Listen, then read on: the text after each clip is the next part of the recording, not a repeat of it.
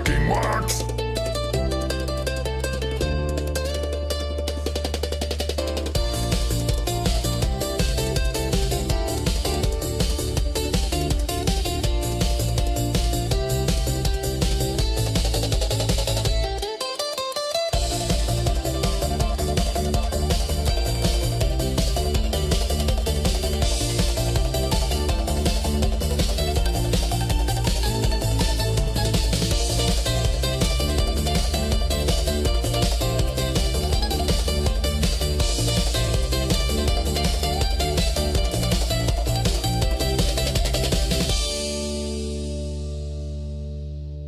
Quacking works.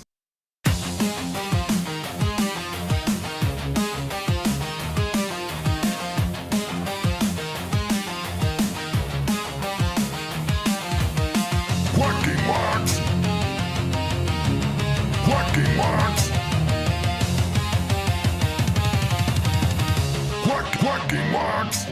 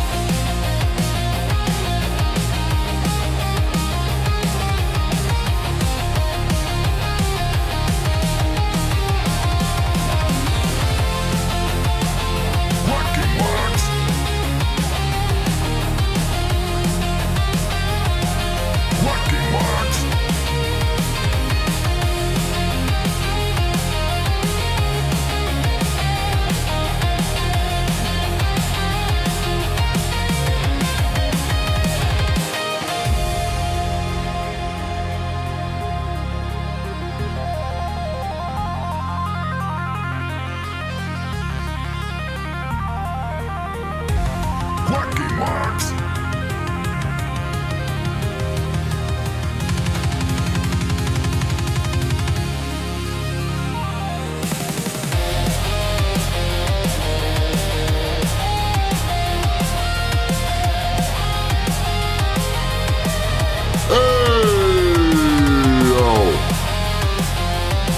What I do? What I do?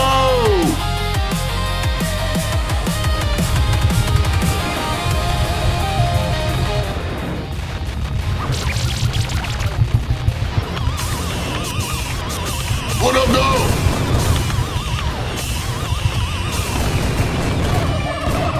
What up, dog?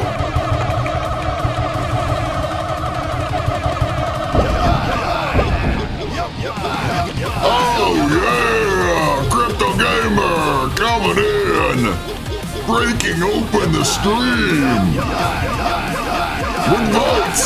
What a goat! What a goat!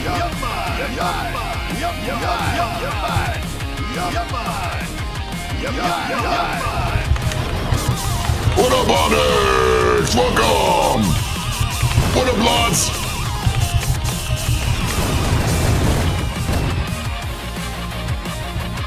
What up, Jeff?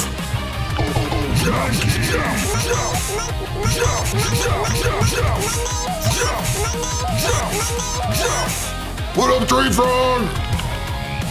What up, Bugs King? What up, dog?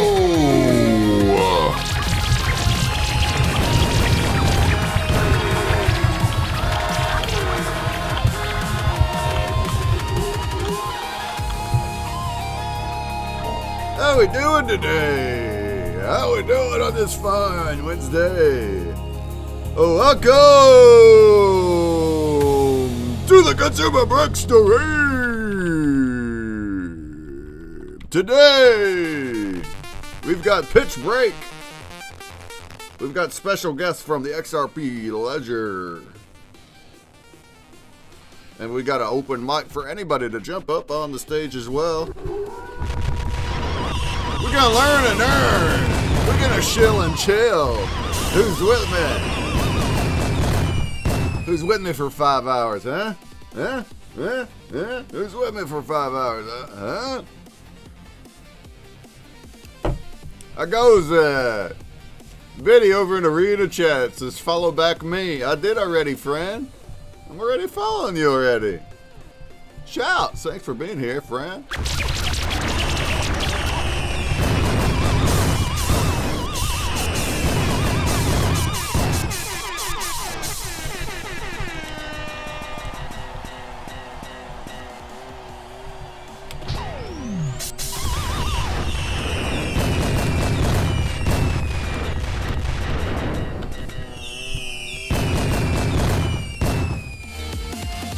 Oh yeah!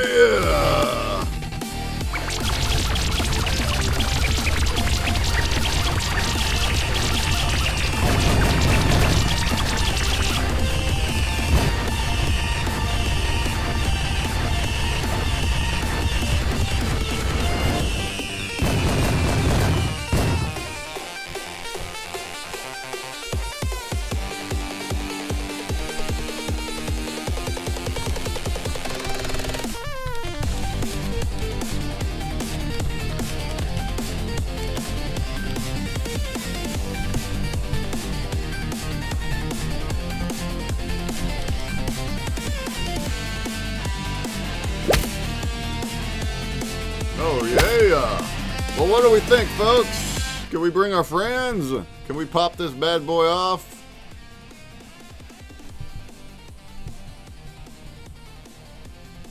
Well, we'll give this bad boy a little bit of retweets. Can we give this bad boy a little bit of retweet?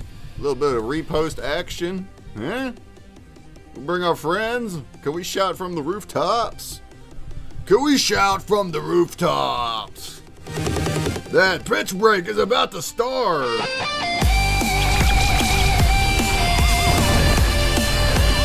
Shout it from the rooftops. The rooftops! Shout it from the rooftops! Bring your friends! I said bring your friends!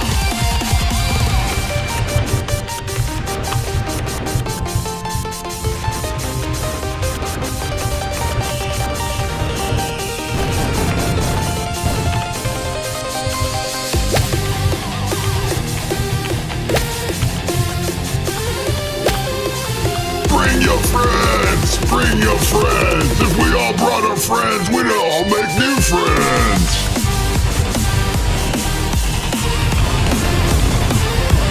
Don't we all want new friends? Huh? Let's do our part then!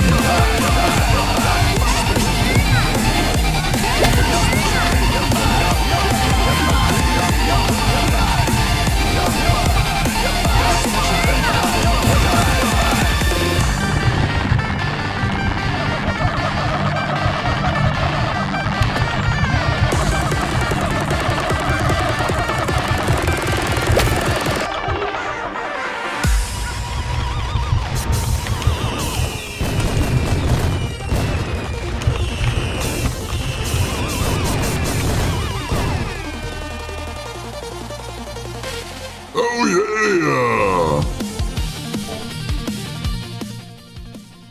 What do we think? How's your week, Onyx? How's your week, Buzz King? Have we had a good? Are we doing okay? Are we doing okay over there? Are we doing okay over there in the real world? I know it's chaotic. I know it's a little bit chaotic out there. A little bit chaotic. A little bit of chaos out there. But hey. A little bit of chaos lets us thrive. We thrive in the chaos. We embrace and thrive in it. Yeah? We embrace and thrive in the chaos. The chaos.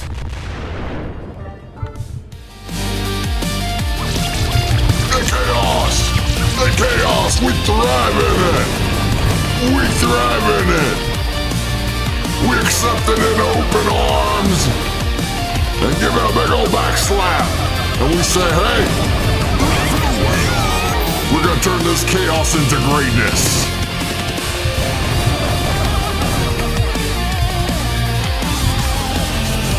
Into greatness. We're gonna turn this flippin' chaos into greatness.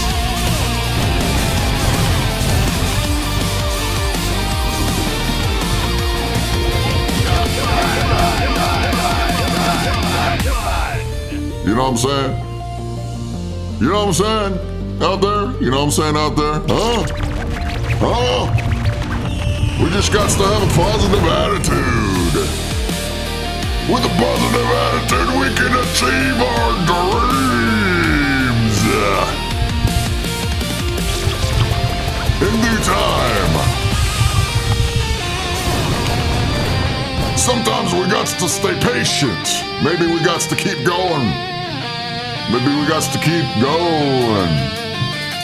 Maybe it takes years. You know? Maybe it takes decades. But we gotta turn that chaos into greatness!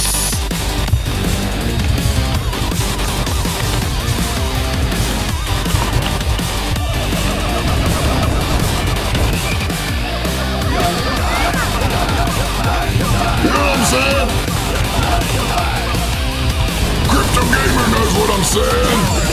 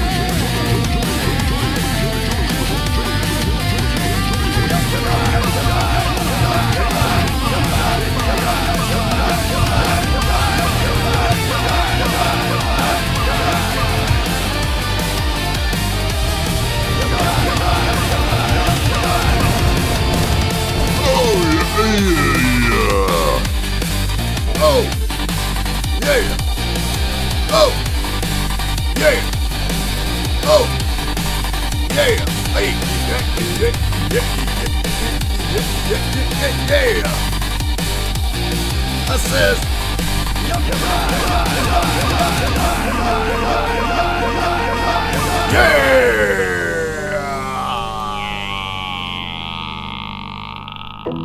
you know what I'm saying? You know what I'm saying though? You know what I'm saying?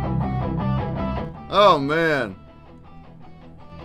I've been so overloaded with work. Holy. I slept 5 hours. I need more sleep these days though. We need more than 5 hours these days. My brain don't cooperate as well like it did when I was younger. We're getting too old, folks. Getting too old. Gotta get our beauty sleep in.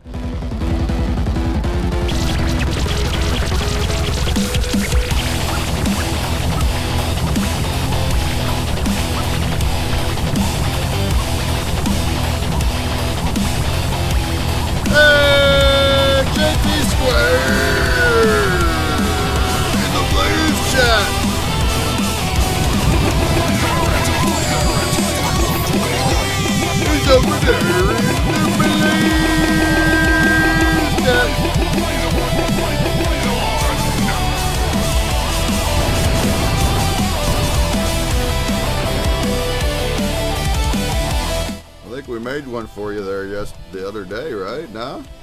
Walk the grid. Where are you at?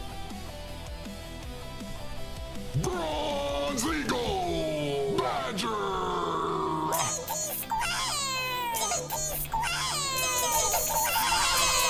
There he is.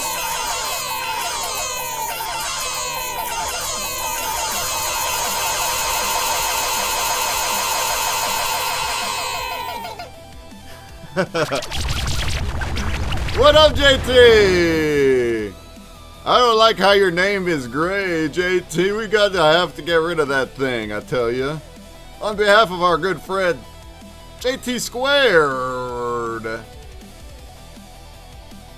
There goes $1. $1 into the voter pool. There it goes. There it goes over there.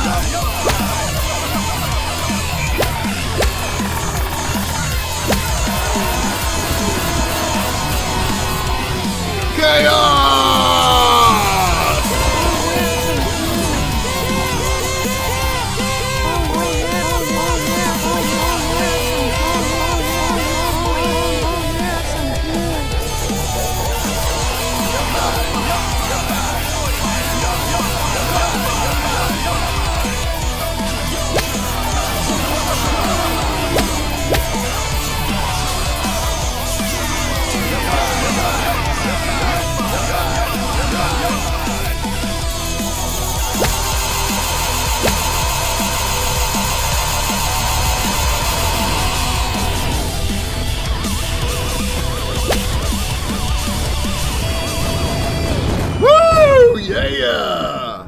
Yeah! Yeah! Let's go! Thank you for the shares, you guys. I see you. I see Crypto Gamer. I see Fonny T. You guys are retweeting, sharing. Thank you. Let's get our friends in here. Let's get our friends in here. Did you guys catch that memo? Did you catch the memo?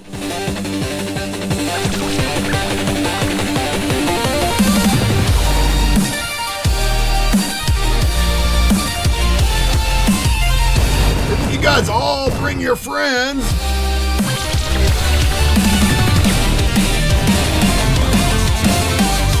then we can all make new friends. And whenever we all get new friends, then we all have more friends.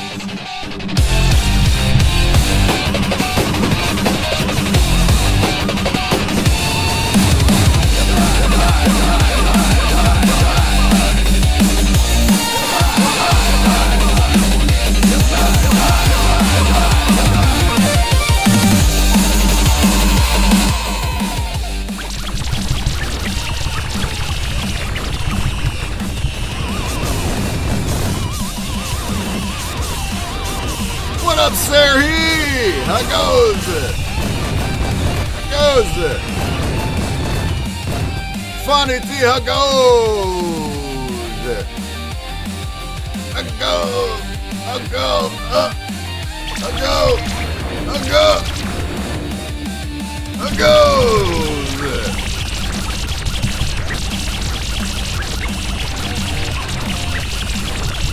Oh, there he is! Let's go! What a go!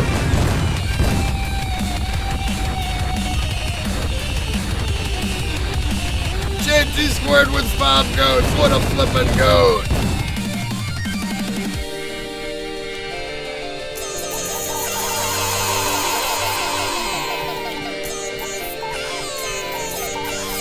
JT's a goat! He's a goat! What a goated goat! JT Squared's he's a goated goat!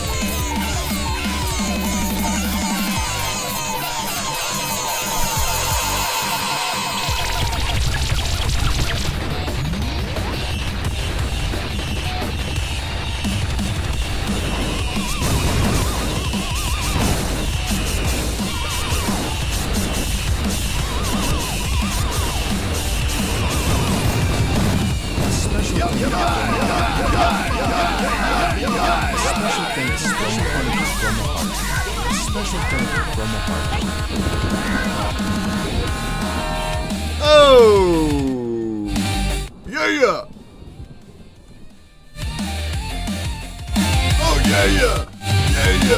yeah! Alright. It says I need to refresh. Maybe I should. Maybe I should do that. Oh, right. We got 10 minutes. 10 minutes to go till showtime. Have we brought all of our friends? Is this all we got? Is this the best we can do here? That's the best we got?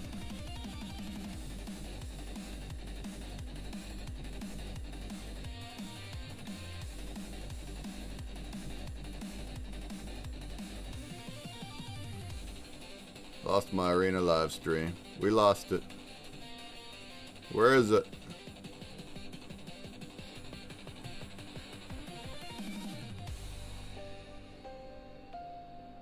Oh, there it is. There it is. There it is.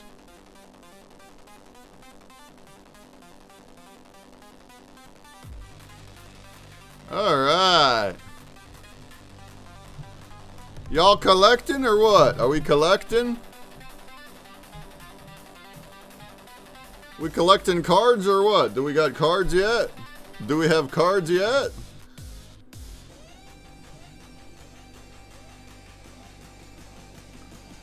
We are up to 147 Exalted Cartographs.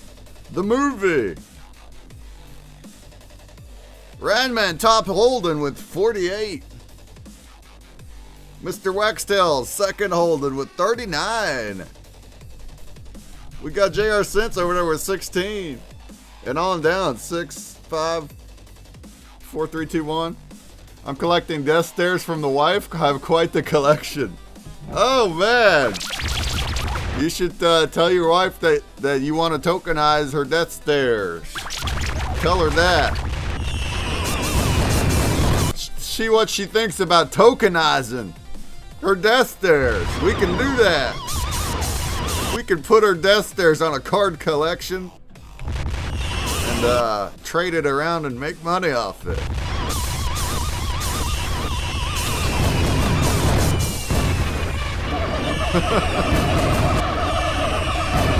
The Death Stare collection. It's the JT Squared Wife's Death Stare collection.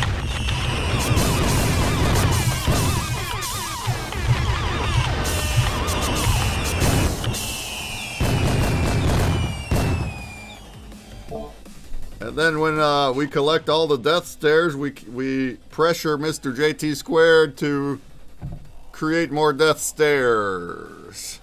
Say, hey JT Squared, hey JT, hey JT.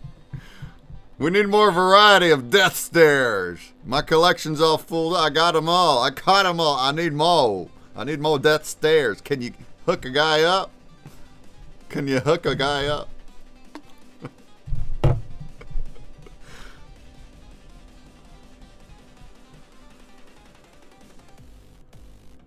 Oh yeah. I used to have a wife in death stares. I used to be about that. About it. I used to be about it.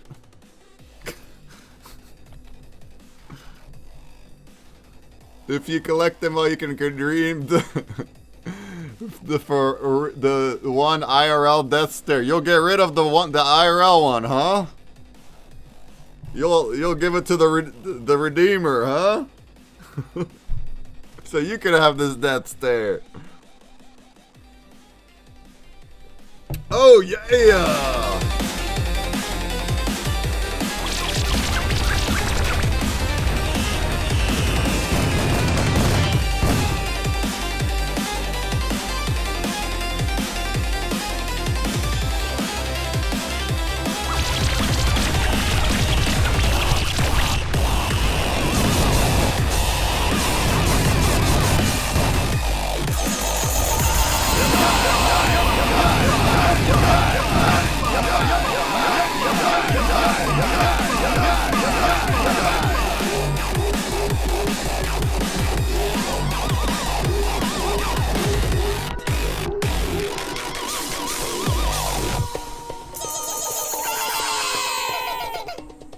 It sounds like a monkey at the end.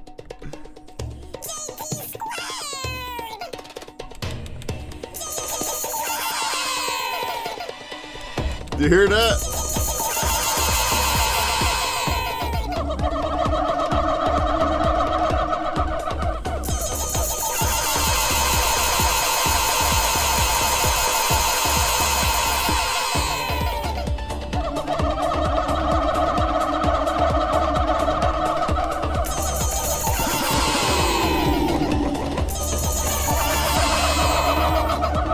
Is that voiceover from Alvin and the Chipmunks?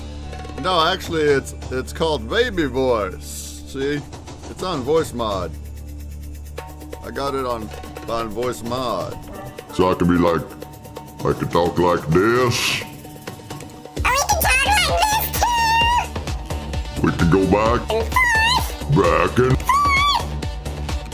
and yeah. Come on! Come on! What do you think about that? Crypto Gamer, do you like my voice? Yeah, man. Come on! Yeah, Come on! Yeah, man.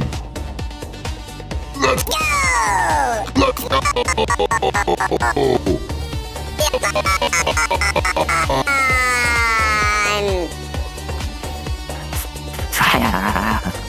I can't handle it. You can't handle it. Crypto Gamer can't. Handle. Oh, the cat! Handle. Oh. Morgan Freeman. Morgan Freeman. Morgan Freeman. Morgan Freeman. Freeman. Morgan Freeman.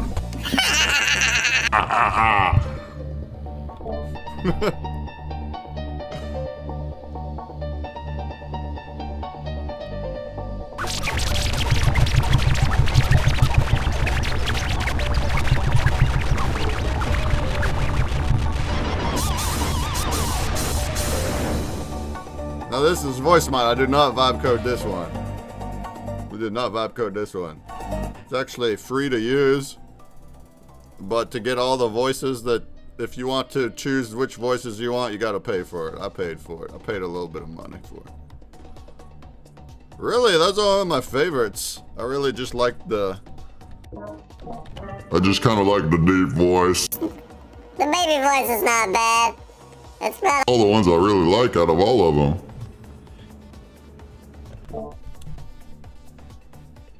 It has like Donald Trump and stuff like that, but I'm not much of an impersonator or a politics guy.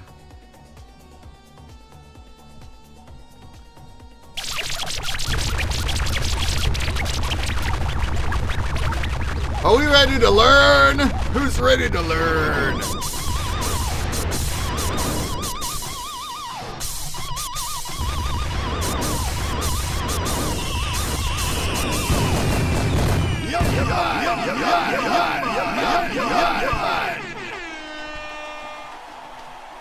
We got 8 fishies in the pond. I guess let's roll a pond. We got 3 minutes left till the space starts. Hope you guys bring more friends. Ask questions. Learn you some today. Learn you some.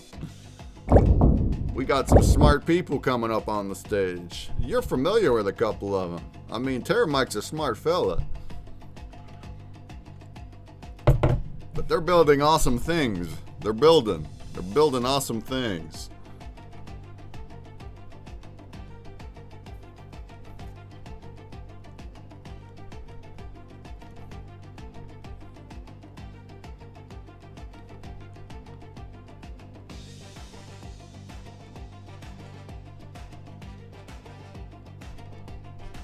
We building. Building.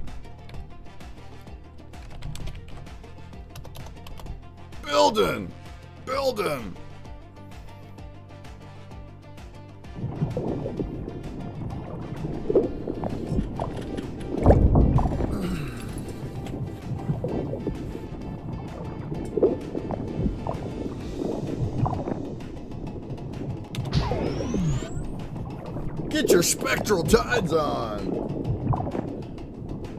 Get it on. Get that spectral tides on.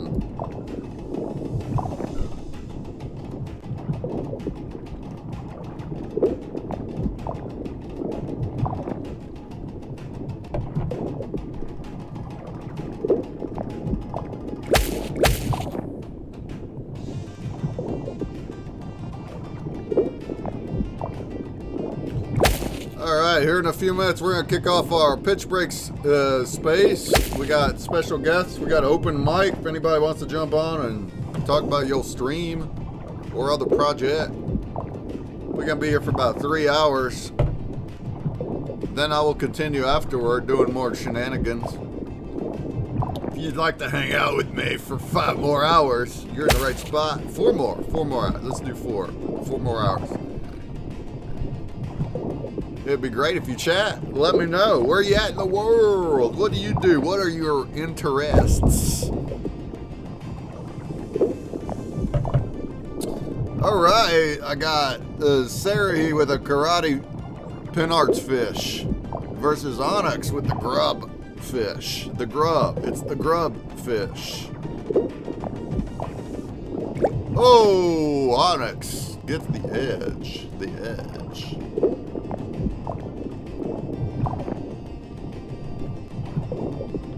Hey, what up, Jungle? Say hi in the Blaze chat. Blaze on! Say hi in the Blaze chat. So you can get into the wheel.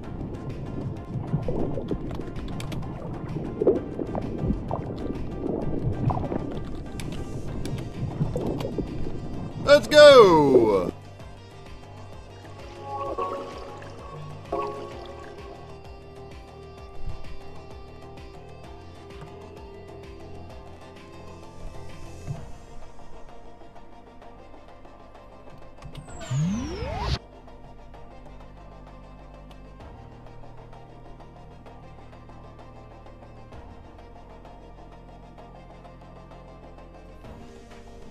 Alright, folks, why don't we raid this bad boy? Can we raid this bad boy?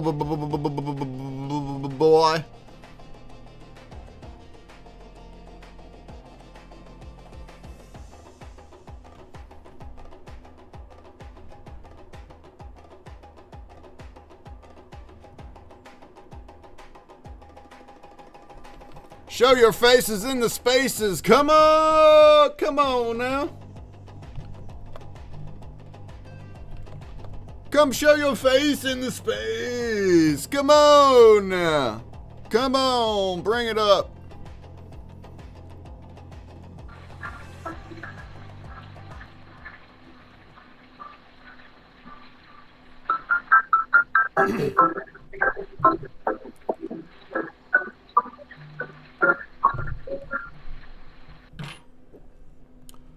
Oh, what up, though? Happy Wednesday. How we doing? Not well. I hear you a little bit. Little bitty bit. Uh-oh. Blame Elon. Keep trying. Hey, can you guys hear me okay? I hear you great. Gork is coming in great. Cool. Man, do I sound as good as it worked? That was incredible. Yeah, Stone sounds great too. Fantastic. You guys got your mics figured out. All right, we're ahead of the game here. Chris Ty is gonna have to catch up. All right, folks, I'm live on Twitch. I'm live on Blaze, Arena, Kick, YouTube, TwitX, all the things. We're over here. If you're on those things, why don't you come over? Why don't you show your faces in the spaces? Come on over. We will be doing some giveaways for people in the space. My giveaways are wax NFTs. But hey, we're going to learn about XRP stuff too today. Not just NFTs, lots of stuff. We're going to be learning about cool stuff today. So come on in. Hey, thanks for the follow there, V4. Shouts. Thanks for the follow. All right. So our special guests, Gork, look, Stone is already up here. He wasn't even mentioned in the thingy. Yes. But that's, hey, there you are. Christy. I'm back. Oh, great. But we're we're thrilled to have you here, Stone. We want to hear from you too. Thank you. And also, Tara Mike, if you can come up here. Anybody else? I'm going to go ahead and put some links in the replies and we'll get going. Christia will kick us off with an intro. Yes, sir. So, welcome everyone to PitchBreak episode 21. What's up? This is our weekly open mic where we spotlight creators and builders. If you're working on something, feel free to request a mic and share it. Today, special guest, we had a XRPL, some creative people here, and so stick around to learn more about each one of them. So I'm Kristaya, your host today, and I'm here with Greg Ben, co-founder of Neftopia and founder of Consumer Break. And welcome, people. And Tara, Mike, I think you're having some issues. I'm trying to send you invitation. I You got know the how mic. I that don't know if you guys works. can hear me. Yes, we Yeah, hear we you got fine. you down. Yeah. Okay, perfect. All right. And I don't know if you wanted to do a screen share mic or anybody else. We do have that option. It's we use this metaverse space because we're crazy like that, right? We got little avatars and stuff. Man, yeah. I'm gonna put that also into the replies. It's gonna be framevr.io/pitchbreak. And if you want to do that, we got us a little 3D thingy with avatars, and you can click on the wall and screen share. And that's how we also do our Sunday art shows that we're going to talk about a little. So why don't we kick it off with Mike, our friend, my co-host for our Sunday Spectral Art Spaces. He's got some really exciting news. Him and our other friend Jumbie Art just registered their nonprofit and are able to accept donations on a legally standing level.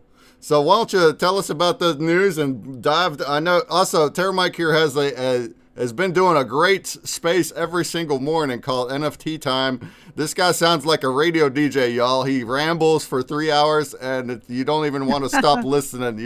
It's like a awesome, radio. Mike. And he's teaching us about XRP and things. I'm loving it. So yeah, tell us what's happening, Mike. Tell us what all are you working on? What time is your space, Mike? The space is 11 a.m. Eastern. And I have since switched all of my times to Eastern time for Stone. But I want to point out here on the stage, we have most of the people that are speaking right now will also be at the mothership.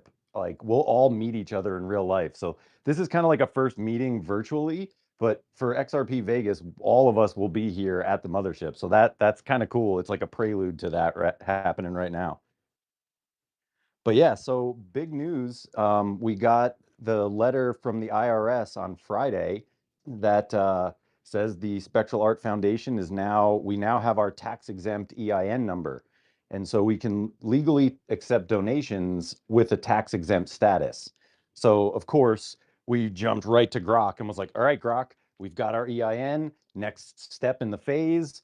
So we're gonna Jumbie is gonna donate all of his art to the Spectral Art Foundation, and we're basically gonna do like a random drop of all of his stuff, like all the crazy stuff. We don't even know what's going in this. We're gonna curate it, but they're gonna be different donation tier levels. So instead of selling an NFT, you're donating money to the Spectral Art Foundation, and in return, you get a thank you note with art in it. And so it with the metadata and syncing the receipt, I'm doing air quotes if you will, but the IRS requires like that the person doing the donating get like an official receipt. So we're going to create an official receipt as a PDF and bake it inside the NFT metadata, and that will satisfy the IRS. So if you purchase any of those NFTs, they're basically donations. You can write those off at the end of the year. All the information for it will be in the NFT as far as how you go about deducting that from your taxes at the end of the year. And no one really is doing this, so we're kind of pioneering something in a way that will kind of set the case law for it, I guess, if you will. But that just happened on Friday, and so we've got a lot of stuff. We want the art to perpetuate everything else that's coming and all the frames that we want to sponsor artists and everything. So this is the first step to that. Those are big news. Wow, this is getting big. I'm so happy. Yeah, yes, absolutely. And we want you to do a deep dive of what the whole mission is, but just from what you just said, I actually love that. It's like you're technically you're buying the NFT, but you got it framed to where you're making a donation to an official nonprofit, and then the NFT is the receipt for that donation, and it's set up properly with that legal framework, and then that receipt, which is the NFT, serves as the documentation later to do your taxes proper from it. I love that idea, that system. I saw Stone. You had your hand up. You have a question? No, I had a statement. This is amazing, Tara Mike. Love the idea of being able to write off my addiction to art. I think that's phenomenal. I like how you framed that. That's perfect. And also, I heard you in the beginning. I was trying to share a post that you've changed your speech to list everything in Eastern Standard Time, and that's appreciated a lot, especially for my community. We live in our own little bubble, and we like to pretend like everybody revolves around our time frame.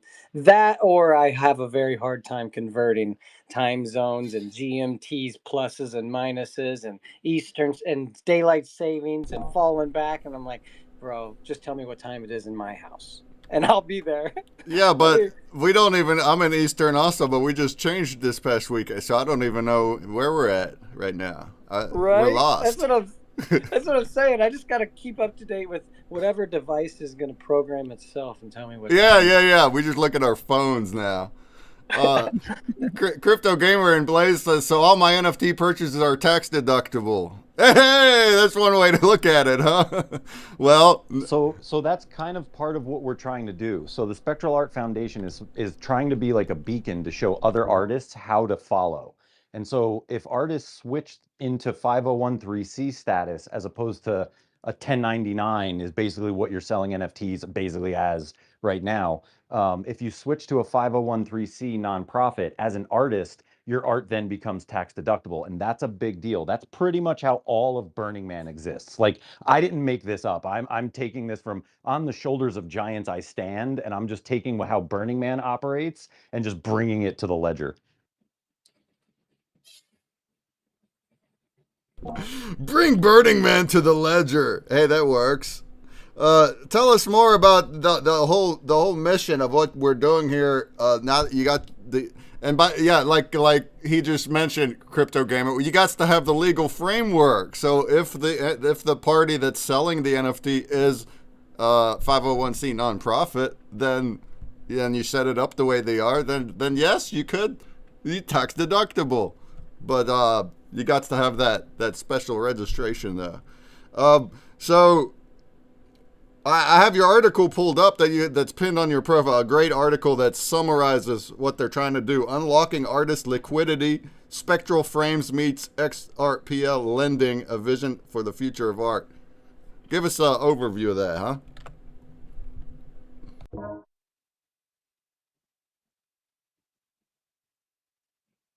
Tara Mike, you're muted. Yeah, you're muted. Oh, okay. We don't hear you. Sorry, I just got a Okay, call and it good. just made everything go all nuts. Sorry about that.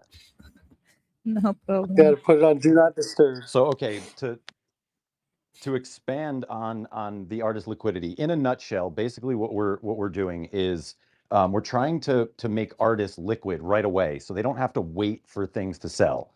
And so when an artist mints or creates a piece of art, they mint it through us, through the Spectral Art Foundation, and Jumby then creates the frame of that piece of art and is the custodian of that art. We hang that piece of art in the gallery for other people to come and purchase with a QR code. Everything will be on the XRP ledger. We're not accepting credit cards or cash for any of this stuff. It's all XRP or nothing. And basically, as soon as we make that piece of art and mint it onto the blockchain, it has a fair market value. And so whatever that fair market value is, let's just use $1,000 just to say easy numbers. If fair market value is $1,000, we mint it on chain. The artist can then borrow up to 70% of that fair market value right away, instantly. So that as soon as we mint it and create the physical frame and get the hash for it, that can be borrowed against by the artist.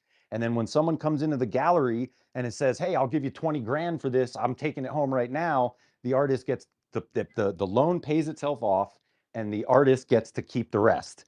And so they become liquid very quickly so that, artists can continue to pay their bills and pay their rent and all the things that they've got to do and not have to wait for the art to sell. And that's how we plan to like create the flywheel that perpetuates this.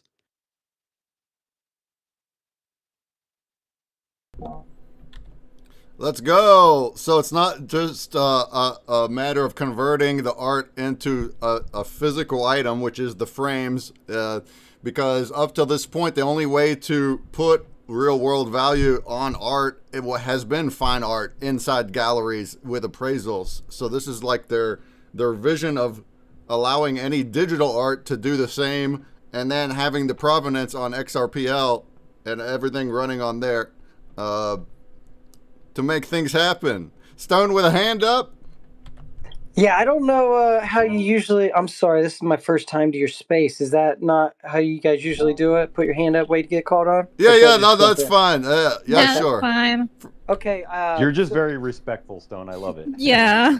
Yeah, well, I try to. I host a space Monday through Friday, so I really appreciate when people do that for me. So thank you. My question is, how do you determine fair market value? Is there an algorithm? Is there a formula already created? If an artist comes into this having, you know, no record on the fair market, where does that value come from? The initial offering. So that's a great question. Previously, in order for an artist to set fair market value, they'd have to hang their art in some sort of gallery that's public. There's no price set for it, like a price tag. Someone comes up and makes an offer, and it has to be public. It can't be like insiders. Like it's very strict as far as how to set fair market value with the IRS. The beautiful part about the XRP ledger is it is a public open market.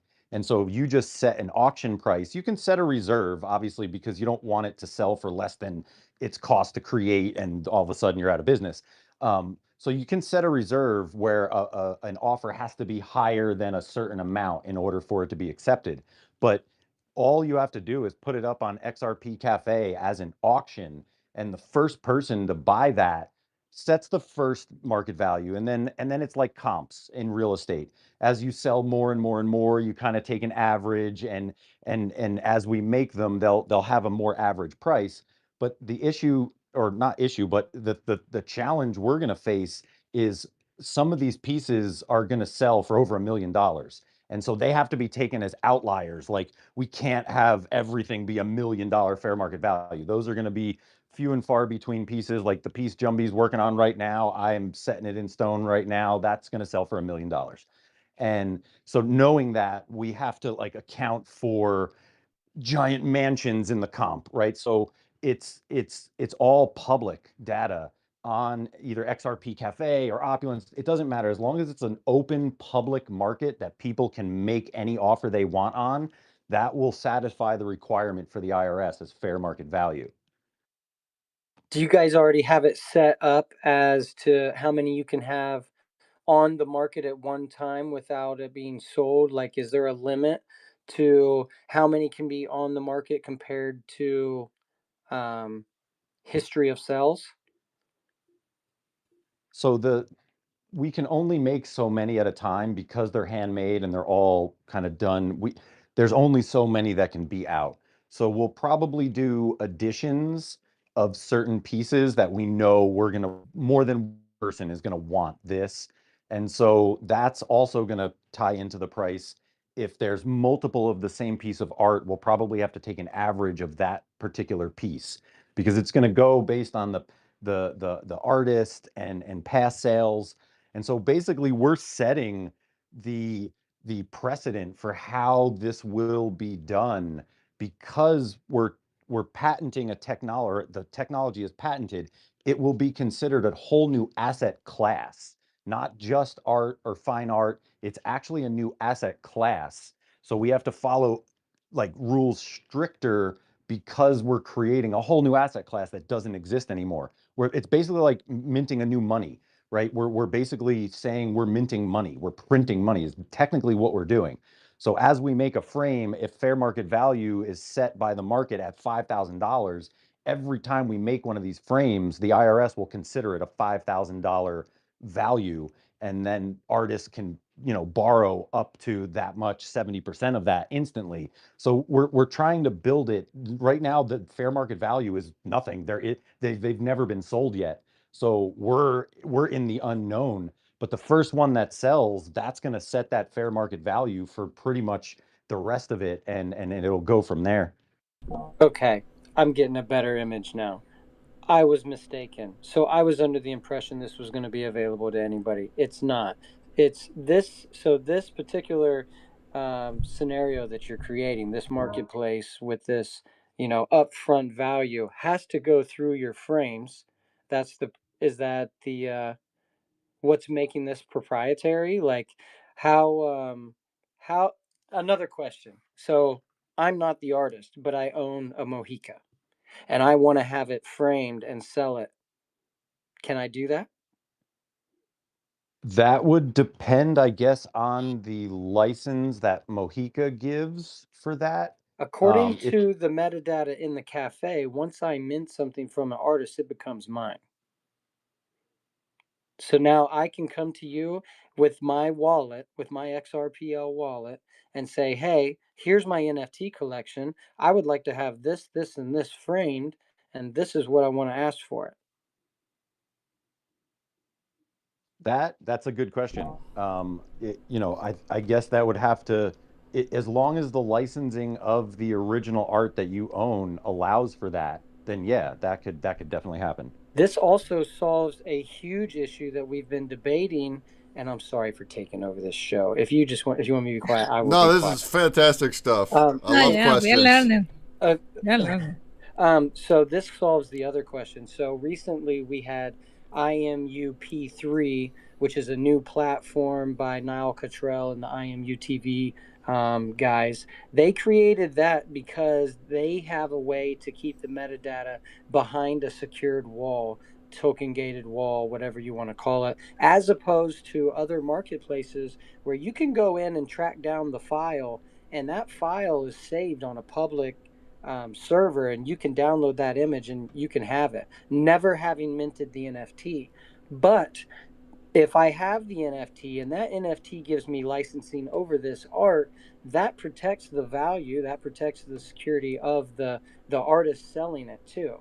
So this could be a great argument for any NFT marketplace to collaborate with you to say, look, we are offering a place. This is a next level value. Like you said, this is a new revenue stream never seen.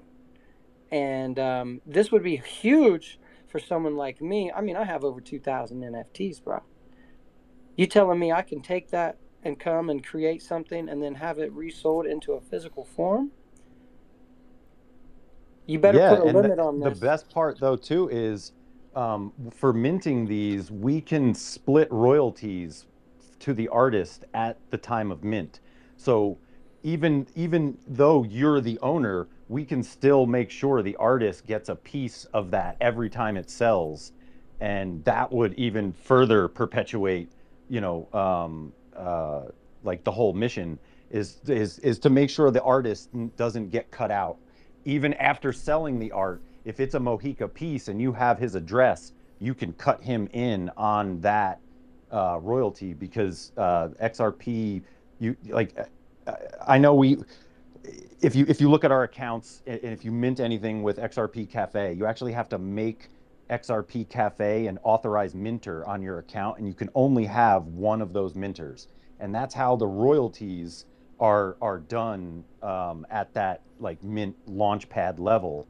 And so as long as we can figure out a way to keep the artist in the loop of it, unless they've given up all rights to it. And And again, it that's, would go by that, you know. I think that's the problem. And no, you should probably take this a next level and make it to where they mint it on your platform so you can have all of that. You could get with Niall and get the have him walk you through if your developer can't do it, token gate it to where nobody can get into these files. You're going to run into a big problem.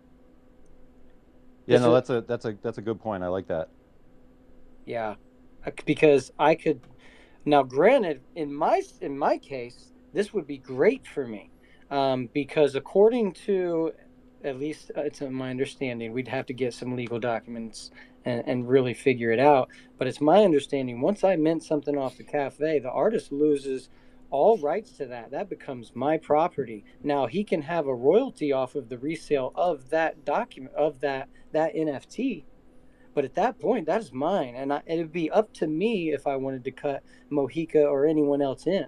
So I think that if this scenario pans out legally, that you should take it a step further and only give that business to someone on your platform and create your own minting platform to keep it all in house. You see what I'm saying? Yeah, no, that's a good point. I mean, that's probably how it would have to be, like you said, to keep all the royalties and everything. Because if you can sell that piece because it's minted in the physical world on a spectral art frame, if you can sell a 10 XRP NFT for 10,000 because it's minted that way, like that's huge. Like that's what we're trying to offer. We're trying to offer a way to enhance not only the looking of the art, because the art is beautiful on the frames. Like it's definitely next level. But also, if we can make it, a financial vehicle for not only artists but collectors, I think this creates a really good match where artists and collectors can kind of collaborate to create these things, and that could take it to the next level too. Yeah, Well, see, that's and what I love about it. investors. So the next level past that is the tokenization of it. So you can split that up, just like Gilmore Estates does with real world assets. The Chris, the founder, well, I guess it's his trust. Um, Purchases the real world item and maintains 51% of that item, then selling off 49% of it to investors. You could do the exact same thing. There's so many legs under this idea, but the number one thing you're going to need to do is get the legal framework around it. And the guessing, you can't have any guessing. You're going to have, I don't know that part of it, and I'm sure there's other people that probably have a better handle on it. Maybe you already do, but once you get the legal framework and all these questions answered, this is a monster. I love this idea, bro. Yeah, a lot of great questions and answers here. That cleared up a bit for me too, because I wasn't sure really fully on the real world value generating.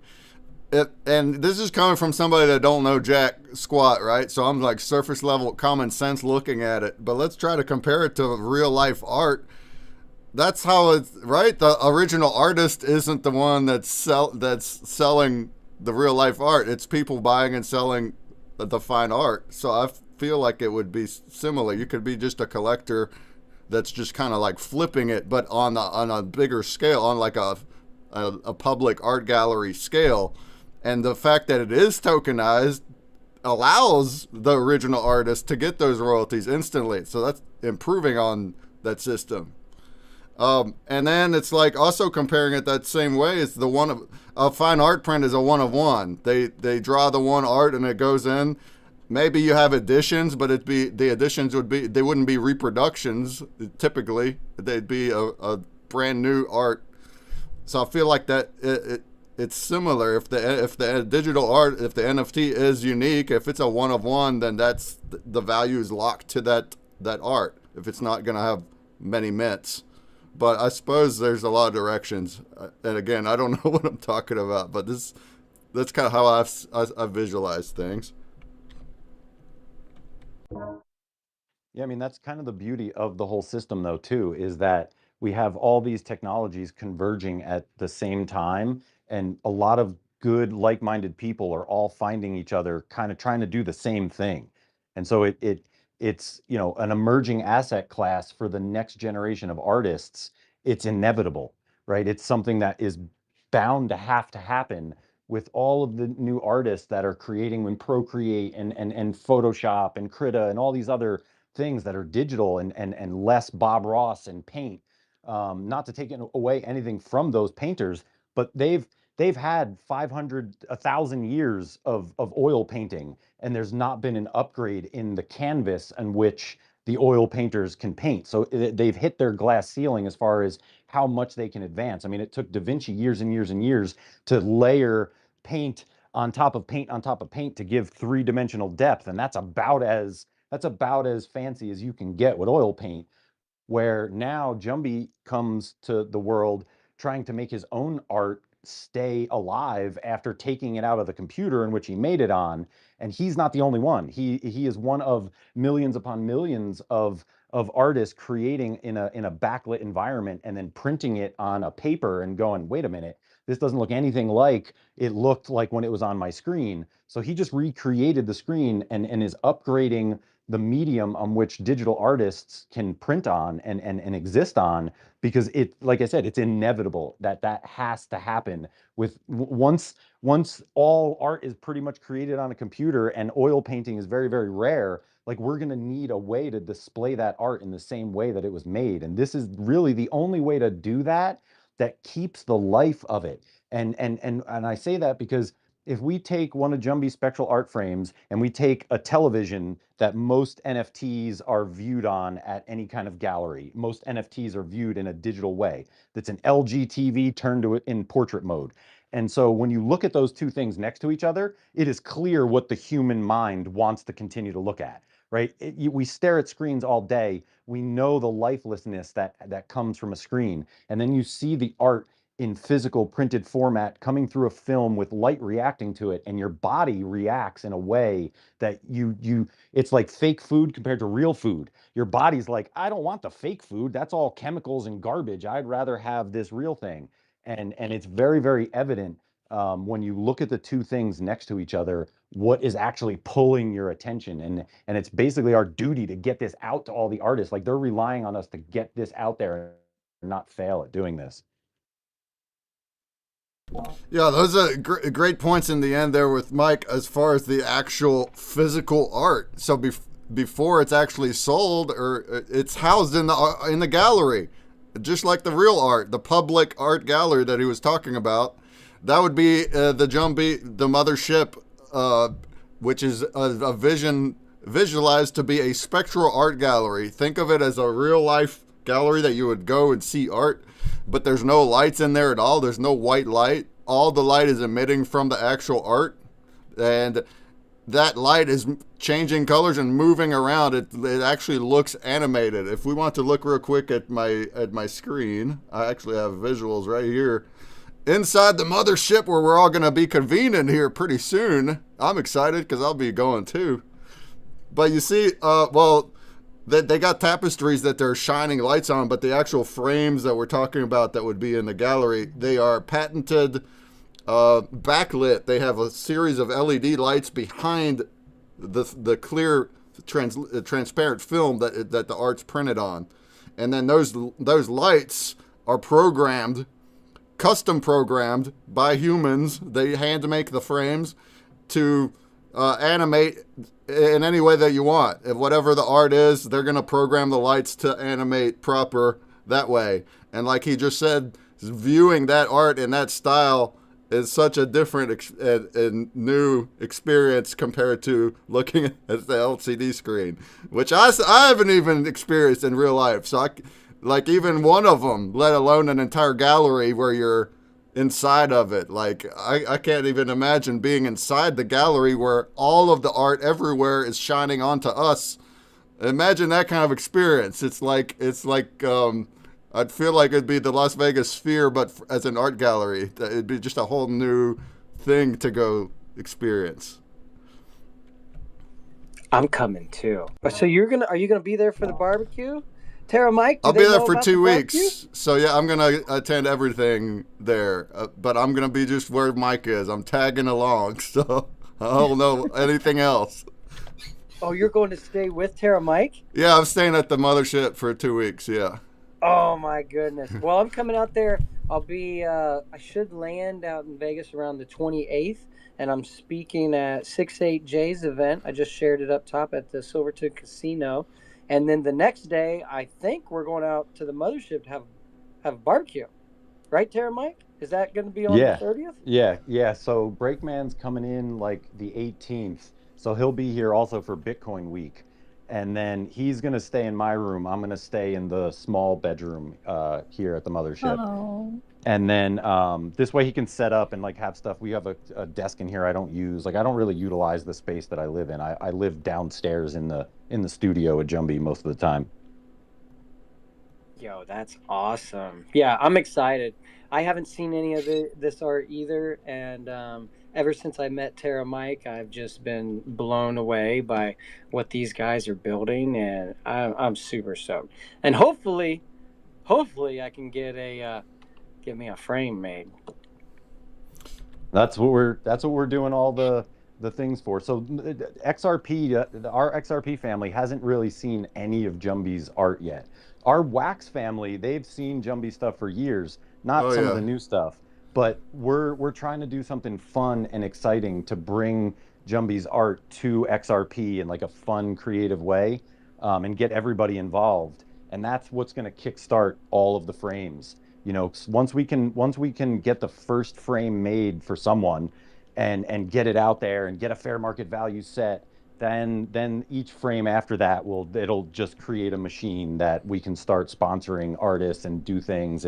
But it starts with that very first one, and it starts with curating Jumbie's collection for XRP to immortalize all of his work on there, because you've seen some of the color changing stuff, but I mean, one of the pieces that the world hasn't really even seen yet, the Toth piece, I think we're going to lead with that on XRP. I'm kind of giving out the alpha right now. But the Toth piece, when Jumbie first showed me that and like walked me through the piece, I cried. Like I'm a grown ass man and I cried because of all the things, the story that's woven into this one image will absolutely melt your brain afterwards. And it's really awesome piece. So we've been waiting for the right reason to release this into the world. He's had it done now for well over a year and just been sitting on it. And I think now is the time to start with the Egyptian collection and the whole story of Thoth and all of the other things that weave in and out of that. I don't want to give away too much of it without seeing it, but that's going to kick off all the framing and getting frames made for everyone and all the things happening. Let's go. Yeah, so let's go. Jumbie's got extremely high quality psychedelic art. Yeah. You can look at jumbieart.com to see some of it, and look at my screen right now. This is one of the frames right here. If we're looking, so it's like it looks like a big screen. It is changing the colors, right? But let's address this question that from JT Squared over in Blaze. Thanks for watching, JT Squared, and listening. Appreciate you. I might be too dumb to understand, but it's the spectral art frames aren't screens, but the descriptions kind of sound like a screen. What happens if the frame breaks down over time, like the LEDs go out or something? Is there a way to get the art in a new frame? So the art itself is being printed onto and Mike can say more, but like onto a transparent material, like a film or a glass. And then this frame is going to be kind of like a shadow box. It's kind of like thick. And then in behind that transparent film is a big series of LED lights. It's not an LCD screen, it's actual lights. And those lights are programmed to change colors all over based on where they are in the art. So to answer that, I guess Mike can go more, but I would assume you could just reprint it on another frame, right? Or Yeah, so we've had one, Jumbie's had his first portal running, it's 13 years now. It's still going downstairs. The lights usually get 100,000 hours of runtime out of your standard LED light. And if they do go out, we can replace the backboard. Like it's able to pop the backboard out and just take that chip and put it onto a new lit backboard and put it back in. So, but that's after 100,000 hours. That's a long time. and that's still keeping that print then. You're just changing out the Yeah. lights. Yeah, the print Interesting. the print And then- doesn't really wear because the light emitting diodes are so Yeah. tiny that they don't. It's not like the sun. If we put that thing in the sun for a few years, it would be nice. blank in a year. That and you have the chip in there that is the programming. So even when you're replacing the entire backboard or the lights, that chip is going to keep that same arrangement of the light programming. Yeah, it's basically at that point it's almost modular where we can pop the chip off the backboard, replace the backboard, and put the chip on, and the chip doesn't even realize that happened. Awesome. This is great stuff. If you've got more questions, throw them down into the chat or come up on the stage and ask. Stone, if you got more questions, great. We also do want to hear what these other folks are doing, of course. Listen, they can just put their hand up if they got a question. There you go. Last thing I wanted to share with everybody is I did go to your account and I shared what you were talking about up top, whatever you want to call that, up on the Jumbotron. So when he is live, that's what he was referring to. And if you go to that post, you can see he's streaming it, and those backboard or the art is phenomenal. I cannot wait to own one of these things. You want to go over the pricing? How much are they? So, I mean, that's where the fair market value comes in. But right now, the cost of goods like sold to create them, with all the labor and all the things, depending on the finish, if you want the silver or wooden finish, they're almost around 800 to $1,000 to create. Just the hardware. That's before you get into the actual value of the art. Right. Gotcha. That's the finished product, built and done, ready to hang on the wall and plug in. And we're trying to get those costs lower by doing everything in-house. Right now, one of the largest cost of that is the actual frame, because the frames, in order to be like a gallery ready frame, it's a special glass, it's a special mounting. So we have to outsource that to a real frame company. We don't build the frames in-house. So you're paying a lot. Yeah, they kind of bang us on the head. But now that we're a 501(c), it's a little bit different. We can approach them differently because it's a nonprofit now. No, and you it know might what be different. you need to approach is the guy that's working at the counter making $12 an hour. You approach him and be like, hey, I have this studio out here. Why don't you come frame up these things out here? And then you get all your materials in bulk. Yeah, that's definitely the plan. The plan is to bring the framing in-house along with, because we have people who create the backboards and they solder all the chips in and they do all that stuff. We have that done in-house by our people. And but the printing is done by our printer. They have a special printer for that film print. And Jumby also has to mess with the artwork a little bit, because a lot of it's not just like a regular printer where you're just printing. He's got to kind of take it into Photoshop, layer certain saturations of certain colors. We kick down red and put up yellow a little bit. This way, when the light reacts with it, it's not dead.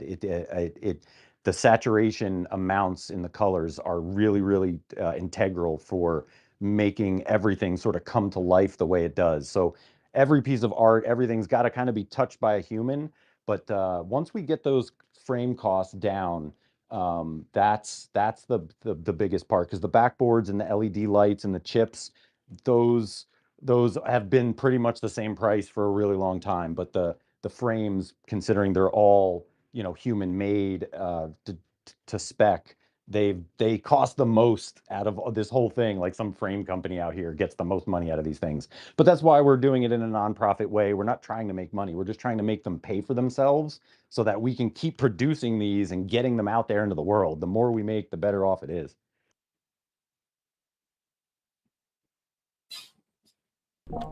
Fantastic. I will definitely want one too. We Are all you do. shipping outside United States?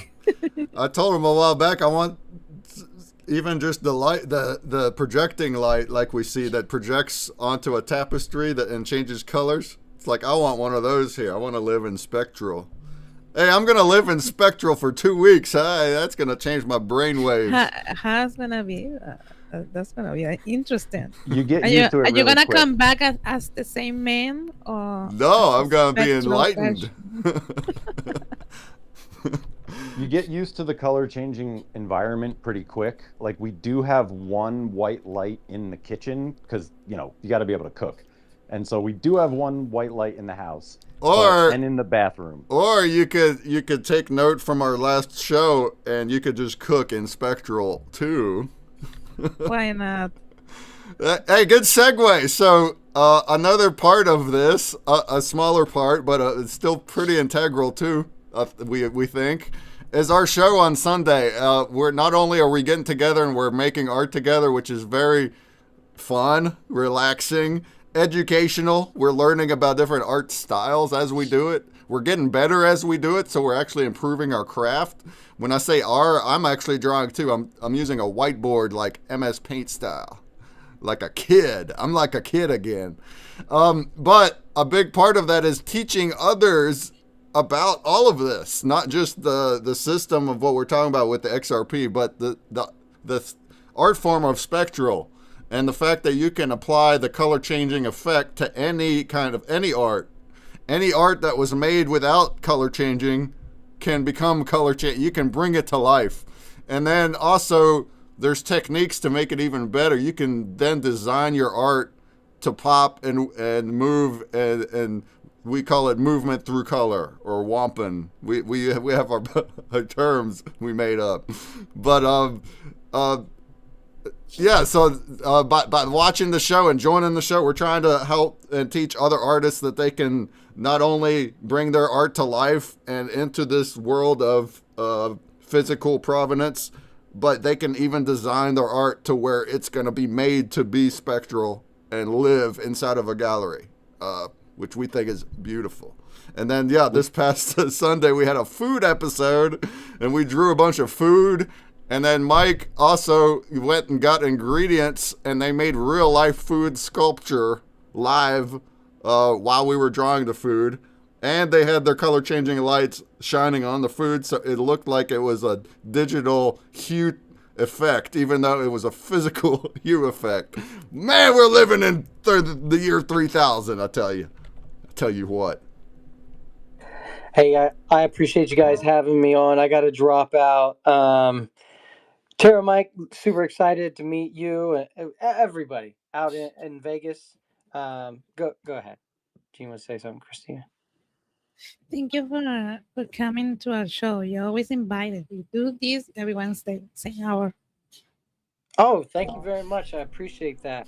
I host a space Monday through Friday from 9 to 11 Eastern. If you guys ever want to come by and join, grab a mic, just say hello. It's pretty much open forum for anybody to come up and talk about the things that they're building, things they've built, things they're working on, how they're trying to provide value to the community. And we try to keep it flowing pretty smooth, stay on topic, except for when I go off on my tangents. But you know how that goes. You get excited sometimes. But I have a meeting, and I got to jump off here. Appreciate you guys. Looking forward to meeting you in person. Heck yeah, we appreciate you too. I'll try to join your spaces too. It. I'm just always asleep at that time. I'm crazy. But Mike has said some very good words about you and the community. I like the green. I just follow you. Just follow you too. The profile pic theme with the green. I like it. I like green. Oh, when you meet us in person, we're full of every color. Just wait. Just wait. We're quite the crowd, and I cannot wait to break bread with you guys, have a meal, and really cut up. Thanks a lot for having me. I will see you around. Cheers, fam. JT Squared, does this only work for spectral art, or can you create a frame from any old NFT? So basically, like I was just mentioning, JT, it's like spectral just means you're changing the colors, and you're making really just the colors changing in different ways. It could apply to the whole art, the entire thing, or it could apply to different layers. But really, yeah, any art. We're doing that with our art on Sundays. What we make on stream, we're making it change color. But good question. Like, is there is it a possibility, or even is it a thing that's considered, Mike? What if it's just backlit and it has no color changing, but it's backlit? Oh yeah, yeah. So our LEDs have white as one of their colors. So if you don't want anything to change color, you could just put it on just regular white light. You can dim it as much as you want, like kick it all the way down or all the way up. So yeah, Yeah. you have So all the control. fantastic. So it just backlights and it'll be actual light coming. Yeah, it could be a dark room. The light will be coming through the artwork, right? But that light is customizable. So if it's white light, then it's going to look like whatever it was printed as, but it's lit up. Or you can tint it. It doesn't have to be color changing like a lot of these are. They seem really trippy, psychedelic. They're changing colors, rainbow.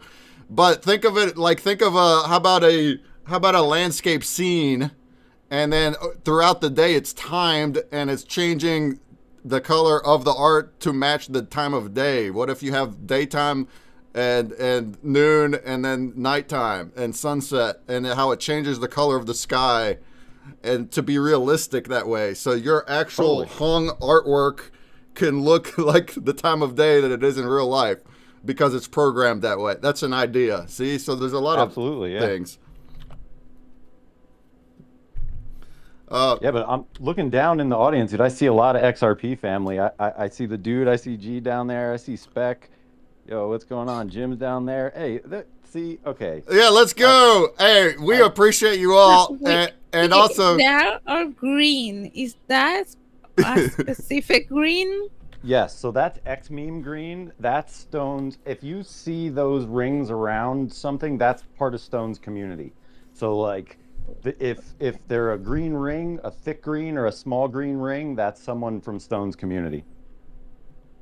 Good to know. Nice. Yeah, because I see it's the same tone. I've had my green logo since 2012. I need to add a little ring on the end of it, and then I could be like you guys. But yeah, let's round table and learn about some other folks. And also, it's open mic any Wednesday. So any Wednesday, any artist can always come here and tell us what they're doing. We love art. We love projects of creativity of any kind. So who wants to go first? We got our special guests of Breadhead and Gork here. Breadhead mentioned you wanted to screen share. Gork, did you want to screen share? Because we should be able to do it inside the metaverse. Yeah, I still need to get on that framevr.io still, so yeah, maybe not today, but yeah, okay. I'll get it ready for Sunday for sure. All right, Breadhead, if you wanted to get in there and try, you can. But Gork, why don't you tell us an intro of yourself and how you got into XRP and crypto and what you're building? Because XRP Possum, right? That's your project? Yeah, XRP Awesome Possum. Fantastic. So me and my brother started this project probably about 4 years ago now. It was like right when the NFT craze, I think, was hitting Ethereum. My brother was coming over for Christmas, talking about this new crazy cryptocurrency called XRP. And we're all like, okay, you're crazy, like whatever, man. And then the next year is like when we actually got serious about it. He's still talking about it. So I'm like, okay, this must be kind of real, right? And so he basically called me up and asked me if I wanted to start an NFT project because I was a graphic designer most of my adult life kind of thing. So my brothers needed an artist to make these NFTs basically. And so we did that. This is like before this is like during the IOU days on the XRPL, before NFTs were even amended or even allowed kind of thing. So you basically have to give away like 80% of your collection just to kind of build the hype for your community, and then promise these people that when the NFTs went live that we'd actually send these things out to everybody, which we did. So that was like, I don't know, 3 years ago now. And now we're working on our second gen collection. And the one thing I always really loved about NFTs and these like digital ownership was the idea of that you can actually like plunk these things into video games and actually use them. So I used to play like a lot of World of Warcraft, like Dungeons and Dragons, like Japanese role-playing games, like Final Fantasy, like all that kind of stuff. And I really felt like there's something missing on the crypto blockchains that were like these types of video games. So I wanted to make my own type of video game, like a text-based RPG, choose your own adventure, but actually use the metadata within the XPossum NFT collection to actually like open up like token gate, basically like the most of the game. And now, like I've been working on that probably for about 3-4 years. I've actually finished the story. I got chapter 1 ready to go. I'm actually coding in the utility like today and like this week kind of thing. And I just have to basically like hook up the XRPL and everything's live, ready to go for beta testing. And I'm just on cloud 9 these days because it's like a vision I've had probably since I was like 7 or 8 years old to build this game. And when my brother Jason came to me and asked me if I want to make NFTs, like everything just started clicking together. And it's like, oh, like this is my calling. Like this game is going to be so cool because it integrates the NFT like utility so well. And most people nowadays just think it's like a pipe dream, like, oh yeah, you just right click on an image and save it and then you got it kind of thing, right? But now with blockchain technology and like databases and APIs, we can actually read the ledger and see who owns what and then give like benefits in game because of it. And I see like a whole future of like metaverses and blockchain technology, and this is just basically the first steps on how we're gonna leave our legacy behind kind of thing. Yeah. Oh yeah, I love it. We're most of our community is familiar with the Wax blockchain, and we do art, and then we also do lots of utility. I love when games are using NFTs as assets. Yeah, that's a big downside to the Web 2 gaming is that you don't own your assets. And hold on, we still on this? Yeah, no, that's like a really good point too, because even now too, there's new amendments talking about like dynamic NFTs and what that is. And so I want to have it so that when you finally do beat Possum Tails, like the game I'm working on, you can actually take your game save data and take that into a whole different video game. So you're not stuck in like one sandbox. Oh anymore. yeah, I love NFTs, that. Yeah, That's we can even actually start better. going beyond, right? If you're a developer and you make multiple games, that's it. Perfect. Combine them. Allow the assets to be used across the game. We've had a project on in the past, Ready Games, and he's got like a suite of them, and that's his vision. It's like each one of them has their own little mini economies, but then they also cross-pollinate, and you can use tokens and NFTs across them. So it's expanding the ecosystem each time. I love what you just said, where also you're adding your progression into the NFT, so into the metadata. You can use the NFT as like a character, like any game character, and build up the stats and save it onto the NFT, and then because of that could be usable elsewhere. That's awesome. Tell us more about your process. Are you using AI to code, and how did you learn to get to where we are? Well, I got out of high school. I loved coding back in the day, like HTML, like getting to the actual like coding myself kind of thing. And now with all these like Visual Studio Code and this makes coding so much easier. So I actually went to the Apex Developer Summit for XRPL the last couple of years, and that's where all the developers from around the world kind of get together to talk about what they're building and like what's new and upcoming. And so that's when I basically learned, I'm like, okay, like what should I be making this game out in? Like, should I do it in JavaScript? Should I do it in like C++? And so the first year I kind of learned and talked to some developers. JavaScript is probably easy enough. It's easy, it's web based. Lots of people it's compatible for a lot of different people's computers or phones kind of thing.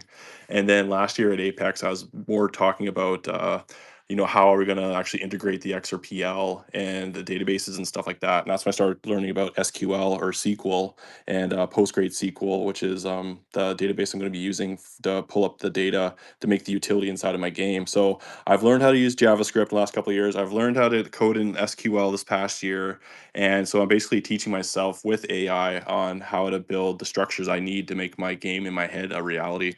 So it's a bit of half and half. Like I'm using AI as a teacher, but I want to make sure I'm not just vibe coding it, because if something does break or there's some vulnerability in it, I need to know that in the code so that people aren't taking advantage of it, or there's like unfair play going on in the game and people are cheating the system. Yeah, absolutely. Fantastic, especially when it's monetary things involved, right? Yeah, the more complex it gets, the more insecure it gets with people's their own assets and their financial you want to know the back end a bit. I'm also playing with vibe coding, but all mine is kind of Web 2 and playful. It's not going to hurt nobody when it's breaking, so you just got to think about these things when you are vibe coding. I'm glad to know that you do have a background. So what do you do in your game? What's the objective? Is it a simple clicker? Is it a AAA 3D style, or somewhere between? It's not the AAA 3D style yet, but we're gonna get there. No, good thing you asked. It's basically a text-based RPG game. So like when I was when I first started learning to read, when I was like 5, 6 years old, I was reading all these books from like the 60s and 70s, and you'd read these choose your own text-based adventure games, but there's only be two choices at the end of the paragraph. One choice you'd always end up dying, so you have to flip back to the previous page to kind of keep going. And I'm like, I can make this game so much better. And with the digital world, like you're not stuck by how many pages a book is. There's like infinite amount of options you can choose from. So most choose your adventure books are about 7 choices long. I have this game at about 150 choices long. And like some choices are like 4 choices each. So you can imagine like, by the fourth choice, the amount of different areas you can be in kind of thing. And so the trick with me was like taking all these loose ends and kind of tying them back into the story to make it like one cohesive story. And that's why I came out with chapter 1 versus the whole like story arc, just so people can get it in a little bit of doses.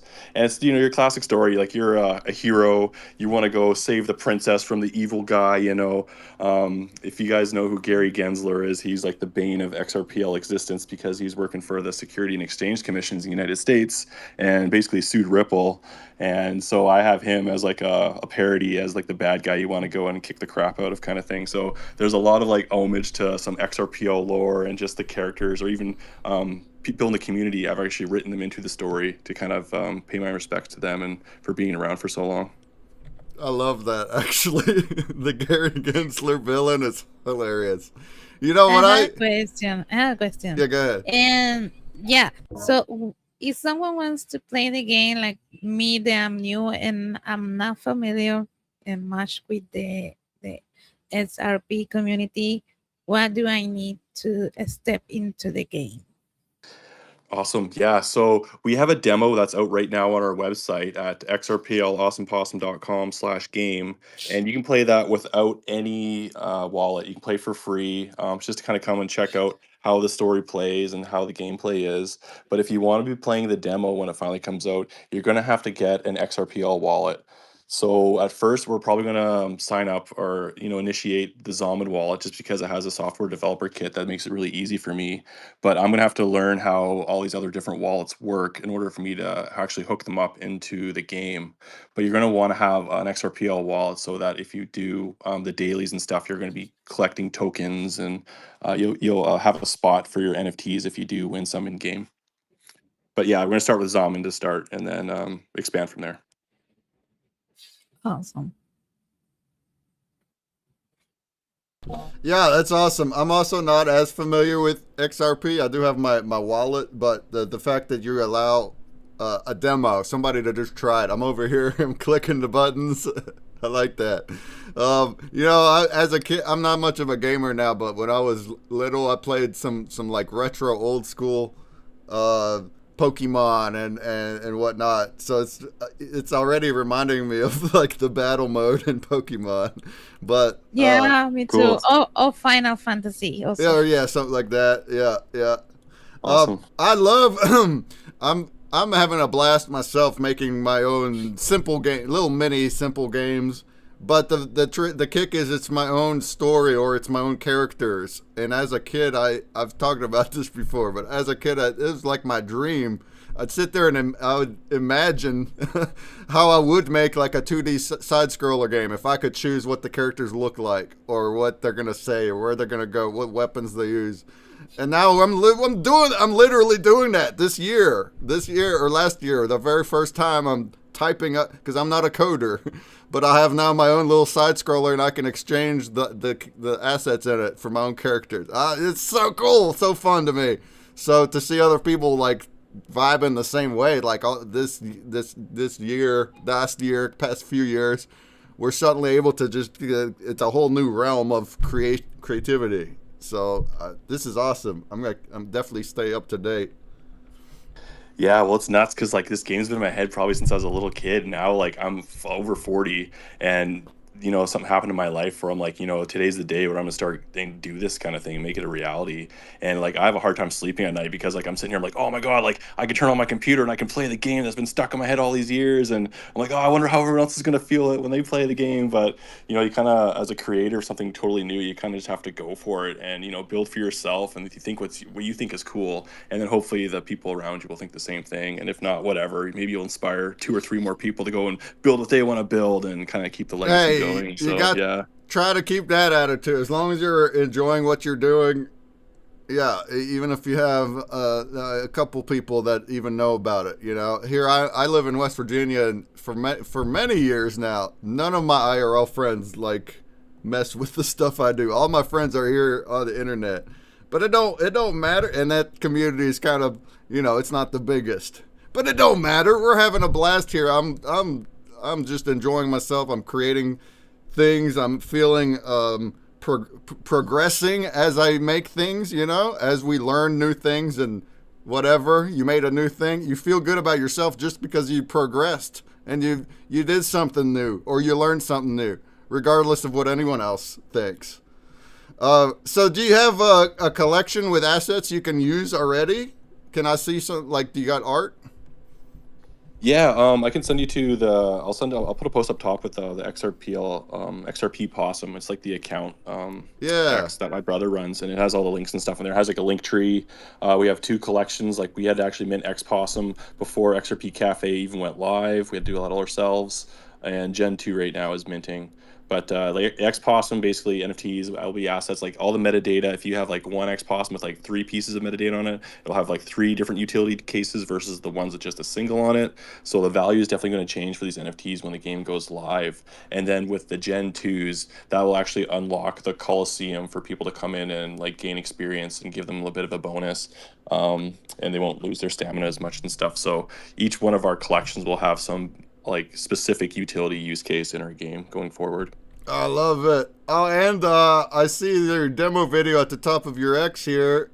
What did you make the art? Look, it's all animated. It's all that was the AI. I had to go in. I'm like, okay, like I want an image like that, had like a scene of like the different spots in the game, right? So I just pumped it into a prompt, and it gave me those, and then I had to get help from some other people in the community just to kind of make a video and then get like the music for it and stuff like that. So like about I think 4 yeah, of but us it's got cut together. Oh, that's beautiful. Yeah, yeah, it has that retro kind of feel to it too, right? So oh, very much. Cool. I'm also messing with AI art and videos in this kind of way. It's not that you're prompting an entire video. It's you're creating your own scenes each shot, and then you're still making a cut video.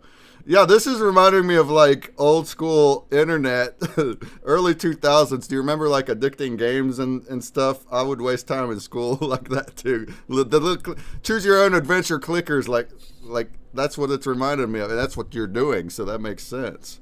But back then there was no blockchain, so this is elevated. Oh, I love it.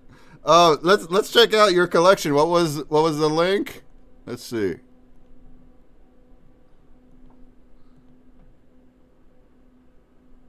I just grabbed one. I couldn't believe I didn't have one already. I don't know how that happened. I could just go to like the cafe. Yeah, just go to xrp.cafe/xpossum, and it should bring you there. There we go. Yeah. Oops, something went wrong. Whoopsies. Oopsies. Oopsie. Thank you so much. Hold on a sec, guys. X Possum. Maybe I have something spelled wrong. Hold on. Maybe.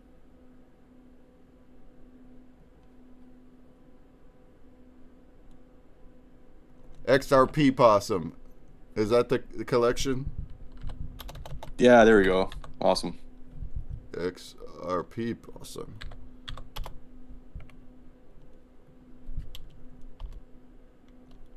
No, I'm still not getting it.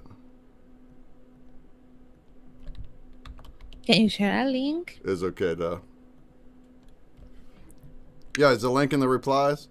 Yeah, I'll grab a link for you guys right now. Put in the purple pill. I can't ever get the purple pill to work right. I can't. It just always shows up white to me. Oh, it's xrp.cafe/collection/xpossum. Of course. Tipo mistake.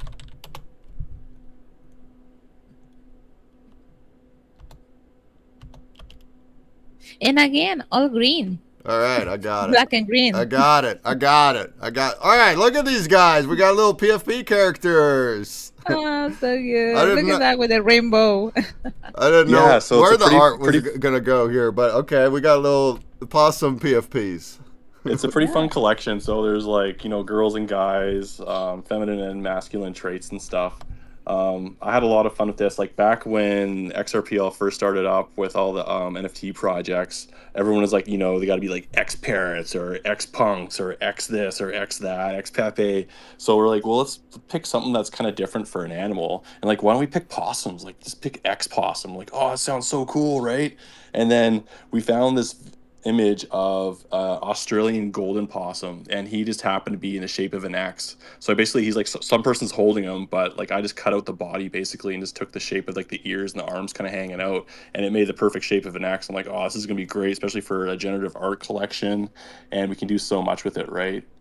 And yeah, I just had a lot of fun with it too, because growing up in the 80s and stuff, I'm always a big fan of like Mario and all the old school like Nintendo kind of pixelated video games. So just to do a pixelated collection meant a lot to me. And then with the Gen 2s, it's all hand done by myself too. So it's all, I'll get the link for you too. But it's all watercolored background with like a hard cell shaded front character, kind of like Japanese animation is, right? So I'm a huge fan of like Japanese animation and just Japan in general and culture and whatnot.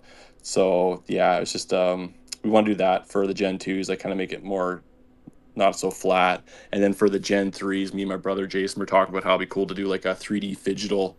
So, Gen 1's pixels, Gen 2 is kind of the second dimension, and then the third gen will be like a real 3D type NFT. Super they dope. look awesome. I love, well, the pixelated characters were very nostalgic, but the fact that how you just said how you made the art, you found a photograph and modified it to be this pixel version, and it looks like an X. I didn't realize it until you said it, but I love them. There's so many different traits. Yeah. Look at all the traits. Yeah, so some of the traits too are super rare. So some of them are like, 0.014% and stuff. So it's so cool making the video game as well, because I want to have it so, if you have an NFT and you play the game, if you have one spot where you can use like the torch to go through, like say a cave or something, like you probably want to have a couple caves in the game just so the person will actually see the use case for the NFT that they own. So for the full game, I have each metadata trait has at least two use cases minimum. And of course, like the swords and all the weapons, they have a little bit more just because it's easier to write those into the story.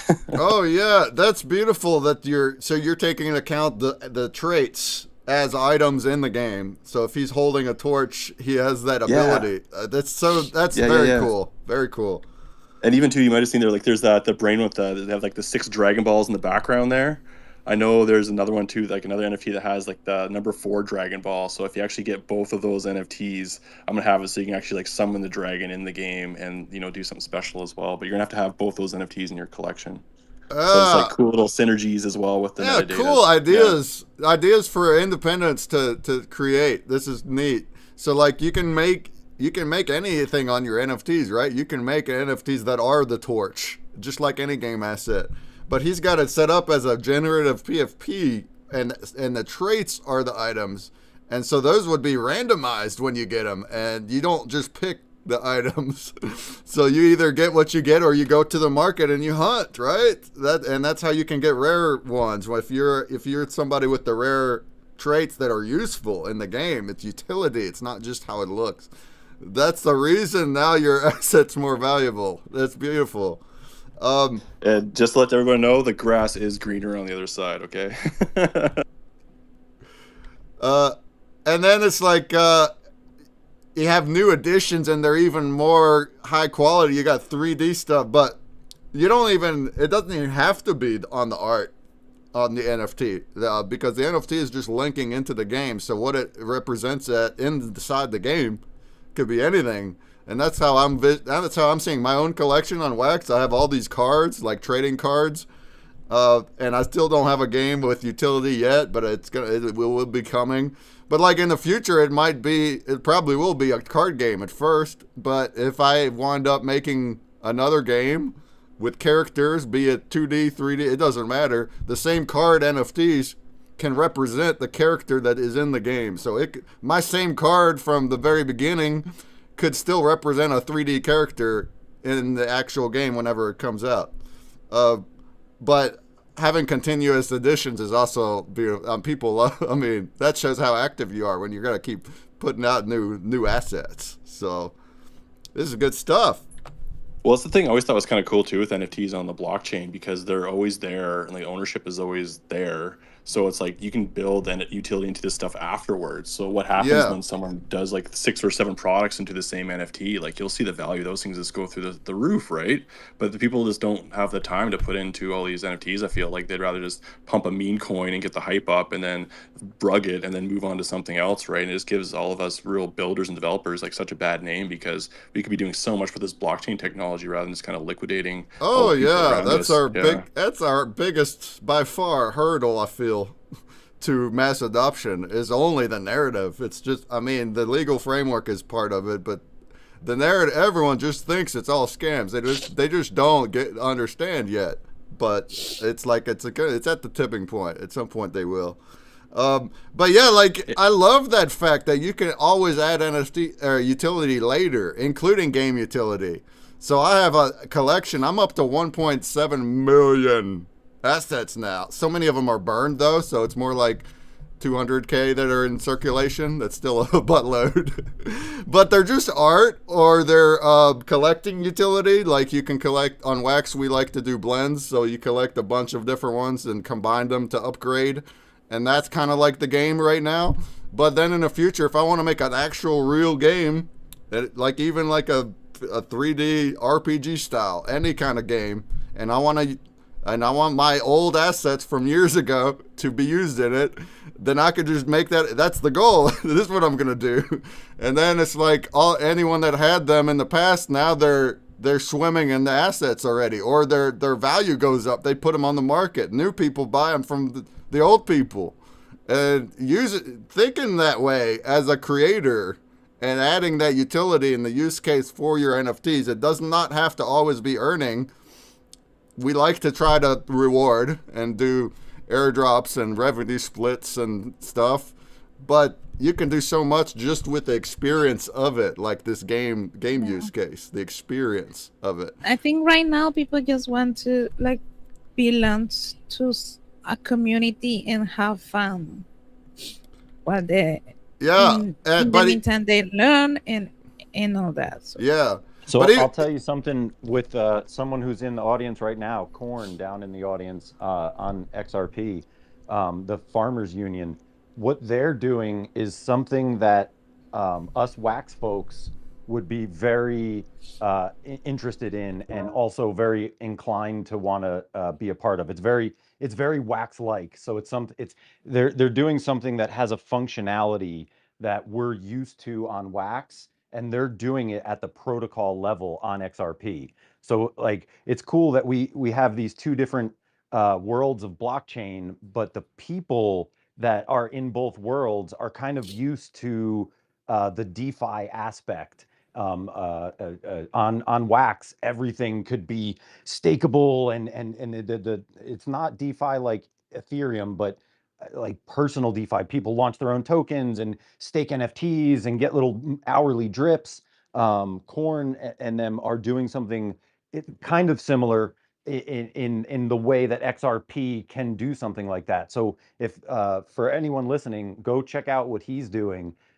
Click on his icon down there and check out what he's doing, because it's very similar to things you'll be used to on Wax. So it's like an easy transition. Let's go. Courtney, you want to come up and intro, you can. Anybody else, if you want to jump up, especially if you're on XRP, because we're still kind of talking about that with special guests. But this is an open mic show also, so especially after we finish with them, anybody come on up. Come on up and talk. While I'm on that topic, though, of just talking about it, also G down here in the audience and the dude, So pretty much how I stepped into the XRP world was Byron was in one of Schnazzy's spaces one morning, and um, he was doing stuff on XRP, and he was like, "Hey, dude, come to the dude community. There's like a bunch of cool, like-minded people here." And I was like, "Oh, cool." And so, like as soon as we got there, it felt like home, right? It felt like a lot of good people, not afraid of their faith and all the things, like just a lot of like-minded individuals building.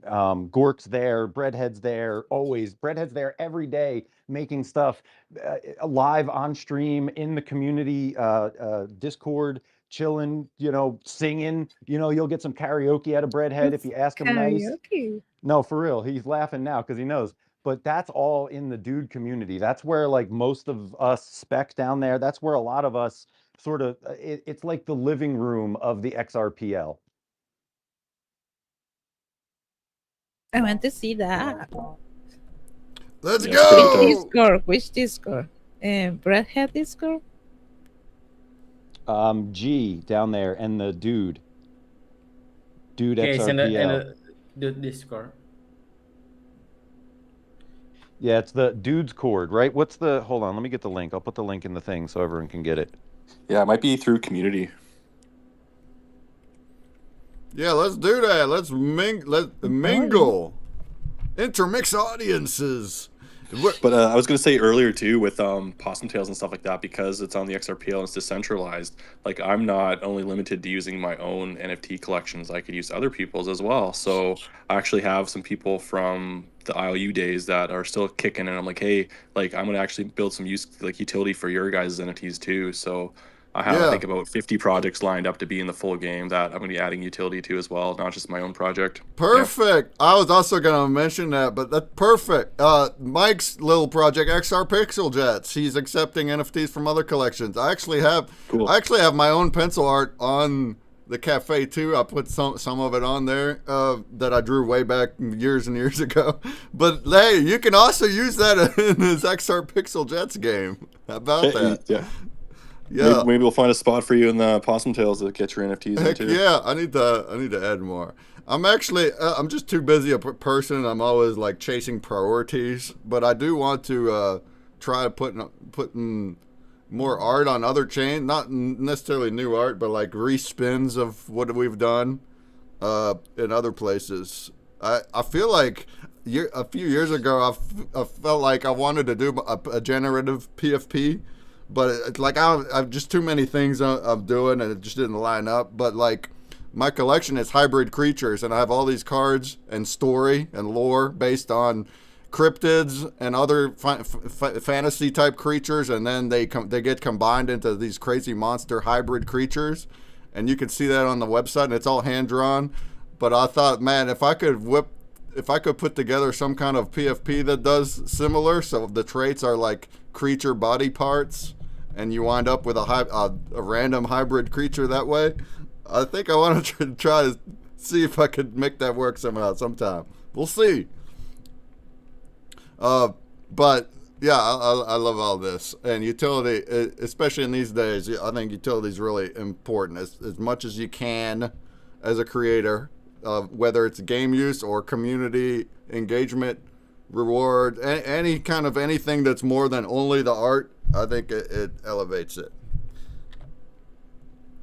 Well, it's funny. This morning I was like setting up like the fake NFTs in the back end just to see if my coding worked within the video game, and I needed a way to get to this spot in the game like instantly. And I've always wanted to have it. Like you can see my PFP right now. It's like Rick with the portal gun, and there's only one portal gun in the whole X Possum collection because it's a 1 of 1.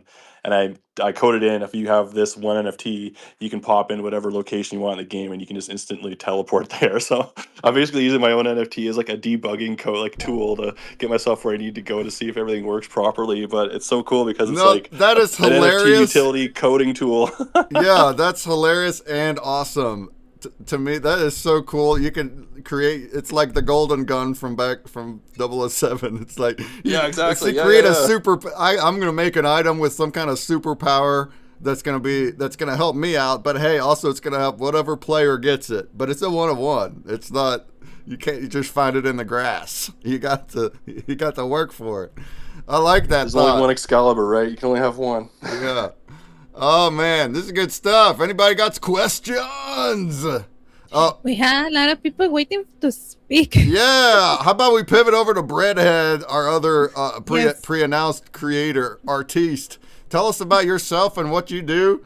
And did you manage to try to get in there to screen share? Or I could just show your collection or something? Yeah, hello everyone. Thanks for having me here. Yeah, I think I need to help to doing that, Bregman, because I cannot like the share screen, to be honest, right now.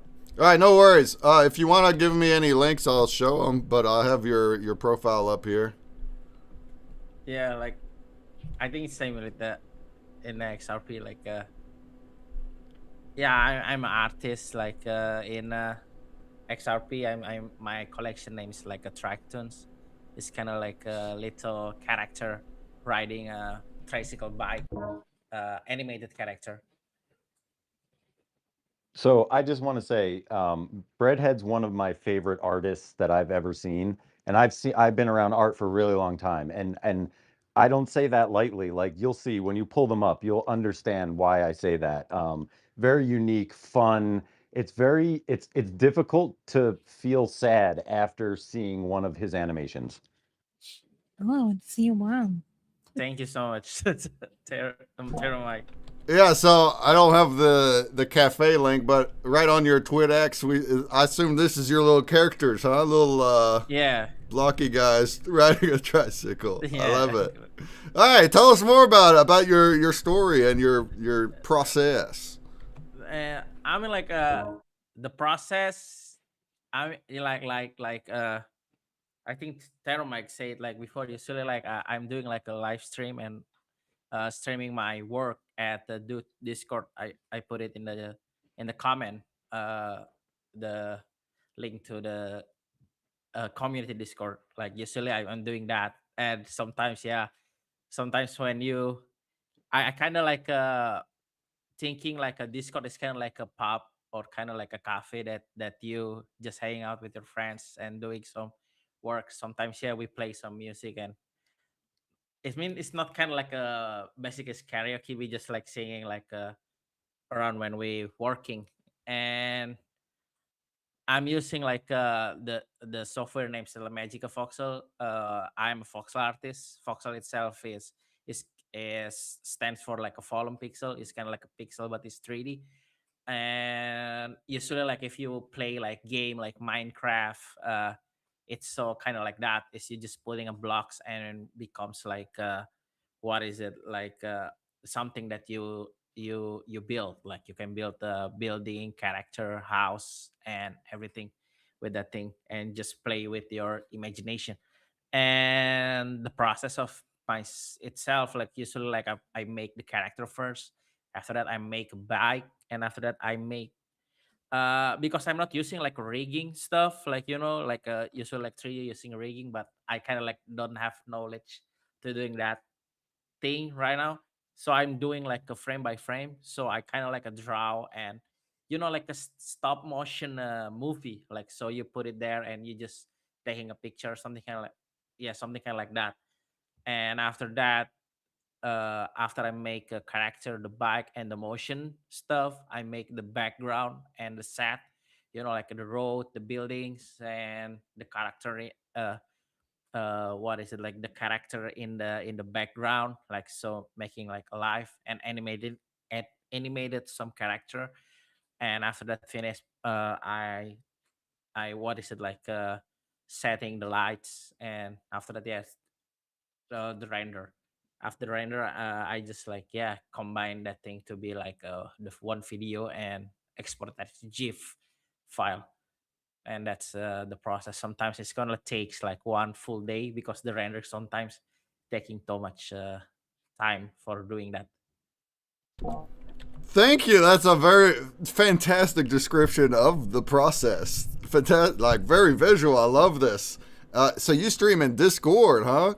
That means So it's like a private stream only to the community. That's awesome that you do that though. I love how I love live art and any creators that Yeah. it's showing the process, especially live. Like that's the most engaging way you can show any process is just show it literally live. Yeah. To be Awesome. honest, like a big because like back in the days, like there is so many like what is it? People try to stealing your art. You know, when I'm trying to start in NFT back in 2021, and yeah, and it's taking too much work for me to taking a video, editing, and upload it in the like social media or kind of like Twitter or X, and I just found like Discord have a share can share screen. So yeah, I tell people like if you don't like believe I made it by myself, just come to Discord and see me building that things live.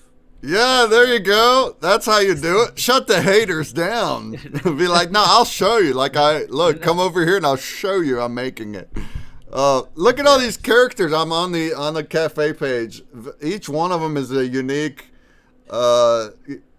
themed character. Do you have any?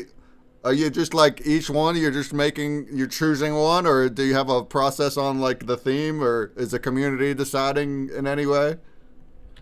Sometimes yeah, I mean like it's when I think that I have idea like a pop up something like I just made it, and but some of them got influence from other like people from the community, to be honest, like they like the what is it like the Sherlock Holmes, the black and white things. I got help from Scarborough and Royco, like telling that it's more great if it's just like black and white and puts kind of like a Jack the Ripper stuff, you know. And yeah, and after that there is a like a dude's cosplay too. I made it from for G, and yeah, there's so many things that community like helping me to making that thing. Yeah, we're seeing some also like familiar IP characters, Yeah. reimaginations like the Mario and the all these guys. I love them. Do you got any that are based on like people you know? You could make like a Terramite or a Jumbie. That's a good idea. Like Not a not terror, me. like Yeah, dude. riding, Put you in tie dye and yeah, riding the jets. or the jet have a jet trike. Yeah. So is it only art, or are you thinking of you might have games in the future too? I mean, so this voxel, does that mean that because I've seen other like game like sandboxes kind of like this, right? Yeah, Is that's the moment like I start when see like sandbox and try to learn it how to make it. Yeah, I mean like so now I don't have any plan because I lack of the coding stuff to making games, to be honest. And but I don't know in the future maybe like somebody like what is it like knocking my door and ask to working together or something like that. I'm pretty and maybe like I'm open with that thing, and maybe I don't know the future, but yeah, that's pretty great if I can make like game from this kind of stuff. Yeah, or even And like even just a sandbox metaverse. Imagine if you could like have these NFT characters as avatar, just like that alone to me would be really fun. Look at the Crash Bandicoot though. Hoobaga! yeah. Oh, Yeah, bugga, bugga, bugga. it's really great. Dude, I used to love Crash as a kid and Mario as a kid. I was all about those. Cool. Well, thank you, thank Breadhead. It was great to meet you. Anytime you make it, how often are you making these? Are they regular? New ones? Yeah.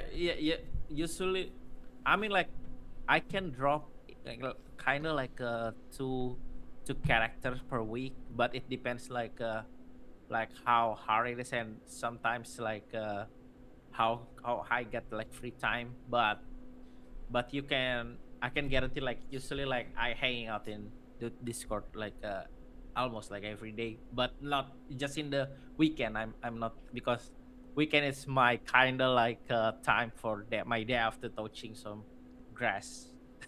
Touch some Lord, grass. Some of yeah. us gotta do that, huh? We don't go crazy. Yo, that's awesome. 2 a week or 1 a week. That's really cool. How about let's check it out every week here, whether you're here or not, Breadhead. But you're welcome to come here every week.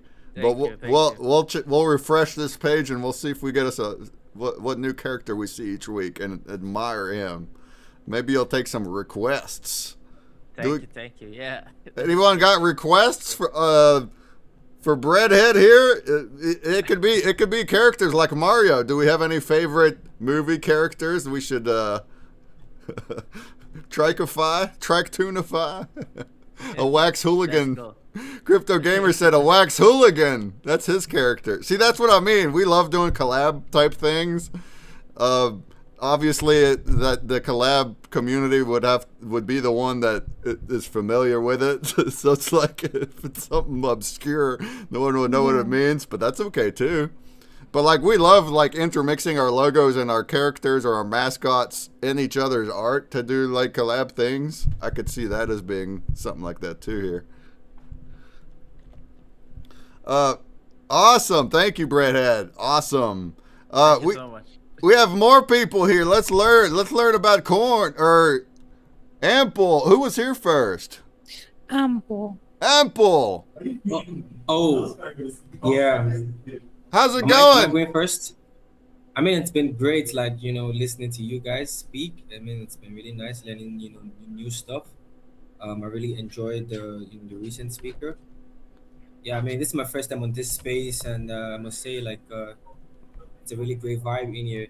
It's a really great vibe. Oh, thank you. Yeah, tell us about, and it's a chill space, very laid back. So tell us what you're doing here. I'm looking at your profile. We don't know anything about it. Give us a pitch. Yeah, yeah. Thank you so much for this chance. So basically, I'm a representative from the Ample Protocol ecosystem. Yeah, I'm a head of growth and marketing. So I'm going to be representing the project. So yeah, we are a base chain project, and we launched on Base, and we had our TGE last year, April, and since then we have been building. So this project is basically focused on intellectual property.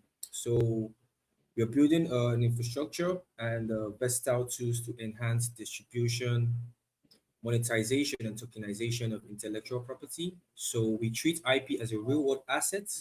So we are focused on bringing a certain percentage of the $80 trillion asset class on chain. And basically, we built a decentralized application called the Metaverse Genesis that creators, launch partners, and people in the Web2 space can interact with. So Ample is basically focused on turning IP into token assets. So we're centered on creating liquidity around IP, so that you can trade, invest, and monetize IP more easily. So what Ample does is, we centered on becoming the Web3 extension of Web2 businesses, brands, and creators in the transmedia space. We help them stream better, sell digitally, and help them with marketing and get distributed to different partners. So we get your IP across different platforms such as Base app. I'm sure some of you are familiar with the Base app. If you're familiar with the Base ecosystem, we get your IP across Retake TV, Ample, Ample ecosystem as well, and Zora as well. It takes about 7 to 14 days for our launch partners to launch with us. It takes about 7 to 14 days, and you have some incentives that come with it, such as AMP token rewards, and you can get your NFTs minted on our decentralized application. There's also shared royalties for your fans and investors. They can earn fragments of your, of your revenue and royalties that you earn. So you get to keep 90% ownership, while Ample just, keeps 10%. There is streaming with real-time payouts, and we're trying to solve this, helping creators because in the Web2 platforms, which is very slow and centralized, you get intermediaries and different platforms, weeping off creators such as in the music space, because we also involved in on-chain music licensing as well. So basically we're targeting creators, in the music space, studios, films, gaming teams, generally the multimedia space, they have creators who need better licensing, better distribution and royalty systems. People already have an audience, but they don't know how to monetize it. So this is, the people we are trying to like help scale. We've had different, progress recently, but currently what we are working on is our agentic AI master agent that's going to be, a marketing orchestration layer for this project. Because in the Web3 space, we have like tons of projects who also handle, distribution and monetization. But it's obvious that right now there are tons of requests from, creators who are migrating into the Web3 scene and they want better marketing. So we decided to create this AI agent called Watts. Watts is going to be a semi-autonomous marketing agent targeting NFTs and IP or and creator tokens as well. So currently we are building the version 1.2, and this is going to be rolling out in the next couple of days. This AI agent is going to also detect IP infringements, and it's going to be functional here on X and some other social platforms as well. It's going to handle you know on-chain data alerts for NFTs and tokens. It's going to monitor data across different social channels. It's basically going to be involved in conversations here on X, and it's going to load project context.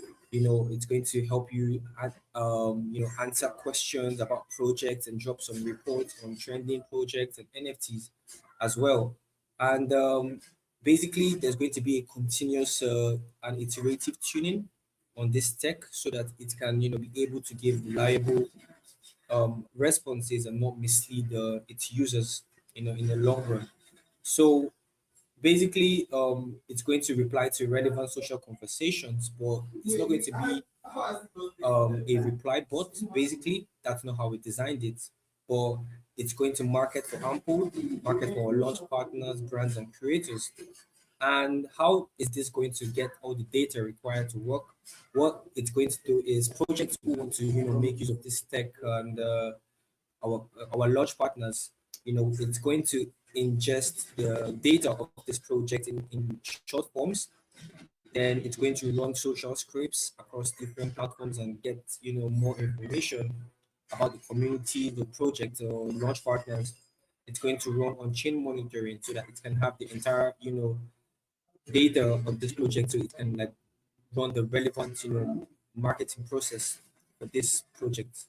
It's designed synonymous to AIXBT, and we integrated some tools from OpenClaw and some API from Banker Robot as well. So the next couple of days, we're going to be launching this year on X, and I must say it's going to be very, very useful for the next phase of the Web3, and CT, DGens. We're going to be integrating with this tech. And if you check our pin push, you can see our founder, Kenny Jones, sharing some alpha. This project is fully KYC and doxed. And yeah, we have some other stuff we are working on, like I mentioned earlier, on chain music licensing. We're going to be helping, Web2, creators, bring their music on chain and, help them, monetize their IP as music assets and handle issues concerning payments, streaming, and we're going to make the streaming and royalties automated through smart contracts, and we're going to give fans and investors privileges to own pieces of this music assets that they're going to bring on chain. So we're working on some amazing stuff, and we have a very active Telegram channel where our community is growing, and we help them stay updated, and we're bringing in more members, help them scale, and yeah, this is like basically most of the most of the stuff we're working on. Okay. Thank you for sharing all that, Ample. Yep. Um, Yeah. Go ahead. Yeah, I mean, if you've got any questions, feel free to ask. You can also send us a DM if if that's comfortable too. Okay. So all the information and you had on the X account, do you have a Discord, Telegram group? You can share with us. Yeah, we are very active on Telegram. Active on Telegram right now. And then if you check our link tree, you're gonna see our white paper and our website as well.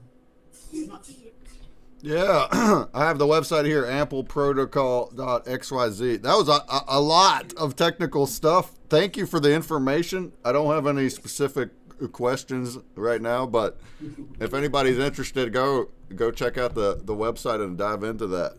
Thanks for coming onto our space today. Yeah. Thank you, brother. Really appreciate it. Thank you, guys. You're welcome. We host this space every week, same hour. Come and give us some updates. So does it happen like once a week or every day? Every Wednesday, 7 p.m. UTC time. We are live here on net Alright. and all the platform, Twitch, Arena, Blaze. We are multi-streaming. Yeah, once a week here. Yeah. Awesome. Bring your friends. Bring your friends next time too. Yeah, sure. Cool. Thank you, Ample. We also Thank have you, guys. Thank you. Corn on here, who Mike mentioned earlier. I don't think maybe we've spoken. Let's speak again, Corn. How's it going? Introduce yourself. I think briefly we did on one of your spaces on a Sunday, but thank you for allowing me to come up for Stalin, Joby, Tara, Mike. Good to see you guys and everyone in the room. Pleasure to be here. Welcome. Yeah, my name's Ryan, and I'm the dev of Corn, and I am a big supporter of the farm community. I'm not a dev of farm, but I'm a big community member. So not big, but I mean, just I like to see what they're doing with their project. It's something that I'm trying to mimic, but at a much smaller scale. But basically what they're doing is setting up a platform where they're creating a VC fund for their holders, and that'll be coming in phase 2 of their project. But at this time they're doing mostly airdrops of other community projects. And so I'm hopefully going to be at that point sometime. I don't know when. I can't give a definitive answer, unfortunately. But yeah, mostly what I do is CORN is an acronym for Crypto Opportunities and World Networking. I host a show Monday and Wednesday mornings at 8:15 Eastern Standard Time. And Mondays I typically cover project updates, current events, news, new technology markets, and that sort of thing. And then on Wednesdays, I've been dedicating that half hour to artists and musicians. I try to showcase them, and then also projects have been coming on Wednesdays as well. So it's been a good opportunity for me to learn about the art community, who's in the art community, what they're doing, what platforms are coming out. And that's another thing I'll touch on is I have 2 collections on XRP Cafe, but I'm going to start dabbling with XRP.deals, and that's a newer platform that's recently launched. I say recently launched, it's fairly new to me within the last few weeks. It's been around a little bit longer than that. But yeah, I like talking about analytics, monetization, branding. I created a newsletter back in December, and what I'm trying to do with that is monetize it. This account is monetized on X. That happened last September, but now I'm trying to increase the different revenue streams for the project. And one way is through newsletters. And then I have a lot of utility NFTs that I have in my treasury. So I'm just slowly building up the treasury. I currently have 51% supply of the corn tokens, and I'm still buying open market. I've been doing this a few XRP here and there every day for the last 7 months. And my goal was originally 50%, but I just surpassed that. So I think 60%. And I was going through the wallets, and I think about another 18% is pretty much locked down. So right now there's about 16% open supplies to buy, and then yeah, pretty much 84% in holders' hands right now. So it's a good position to be in. I'm very fortunate. I do lean on the farm quite a bit. They're developers and what they do, and like I said, I'm trying to mimic them, but at a smaller scale. And then in terms of funding the project, I have several ways that I'm doing it. Like I said, through this account, the newsletter. Eventually, it takes time. I'm doing the utility NFTs. I have Corium. Um, I have tips set on my profile. MXRP. I have Buy Me a Coffee, selling the digital art on XRP Cafe. And I do small 5 to 7% trades on RLUSD and XRP. So based off the chart, I'll either sell XRP, get RLUSD. If it comes down, I'll buy more XRP, let it go up, and kind of repeat that process. It's not a quick process. It's a multi-day, could be a multi-week process. But right now, it's just small things over time, but compounding all of these options, I think, will create a snowball effect. And yeah, so I appreciate you letting me come up and kind of talk about the project a little bit. So Let's go. You're doing all sorts of stuff. I love it. yeah, it's fun. It helps me. My newsletter has been a godsend, I'll say, because I started that back in December, and it's not really Web3 based. It's more faith and self-reflection, and not just for me but for others. So the last one I did was on depression. Depression's something that we all, or most of us, probably have dealt with a time or two, whether it be ourselves or someone else. Gratitude is another thing I really like to talk about. My next newsletter will be about absolutes, which is tomorrow. I've talked about OI, the organoid intelligence. It's kind of all over the place kind of newsletter, but it's been mostly spiritual based, so that's what I'm really keen in on. So it's been a good experience for me. So appreciate you letting me come out. Oh, of Oh, very course. nice. Let's all follow Corn and then also Stone, who was on here earlier, both of which are doing regular spaces. See if we can catch them in the morning. I'm just weird. I've wind up working all night. I'll be sleeping right through the morning, but we might change it someday. Corn, how can I subscribe to your newsletter? I have it down below in the purple pill. I don't know if we can put stuff up top or not, but yeah, the newsletter has been great for me personally, like I said before. And then with Stone, he has been very instrumental in the growth of me, my brand, helping me co-host my show on Monday and Wednesdays. And it's been a very great experience since I've been in Web3. I've only been in it just just over a year now. So yeah, it's been an incredible experience. Met a lot of great people.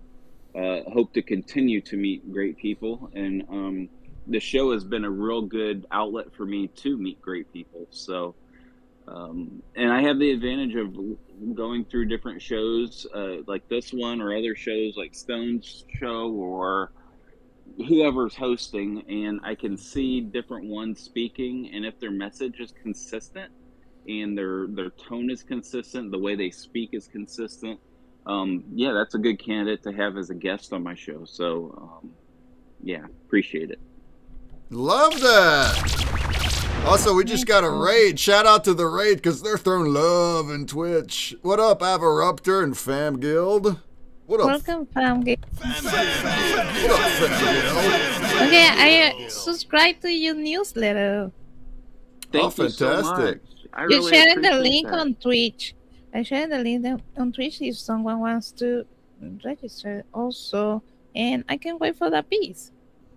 Thank you so much. Yeah, it's there's been a young lady I've had on the show several times talking about branding, monetization, newsletters, and she really got me jump started. She started talking on my show back in November. I finally started doing it about mid-December, and she's helped me with the site, getting everything set up. And then once I get to 30 subscribers, that's when I'll probably go for the monetization aspect. But right now it's just free, and when I monetize, it'll still be free to the subscribers.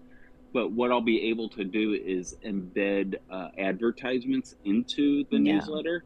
So that's really how you generate the revenue. So, but thank you again, Christella, for doing that. I appreciate it. And you take guests on your show? Is that an open mic, or do you schedule them ahead?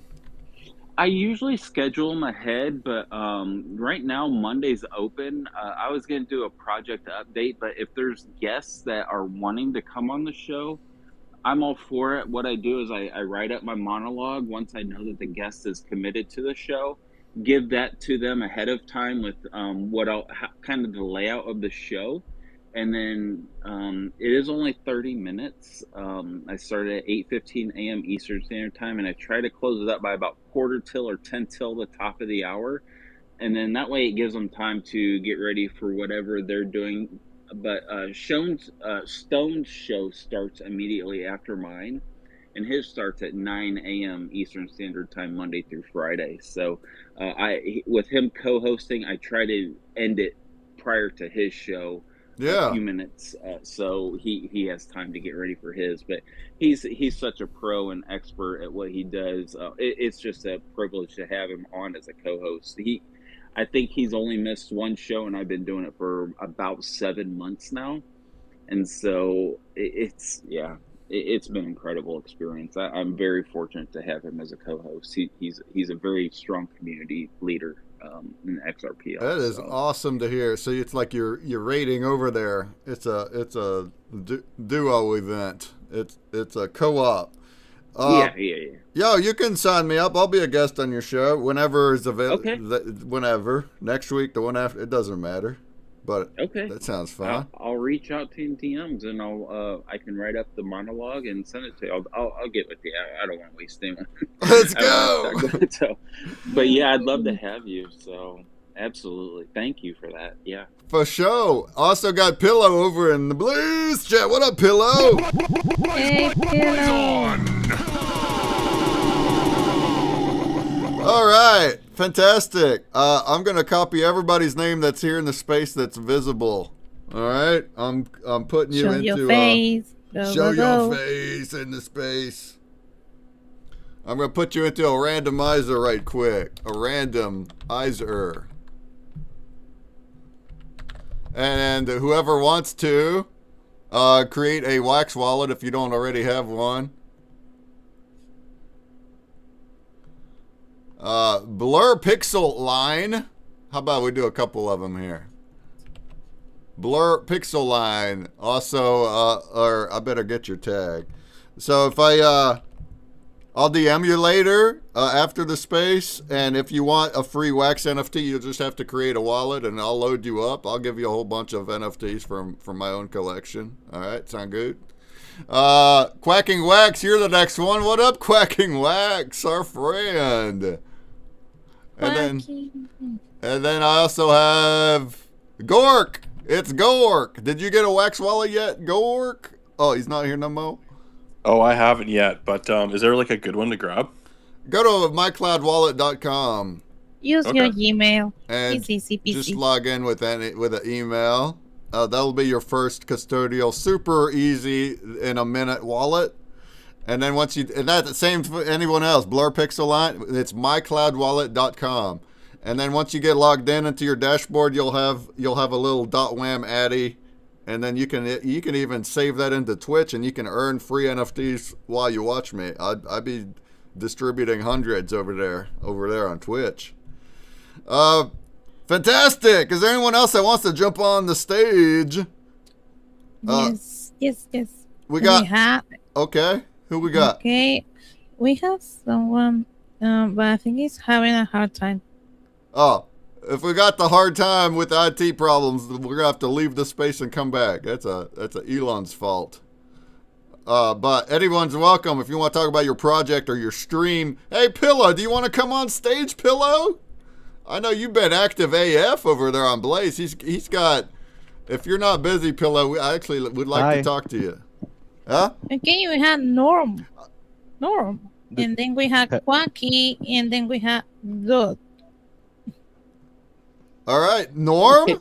How you doing, Norm? Intro Mm. yourself. What do you I'm do? good. I'm good. I'm good. I'm good. Thank you. I don't know. Like, I just felt like I know this wallet, or maybe I don't know. I was like, when you said Wax wallet, I don't know. Like, I like back 2 years ago or something like that. Maybe I registered over there and I had some NFTs. I don't know. Maybe I'm wrong. There was something same. Like, I don't know. He's Like, confused. Could be. yeah, about the wallet, you said Wax wallet. There was something, I had many, I used many wallet Yeah. previously. So, We yeah, so I need to check. I was just checking in the background when you were saying. So, yeah, I was just trying to log in with my email. I don't know, let me see. cool. And Yeah, our community is in Wax blockchain. It's a lesser known chain. It has been around for some years, so maybe you have heard of it. But that's the yeah, NFTs that I got in my Twitch. mm-hmm. Okay. If I log in with my email, same email, because for my Web3 I use just one single email, so I'll get to know like if I'm talking about the same wallet I used to use previously. But I didn't explore that blockchain previously a lot. It was just a little bit. But let me check and let me see. And but yeah, of course you can tell me about more about this blockchain. I don't know. As I said, it was like a little bit, but you have your own collection there over there, or I saw many people over here on XRP. I saw some similar face. I used to join some XRP. Yeah. Uh, Our special guests yes. today are from XRP. Yeah, so we've been talking about that mostly today. Yeah. Okay. But my Okay. collection is on Wax. Yeah. So if you save it into Twitch, you'll be getting NFTs from my collection. Are you Oh. a creator of any kind? Do you got projects or anything? No. I'm just a person in Web3. Cool. I collect the collection. I mean the NFTs, but I don't have my project at the moment. I like NFTs in different blockchain. I have some NFTs on XRP as well, like and some tokens on XRP and on of course in other chain, Solana, EVM, blah blah blah. So I have many. I'm like HBAR also. So yeah, I was like, I'm like always open to explore more. So I'll check it out your collection as well. Let me see. Log in my wallet over there. And yeah, someone is sleeping on the stage. Quacky Wax, you're unmuted, friend. Oh, sorry. Oh my god. No, that's cool, Norm. I'm glad. Sometimes. Sorry, guys. I thought you were supposed to turn me on. No, you're fine. No problem. Yeah, go on, bro. Like I'll just Wait, check it, check the wallet, then I'll get back. No Yeah, cool, problem. Norm. Thanks for checking out let the us space. know. And if you want to go look at my twitch.tv/consumer break and see what's happening there, that's where people are actually earning through a bot. We have a bot in the chat that's delivering them. So that's Oh, fun. I don't know in my country Twitch is available or not. I didn't use it like long time. Let me see. Is that You can use Blaze Well, you too. We are on can, Blaze. whatever works. Whatever works. Arena, Blaze? whatever. Oh, Blaze? hey. Arena, Blaze. Yes. Yeah, we're on another. Oh my god, it's also new for me. Yeah, we have so much going on. I know. You're learning. Hey, let's pivot real quick because Come every Wednesday to learn more. Pillow says he's Okay, only got 10 I'll minutes. try to go there. Of course. Like, let me go try check out the Twitch first. Like, I need to install the application on iOS, right? For that, Yeah. like, I can use the mobile application. Yeah, you can use the mobile Yes, you can. app. Yep. That's true. Okay. Pillow's try. only got 10 minutes, so let's speak to him real quick. What up, Oh. Pillow? Hey, Pillow. What up, though? What up, though? Hey. Welcome. Pillow's our friend from Yeah, man. Yeah, man. He knows. He knows how to do it. He's over on the Blaze streaming, and tell us about this NFT stuff you got going on. People are using their votes to pool random NFTs on AVAX. Is that correct? What's happening here? Yes, we want to know. I created an NFT collection called the Demons of the Void. And Oh. It's a good name. 40. It's 42 one of ones, and so the lore behind it, the TLDR is there's a bunch of billionaires, kind of elites, and they kind of got bored and they just want to see the world burn. So they done like a blood sacrifice and read from ancient scriptures, so that they could summon the sovereign of the void, and then like a big void in the sky opens up, and the sovereign of the void, he's like the top dude. He then ushers the other 41 demons of the void in, and they're all based on like fears. So like let me not give anything away that's not been pulled. Hold on. Give me 1 second. Let me just see what's been pulled so I can give you some examples. So you're saying it's a documentary? It's kind of like a lot of lore to it.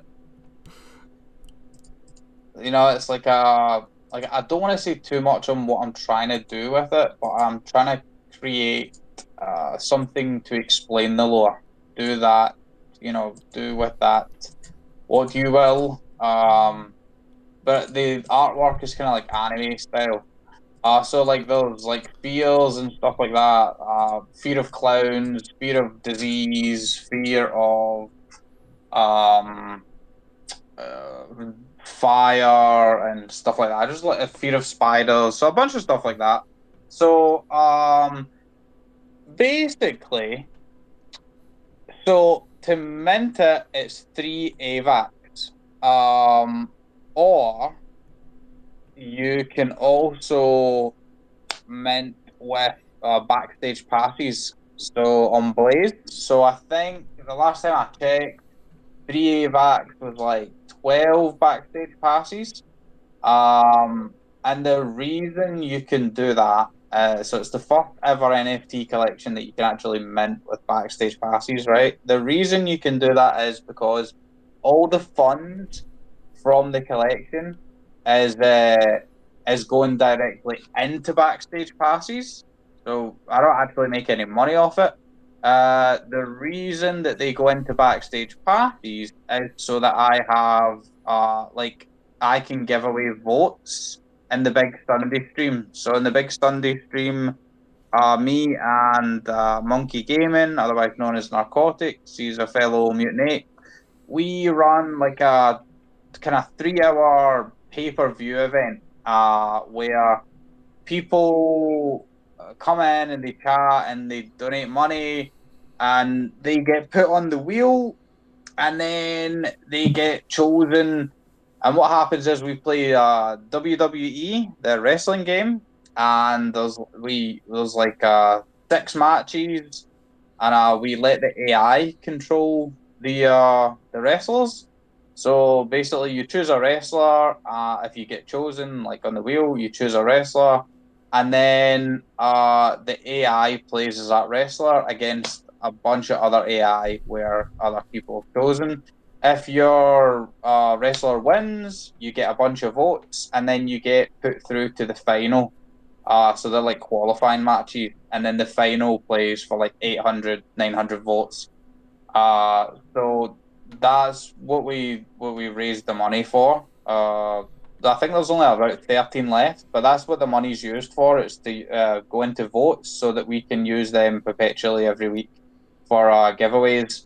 And the people that own the NFTs, depending on how many you own, is depending on how many times your name goes on the wheel and stuff like that. We also gave away, so we gave away over 1,000 votes last week and a $50 Steam gift card. So there's always like a bunch of people donating stuff to the stream that we give away. So we don't actually make any money from it. We just put everything back into backstage passes so that we can continue to like grow what we can give away every weekend. And the whole point in it is just so that we can have like a massive stream that everyone comes over and watches every week. You know, that like people are excited to come and watch us. That's our like big thing that we put all our kind of eggs in one basket. Like we'll stream during the week, but the Sunday stream is we kind of want to make it so that like everyone knows about it. It's kind of really unique. No one else is really doing it on any other platform. And the thing that we kind of want to be known for, that we created it and built it, and we can maybe get some opportunities in the future from doing it, you know, if we get recognized. But yeah, we don't actually make any money off it. It's all for the viewers. It's all for the people that come and take part in the stream. I get to create art and share art, and people get to join a stream, and I get to be really creative and high energy, and they can win a bunch of money at the end of it as well, which is always cool. So it's like creating community as well. So yeah, that's Heck what yeah, 3 minutes of the man. void is. No, Yeah, that's man. awesome. Yeah, great description. I love that, and a system for giveaways too, because yeah, a lot of streamers are doing giveaways, but where do those rewards even come from? A lot of times it's out of our pocket. So if you create some kind of program that funds the rewards, even though you're not making an income from it, that you're creating growth out of that. That's awesome. I thought that people were minting the passes like with vote, like they're gonna vote for you to get NFTs. Is it like that, or are they're buying the NFTs Oh no, when they mint? Fuck, I never really. Oh shit, I shouldn't swear. The thing that I never really explained was the backstage passes, right? So it's kind of like really a kind of unique thing where it's like the first NFT collection that you can actually purchase with backstage passes. It's really simple. It sounds convoluted, but it's not. So basically, what happens is, you just hit me up in Discord on DMs, and then I send you my Blaze wallet, and then I'll tell you like how many backstage passes, like actual backstage passes, so like deactivate them and then send Yeah. the passes to my wallet. Okay, I got it. All right. And then So it's I the whole basically- pass. It's not just a vote. It's the entire pass, and you're just Yeah. manually doing it. I thought it's an automated system, but you're No, just no, like, no, nah, it's- just give me my wallet and we'll make it happen. Everything's manual. So once you send the passes, I basically go on to the mint site and basically stop everyone from minting for 5 minutes.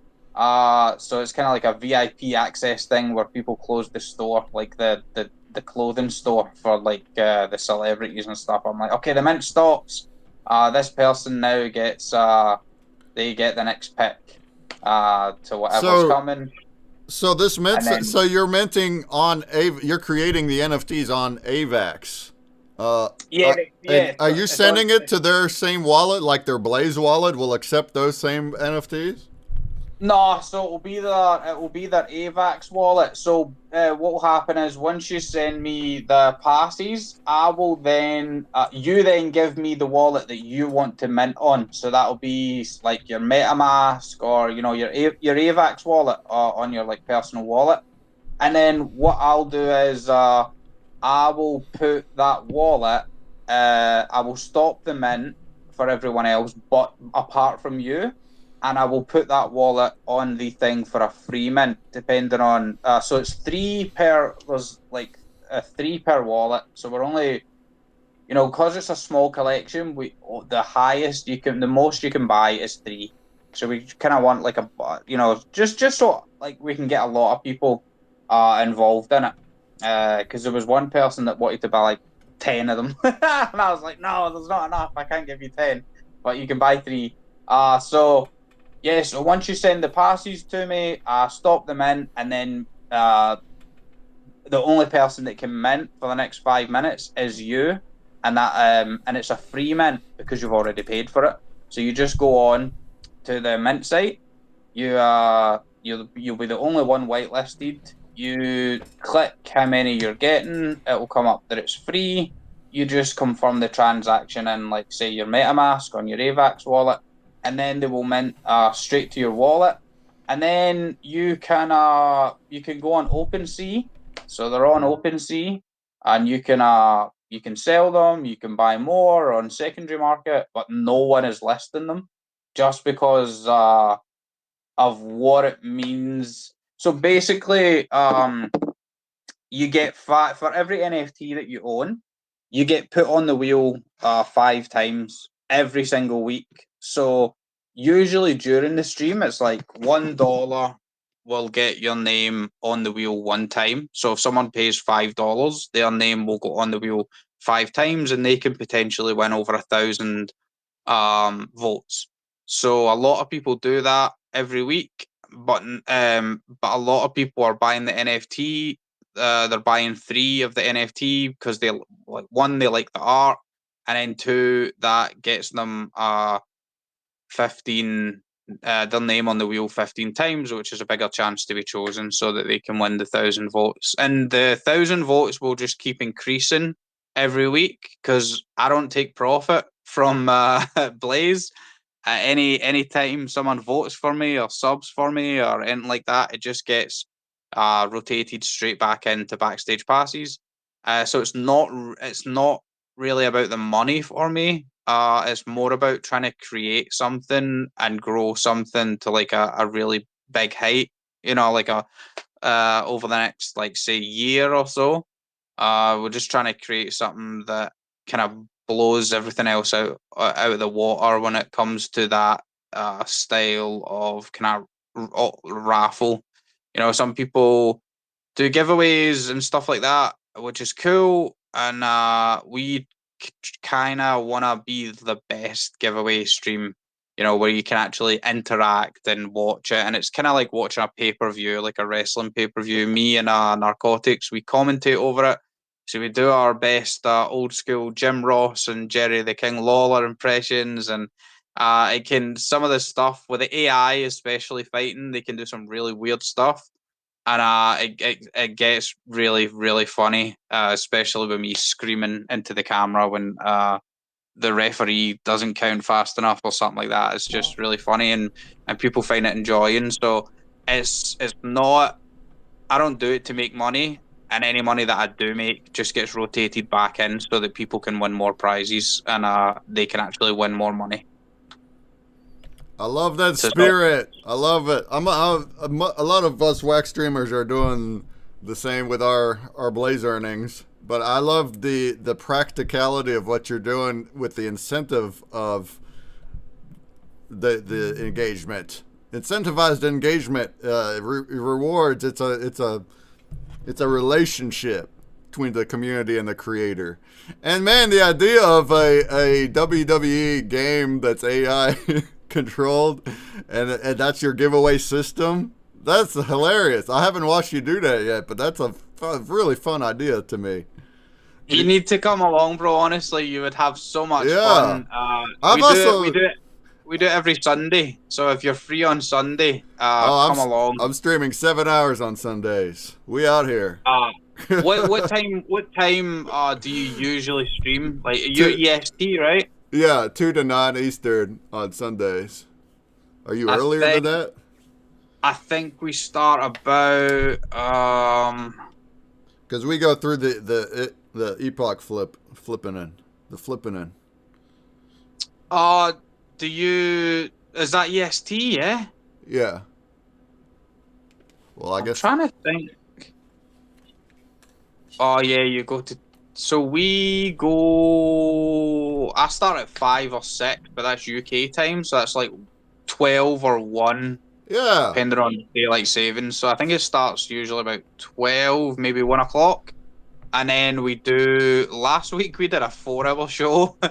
It usually goes about 3 hours, so it's kind of like a kind of pay-per-view. Oh, that's awesome. 3.5 hours. I'm gonna try to attend, and then you can roll right over to our art space and watch us do art. Hey, I've seen those wrestling games where they have like custom characters, like custom wrestlers. That's fun. Have you figured out how to do that to make like so Breakman?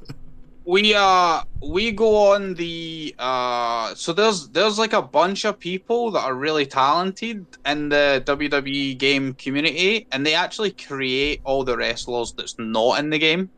So usually you have to pay like 70, 80, maybe even $90 for the the wrestlers that you actually want as DLC. Well, people go and customize and basically create those wrestlers and do all the moves and stuff.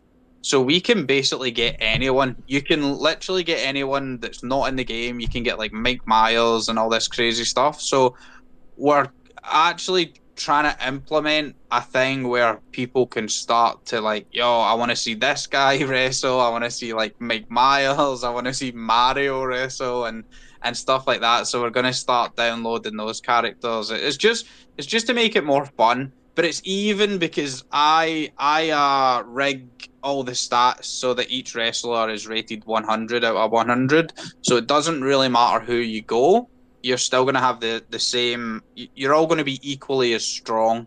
You have different move sets and obviously be different styles, but one guy won't be like rated 99 and the other guy's rated 60 because it's not really fair. Right. You got to keep everyone... it fair when it's based on being your giveaway tool. Yeah, that's cool. That's cool. Bradhead, you got a hand raised question? Yeah, I think he has a question. No, I think I need to hop off. I mean, I just want to say thanks for the opportunity and the chance talking in here. For because sure. It's already like kind of like a 3:18 a.m. in here. Yeah. No worries. We keep on going forever. Awesome to have you, Bradhead. We'll definitely keep in touch and see your future art. Thank you. See you. And Pillow, I know you probably got to leave, but real quick, back to your collection. I'm looking at this nuclear-looking gator over here. Oh, now the space ended. Whoops.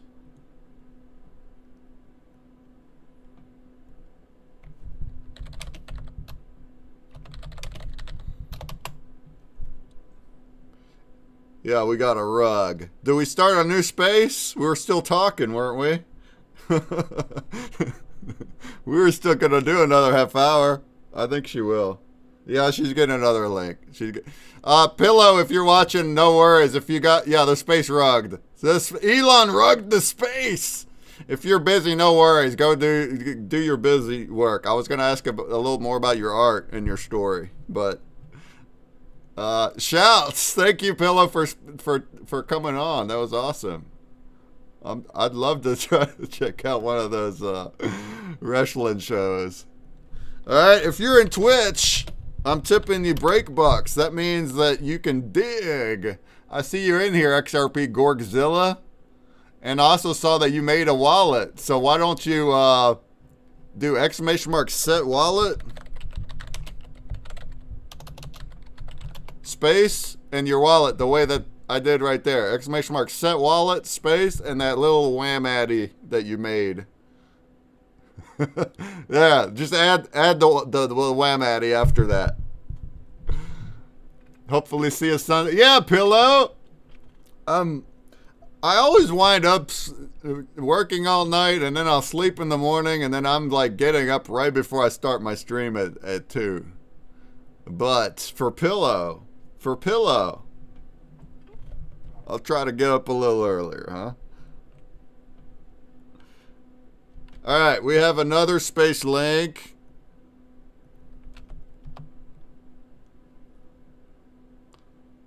Oh, no, that's my wallet, Gork. Replace my wallet with the one that you made. Replace the AQGWM with the one that you made. And then you'll be good.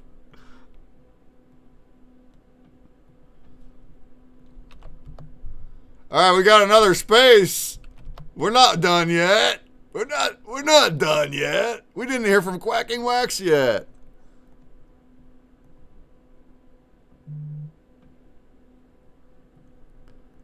All right, we're back. We got rugged, but we're back. We got rugged. Let's share the link around and see if we can get our friends back here. Get our friends back here. Oh, pillow with a tiny URL dot. Oh, there you go. Okay. I want to look a little more into that.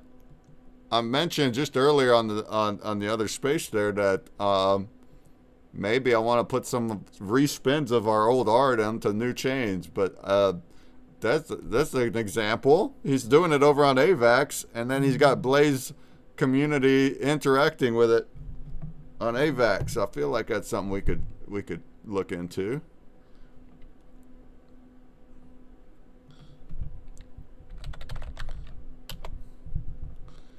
All right, whoever wants to speak, come on back up. Hey, Quacky Wax is back. Anybody else come back? I'm gonna put the link into our little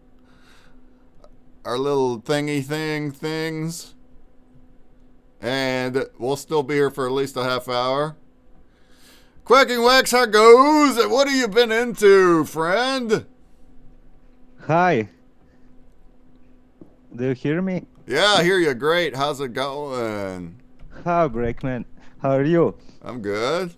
We out here. Sorry for the 5 minutes ago. I wasn't sleeping. I was just trying to do like a breathing exercise before I speak. I love that. No, thank you. And then it sounded like I was sleeping or something. It was so funny. No, it's no worry. It's fine. But you just made it a lot funnier. A breathing exercise before you go. I love that. You get yourself I was psyched like up. taking a breath, like a stress release, deep breath to balance my. It's deep not heartbeat. stressful I talking noticed, to us, I'm is starting to get excited. Is it stressful talking to us? Are we stressful? No, really not. But you always feel like 2 or 3 seconds of this, like sort of feeling of excitement. Yeah, I feel it. They No, always say the public speaking is the greatest fear for people. I'm just picking on you. I think you do a fine job, especially where English isn't even your first language, right? No. Yeah, so I'm from Croatia. You do a fabulous job then. I'm gonna pull up the collection. I don't think we've looked at ducks in a little hot minute, at least not the latest. Go to Atomic Hab preferably, because I think Nefty is having some hiccups again. Oh yeah, it loves that. I wanted to show you. Actually, I wanted to show you. Did I brag about the code I made that searches for the NFTs? It's called NFT Hunt Series 6 Progress on our website. So I made this little search box when you enter your Wax wallet, and then you simply see by rarity which NFT you are missing. And it's really good. It's so fast. I can't believe it's so good. It works in like 2 seconds. It sees all your NFTs and then selects them by rarity and per season and lays it out for you just in 2 seconds. So maybe you can show that, although... Oh, right here, NFT Hunt. Yeah, I put in my Waxy wallet. Check. Oh, yeah, look at that. We got the legendary... Oh, I have 18 commons. Nice. So the hunt is in full swing. This is the final dog that we released yesterday, and I have to apologize to all the users. I did a little blunder with tagging and the date. So some users saw it and blended it, and the other ones didn't know. So there's a bit of a mess. But I sent out some gift and apologized, and I think it's all good now. So some people that usually don't hunt for mint ones now hunted for mint ones. So it's kind of not so bad if you look at the broad pictures, because most of the time it's the same hunters that are the fastest. So although I feel bad for them because they mostly miss the time because of me. So once again, I'm sorry, guys. But nevertheless, the goal of the hunt is still on, and the legendary is needed to finish the hunt. There's about 40 NFTs from last seasons, and from this season, you have to collect to qualify. And then you go into the final, and you're guaranteed the wax prize. You're guaranteed a mythic duck. And if you win, you get the main prize, and you get your custom-made ninja duck in the next season. Then you can design and tell us its name and story. And This will be announced soon. We think in 5 days there will be the snapshots to see how many users managed to collect all of them and enter the final. So during that time, we will also have a mint battle of rares. So that should be fun. People always love to show their mints, and especially when there's good prizes involved. And right after that, we are going into staking. So that's the simple plan, and I hope everyone has a good time and is lucky enough to qualify and to win. Let's go. We always love the ducks. We love the ducks. So, all the info's in your Discord, right? And on the website? Yeah. Yep. There you go. We did some duck royalty blends also, and that's like a system where we have this either auction or blend for the special NFT called duck royalty that gives you 1 coin passively every month to your wallet.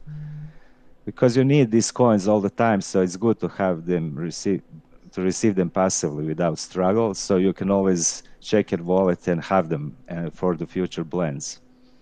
And that's pretty cool because they're very scarce.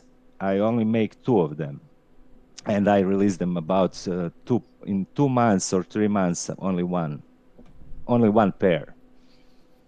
And that's usually like animations with ducks going on the boat and some music in the background. By the way, can you show for the ending of my presentation this legendary duck that I made yesterday, 2 days ago actually? It's best to show it on Atomic Hub if you can go onto the last template. Yeah, And that's what I was just looking at. put the sound on. Okay. Riding the dragon? Yep. Sea dragon. He looks awesome. Thanks. I love me a blue dragon.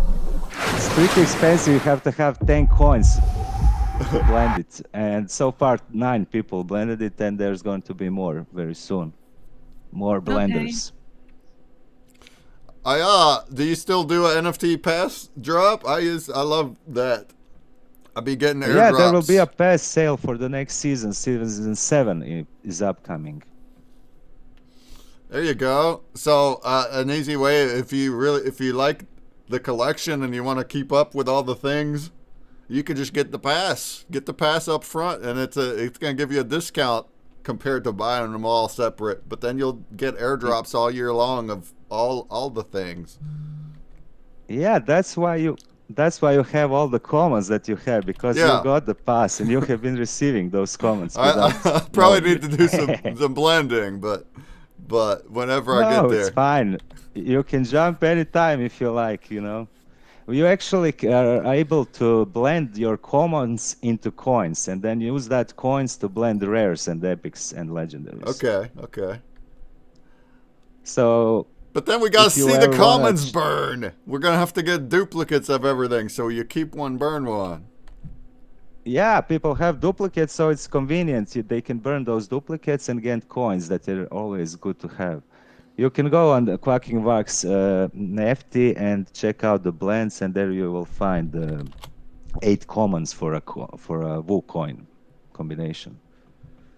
Hey, yo, I also get this for 2 days, and some people are complaining that I have to unlock the blending supply, so I cannot do it because of the NFT isn't opening.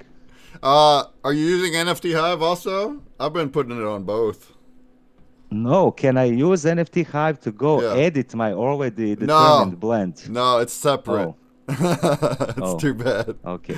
The packs packs are cross. It's you make a pack in NFT blocks, you can unpack it in NFT Hive, but the blends and the crafts are totally separate. You would have to edit and make them separate. So I've been just creating 2 of them. I've been creating a blend on NFT and also a craft on NFT Hive. I have to also give a shout out to another platform that has been providing the blends for wax collections. It's called F12K. And the guy is very nice. I talked to him, and he says that the blends and the drops are mirrored on his platform. And I provided that link for my users, and some of them used it. It's very nice. Okay. When Nefty was down. So you guys can hear me? Yeah, I hear you. Yep. Okay. I know if I have. What was that called? What you just said? That platform? F12K. Key, or Okay. I don't know what's the key. F12 key, yeah, not K. Sorry, this is not. This is my English. Yeah, I get it. F12 key. Okay. Okay. Point, dot AU. I see it says. I don't see your screen. Are you checking it out or? I am, but I don't. It's not popping up. I'm doing something wrong. Okay, maybe share for the the next time I will give you a link in the Discord inbox. Cool. You know, also lately we've been talking to some creators who are vibe coding their own setup on their website, including blends. That's interesting. So like Futures Relic and Black Fang, they have it set up in their website to do your blending and your unpacking and your drop buying there in their own UI and their own setup, which is more organized for their collection. I see. Interesting. I'm not on that level at the moment. They're using Claude. Nice yeah, I to mean, know. there's a little bit of a learning curve, but we're not coders, you know. We're just, but you just mess around with Claude, and Futures Relic figured it out. He's got a nice site over there, and he's not writing code. It's only on Claude.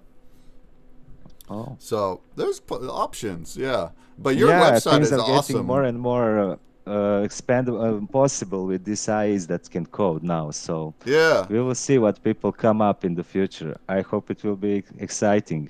Yeah, I'm for also sure. constantly thinking about new ideas. What can I try to code now that I can code? And you would do it right in your website. So you already have a beautiful website. You'd add your Wax login right there like any others and then integrate. So I haven't done it myself yet, any wax coding myself. So I don't know more than that, but they got it figured out, so it's possible. Yeah, we'll see. For the end, I want to mention that we were waiting for the Storm Struggle platform, Metzel, to make a mini game, Battle Quack.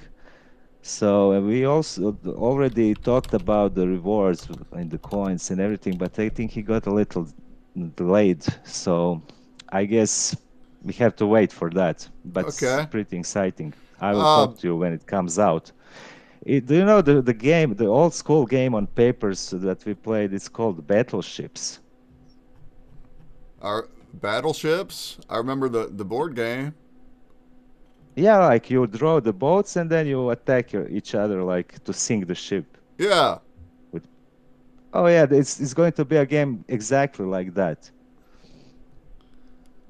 Awesome. No, I don't think we've made one. I remember an actual board game. All right, hey, Gold. No, we here in Eastern Europe, we always use just pen and paper and just like make a grid. Yeah. And then you can letters do that. and numbers. And then draw the ships and then attack each other while not seeing the other ones. Right. Like grid. I never even thought about it, but it would be very easy to do that. But you have the actual board with the plastic ships and the thing in the middle separating. That's an actual thing. Battleship. Yeah. So yeah, I'm excited when that comes out. I will come on and tell you about it. Okay, cool. Thank you, guys. The website F12 key is f12key.eu. Thank you, Gold, over in the chat that just gave us that. We did it. So how does that? Is it just like a new? Like I would have to create my blends here on this platform, and it would be separate from like Nefty, or is it? I assume so. I'm actually looking at that question right now. I just think it's just everything is mirrored from Nefty. Oh, so if it's mirrored from Nefty, that's even better. Then it lets us use. They probably call the same. Yeah, I think they are pulling from Nifty, but sometimes they work and at the same time Nifty doesn't. Okay. So it's pretty good. Oh, I do you like have it. I to just get? log in like. Do you got to partner up with them? I see.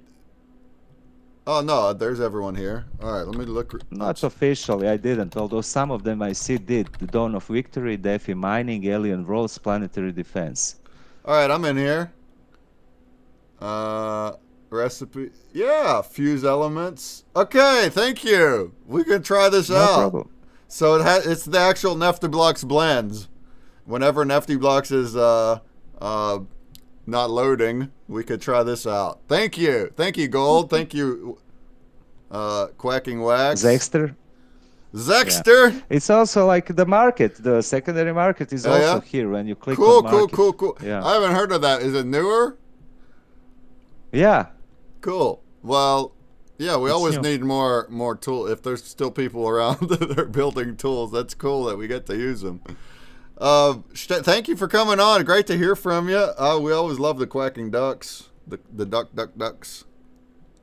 Quack, quack, quack. Thanks, guys. We'll talk soon, I hope. Oh, absolutely. Now I got the new mic and I didn't know to turn it off and on, but I will learn. You're good. Also, I have your meditation.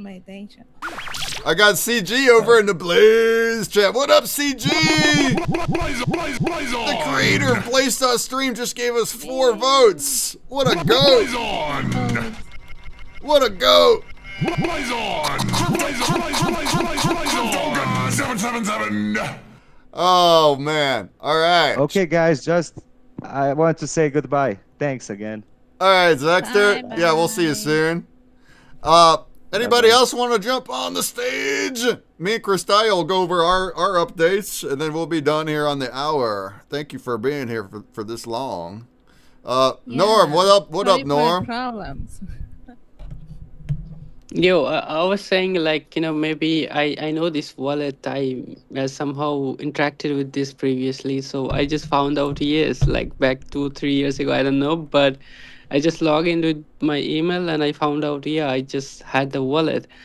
And I was thinking maybe, yeah, I was thinking maybe there will be some, NFTs which is like having some value. But I just found out all about almost there. I just dropped in the message, in the purple piece. You can see. I don't know. Yeah, what's if they're having. What's the ad? Yeah, sorry about not finding much value in you're right. You're right. Yeah. Sorry to put a disappointment. There's not much money happening over there, but we're using it for the tech. Like, so I'm distributing my NFTs for free. They're not worth a lot of money. It's more of a gamified experience with utility and art than it is for making money. User case. Yeah.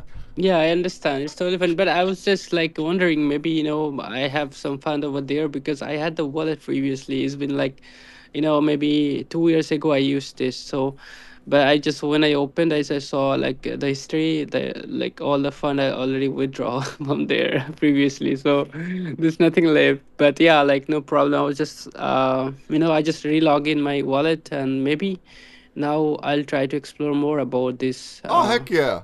Yeah, if you want to go into Twitch and save it, you'll get some. Yo, Gork, you saved it, right? Did you do a dig? ! dig in the Twitch once you have it saved. What is we also had another partners, like other friends that are also making stream on Twitch, and you can get NFT for free there. Oh, so you guys having I don't know, like for X we can have username, so by that I can search it. But for you on Twitch, I don't know how it works because I never used it. So you guys having any link or username when I download? Consumer Break, the same as my account right here. Consumer Break. I can see in your bio. Yeah. Written. Okay. Yeah, that's the Twitch. One, right? Queen Kristai, yeah, and also Queen Kristai, she's also streaming. Yeah, let's not fade Kristai. Is it streaming now? Like I can see when I open. Yeah, we're multi-streaming. That's how you get the visuals. So I've been showing. Bro, visuals. I can see you now. Is that you? Is it me? Oh no, you tell me, is it me? I don't, bro. It's like you handsome, bro. Yeah, we're doing all sorts of fun stuff. So there you go. Welcome to the community. And Okay, let me download the Twitch, and yeah, there you then go. extra. And then also, there you go, Gork. So Gork did a dig and got a Minotaur broken card. Yeah, you're getting some votes on Blaze. Yeah, shouts. Thank you for the votes, Vince and Gunny. I appreciate you on those Blaze votes. Doing all sorts Wow, of stuff. I can see myself also on stage on this Twitch show. It's like Yeah, live. we're live. We're live. We're in the What, metaverse. We're doing all sorts of stuff. what's game you're playing on that screen? I can see maybe you're playing a game, right? This is What our was that? metaverse space. It's not really a game, but it's a little virtual room, and we use it to like screen share and stuff. So Okay. yeah. And then I'm on Twitch now, just Yeah. 2 minutes, 1 minute maybe. And I'll then just I sign have up. like this app where I have all these pop-ups happen from the keyboard, but that's also not a game. It's just a thing I made. I think I've coded. I can sign up with Apple ID, right? I don't need to put an email or something, I guess. Let me see. Something, whatever works. Mhm. Yeah. So look at my screen real quick there, the Gork, and anybody else new to my collection. You got one piece out of many there, Gork. So I have here. This is my tree, my Blendnomics tree. And it spans the entire collection of 4 years, so that's why there's so many pieces. But you're collecting pieces to upgrade. So you got one of the broken cards, one of these little ones. You got to have 5 of the same one to upgrade to the sketch card. Then 5 of the same sketch to upgrade to the base card. Then each season out of the 4, you got to have 5 different base cards. You combine them to get a hybrid creature. And then you get that far and you combine those to get a scroll. You get that far, you get maps, which we just released. So it's a long form. If you're going to start up from scratch, from nothing, it's a long form. Watch me on Twitch, engage, earn for free. Or you can drop some money, but again, it's cheap. Like you can get the very top map for a few dollars if you wanted to just be up there. But that's like the system. And each NFT has art and lore on it. There is some earning utility for the tip top if you get some of the best ones, but currently that's about all it is. So I'm going to add more. I'm going to add game utility in the future, but currently it's a collecting game, collecting and upgrading game. And whenever you blend, which is also what we were just talking about with Quacking Wax, the same thing, the blending, it's burning the ingredient. So it feels like you're converting your ingredient NFTs that you collected to upgrade. It feels like you're converting them because those ones get burned and then you get in your hand the new ones. So that's why it's like an upgrade. And that's a kind of a use case too. We call it a burn use case. If you're to use an NFT and spend it, you can create a blend out of it. So you can combine, you can even convert one NFT into another that way, or you can have as many as you want, a whole bunch of ingredients burning to get the one that's upgraded. And that's what blending is.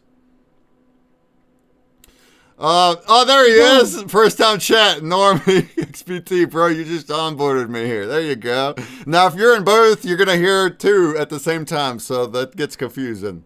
So whenever we multi-stream, you got to you got to mute them all except for one. It says gonna start collecting. Let's go. And if you want to do ! set wallet space and then your Wax wallet, that will save it in Twitch, and then you also can do dig and you can get random NFTs that way. And that's on every stream I do.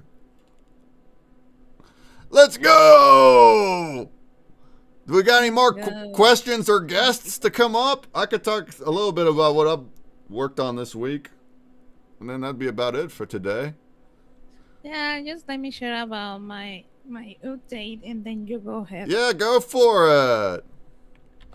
So last week I released another video for my new type of content on Nets, of course, and I'm sharing about how you can start playing Maya Magic Face. That is a game it's a AAA game from Ubisoft, build on Immutable. So if you can, just give me a like, share, or comment, and Maya just Magic that. Fate is a This is strategy my trading card IE game set persona. in the legendary. It's been really fun to record and edit those games, those videos. So I hopefully this week I'm gonna release another video.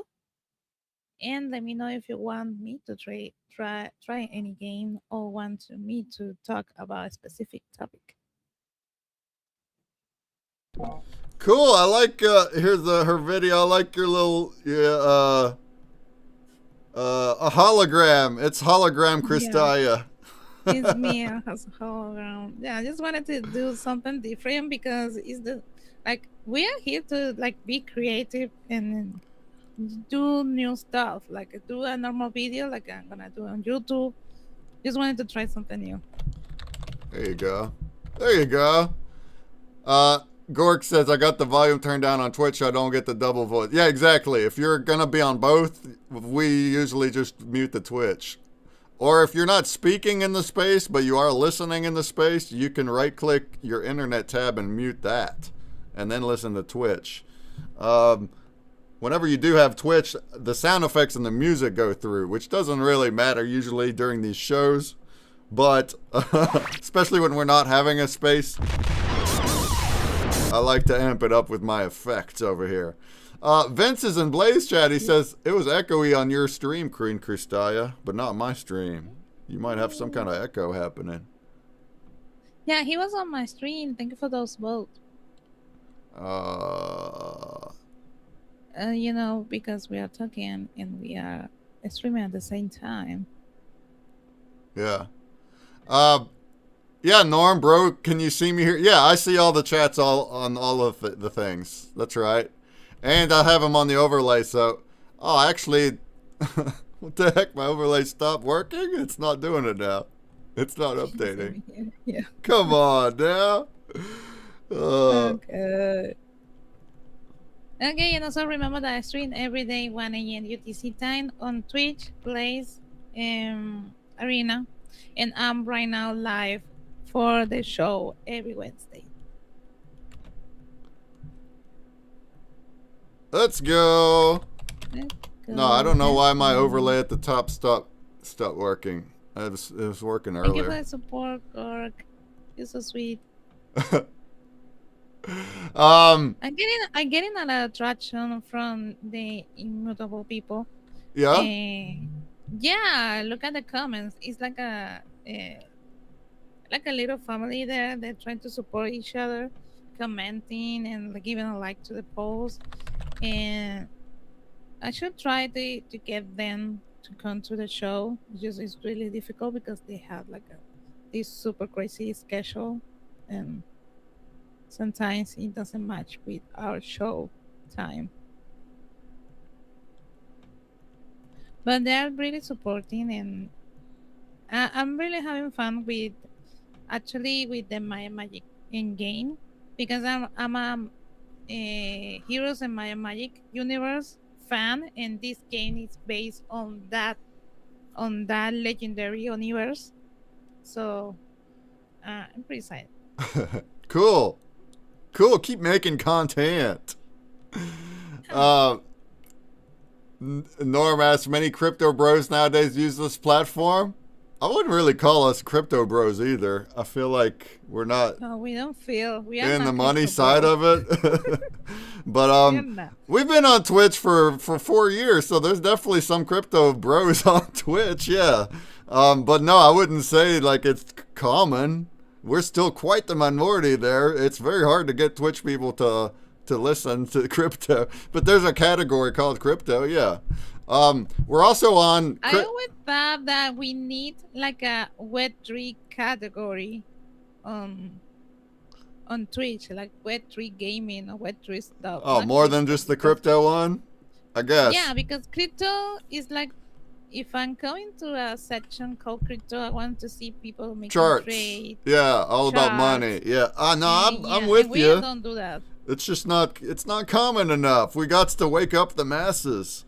But we're also multi-streaming on other streaming platforms that are even crypto based. We're on one called Blaze.stream, which has only been a couple months, but over there it's on AVAX and people are voting and they're allotting rewards money to the streamers, and then also they split 20% of who the streamers they vote for gets split with the voters. It's a cool little crypto system over there. So we're trying a lot of different things, probably even more. We're probably going to keep going. I'm not on Rumble yet. There's one I got to add. So there's more we're going to add. As much as I can handle, if I can handle it and read the chats, then we might as well try to get on as everywhere we can if there's other people there. Because I saw a few of my crypto bro talk about this platform previously. Norm, Twitch is the most popular mainstream streaming platform. So if you're just not familiar with Twitch in general, like if it sounds new, it's not new. Amazon owns it and it's the #1 streaming platform. So that's what we're on right now. Can I stream as well if I want? Of course, Norm. Anybody can stream. Anybody can stream. Get on there. In fact, if you're new to streaming and you're also into crypto, do it on Blaze. I mean, you could do both, like I'm doing. You could do Twitch and Blaze, but get on Blaze, and you can get some crypto fans there and money there without having many viewers. And as most of the people are gaming, if you just want to do gaming, you don't got to be an art creator or a talk show host. If you want to play video games, check it out. Go to blaze.stream and browse around over there and see what you think. And same time I can do in both platforms. Yeah, Norm, we're doing it. We're doing it, Norm. We're doing it. We use a program called OBS. It's a free thing. It's called OBS. And through OBS, which looks like this right here, if you look at my screen, it looks like this. Through OBS, you can download a plugin called SE Live, and then you plug them all right in there. See, I have Twitch, YouTube, Kick, X, Blaze, Arena, and I can add more. So that's how I'm doing it. Now to check, if you're gonna do that, you're gonna want to have some way to read all the chats. I actually have 4 monitors. I don't know if I'd call myself a professional, but more than a noob. So I have 4 monitors and they got all my chats on there and I'm able to read all of them together that way. So I would start small if I was you. I'd just start small. But I would start on Blaze if I was you. I would start there and either Blaze and Twitch together or just Blaze. That's what I would do if I was you. Because Twitch, I mean, it's the biggest one, but nobody's ever hardly discovering you on Twitch, ever. There is no algo. So, yeah. So, I mean, maybe, depending on your category, but usually you have to bring people to your Twitch. Nobody's just going to find it. But over on Blaze, they might. There's less than 50 streamers at the same time, usually. And there are people that are just browsing. And especially if you're going to talk, to chat, if you're going to be entertaining, like, you could grow organically at least a little bit that way. And we'll shout you out, hey? So we'll be your advertising. Brother gonna help me to master on it. Yeah, dude, Norm. Well, welcome, Norm. I stream every Wednesday at this time, and also on Sundays we stream on Art Space. And it is very educational, so we want to help people also start and get the hang of things and whatever. If you want to become a streamer, let's go. Let's do it, man. He just found his passion. Cool beans? Are the beans cool? All right, let's check out a little bit of art here before we leave. I don't have any updates on my PitchBreak app. I've literally been only working on my job for the past week or two. Kind of a blessing in disguise, as much as I hate doing it and don't want to do it. I really could. I needed money recently, and I'm going to Vegas soon too. Vegas? So it's working out. I'm getting paid for that work. That's a good thing. But that's all I've done. So maybe next week, maybe the week after, I don't know, sometime soon, I'm going to be launching a beta of a new app I vibe coded. It's actually a series of mini games that are part of an app. And it's also collab based, so it's going to be integrating brands. It's like a gamification of brand content with rewards, but it's Web 2 focused. So while I will be adding Web 3 in the future, it's meant so anyone Web 2 can jump in and understand it. It'll be like any brick and mortar business can use it. Any online creator can use it, and you can just create your own, like I said earlier, I made a 2D scroller where I can replace the assets. Exactly that, plus more games. You can replace the game assets with the branded content that is part of the brand campaign, essentially. So that's what I'm trying to make. I've been working on it for a bit, but it's still not ready. So when it is, we're going to find out more info on that. Vince, how about a spectral food?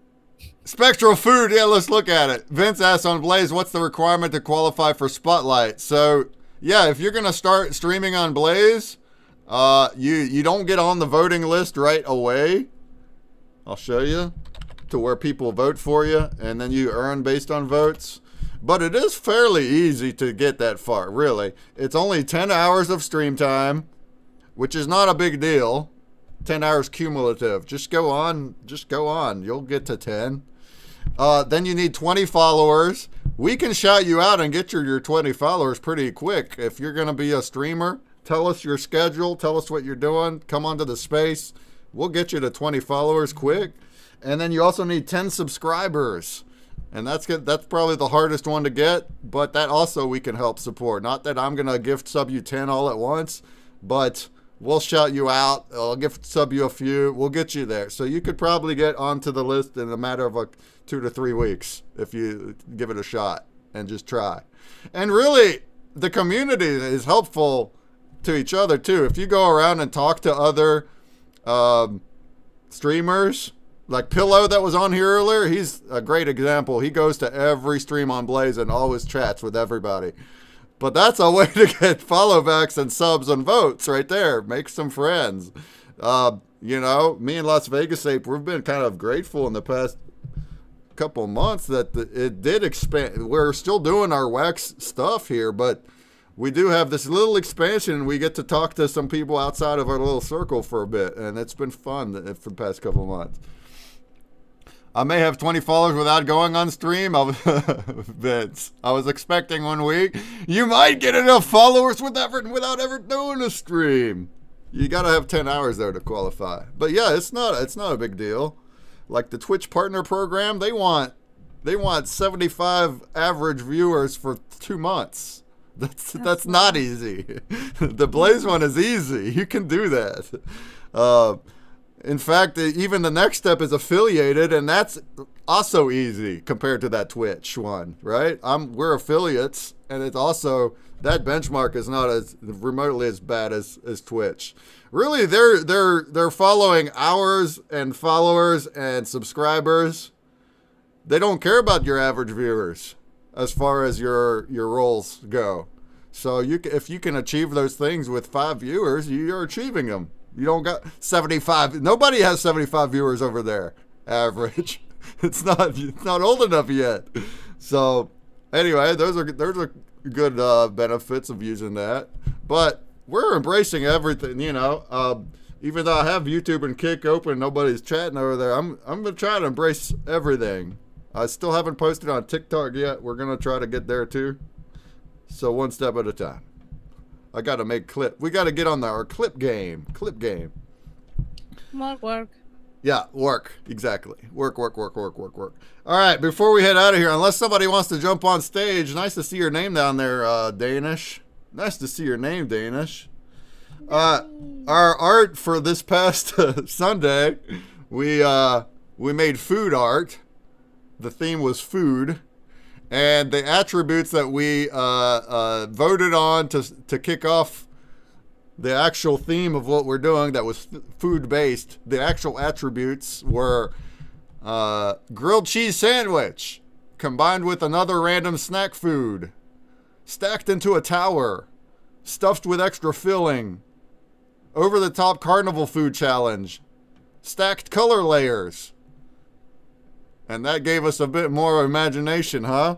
And here's what we got. So we got 3 whiteboards. That's me at the bottom right with the nasty looking conglomeration, kind of like a banana split sundae. It's got the banana peel and a Mountain Dew can still in it. Cause heck yeah, man, why not? I got Tricky Chicky who got us an overhead bird's eye view of it. That's interesting. Tricky Creates is over here with this just glob of sandwich. We got this beautiful at the top right here. That was made by Tut and Crypto. What a crazy awesome art he made there on a whiteboard with MS Paint style. That is not easy with your mouse. That's not, man. And he did that with the mouse. The one on the top right, yeah, with the mouse on a whiteboard, with no undo buttons, no erase button. It's just straight up just. And we did it all live. It was all done on Sunday in a period of, actually it was our longest one, so 5 hours. Yeah, I see some Doritos. But we went from scratch to the ending all on stream. Yeah, and then over on the right is Jumbie's version, and he used Photoshop to make a photorealistic version by splicing and everything and building with pictures.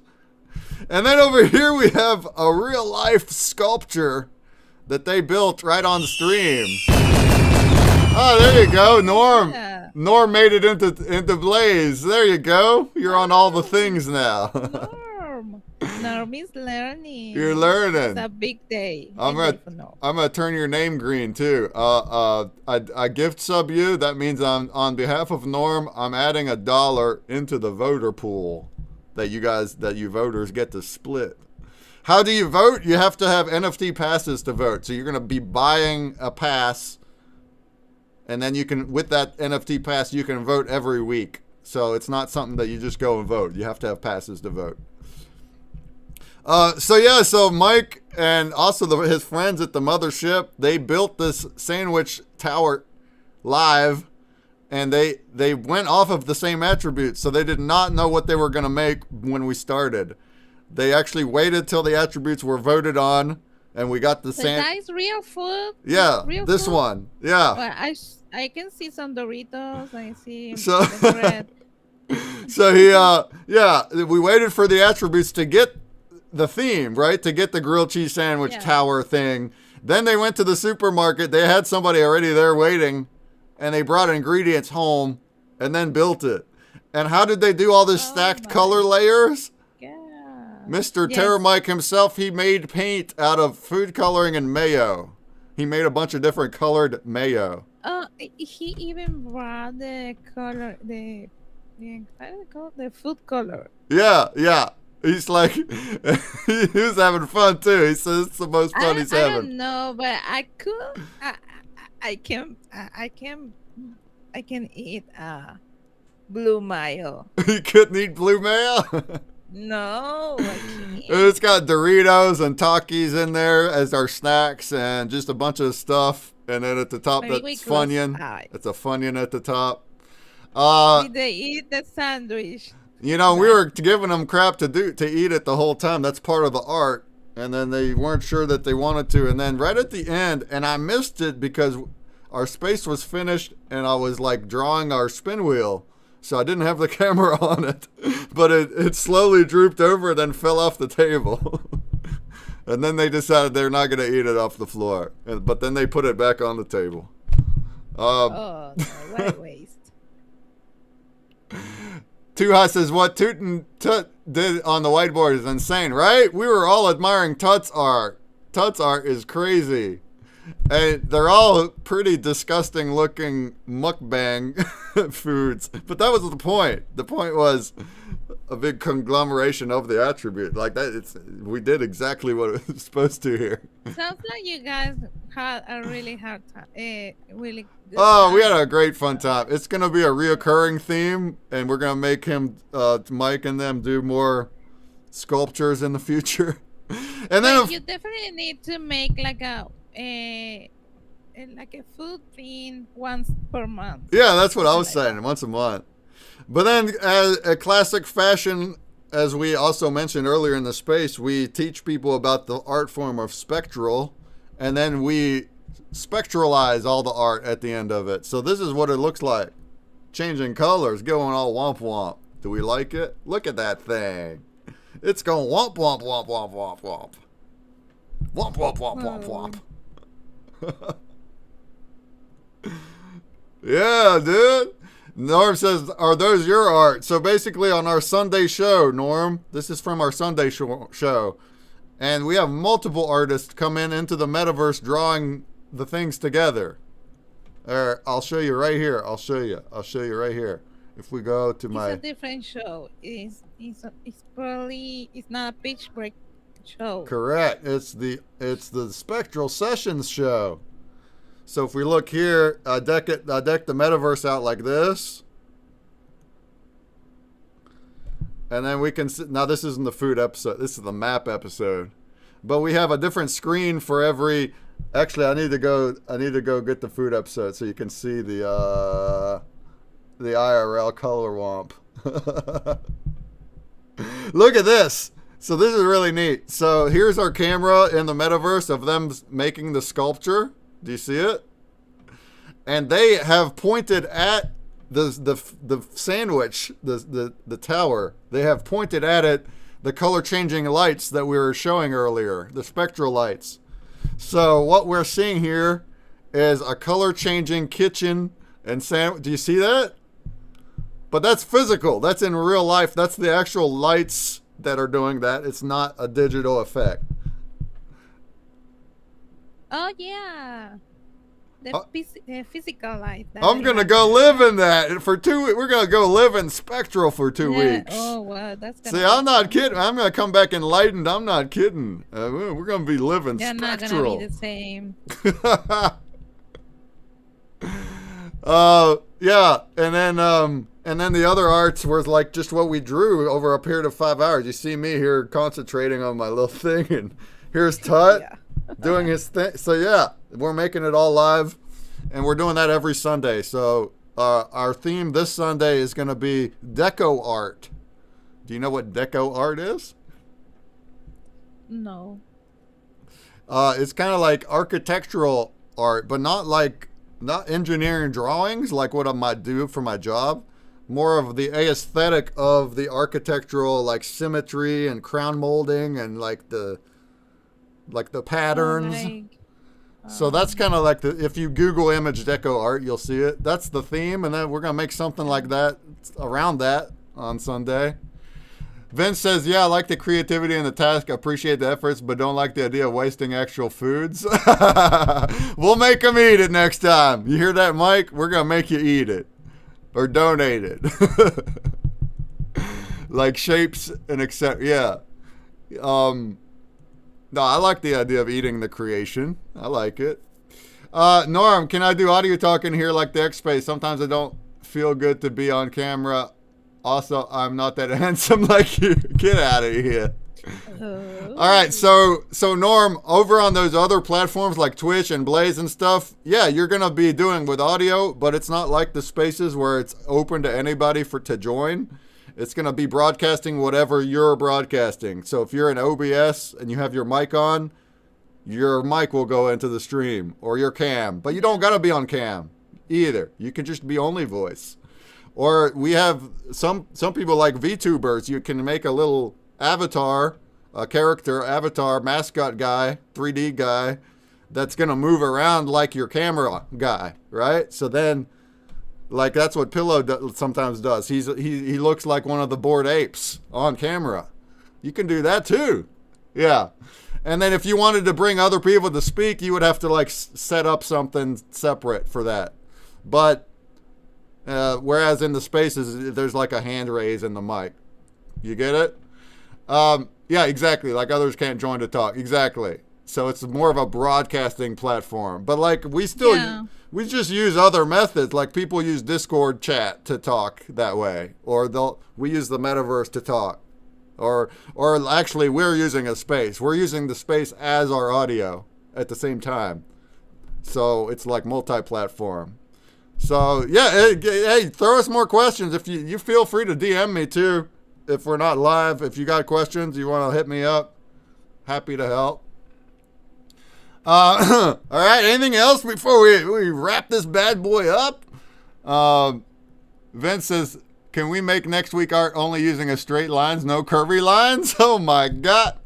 Tell you what, Vince, come on over to our spaces and vote on the attribute choices. And you can also partake in how we do it.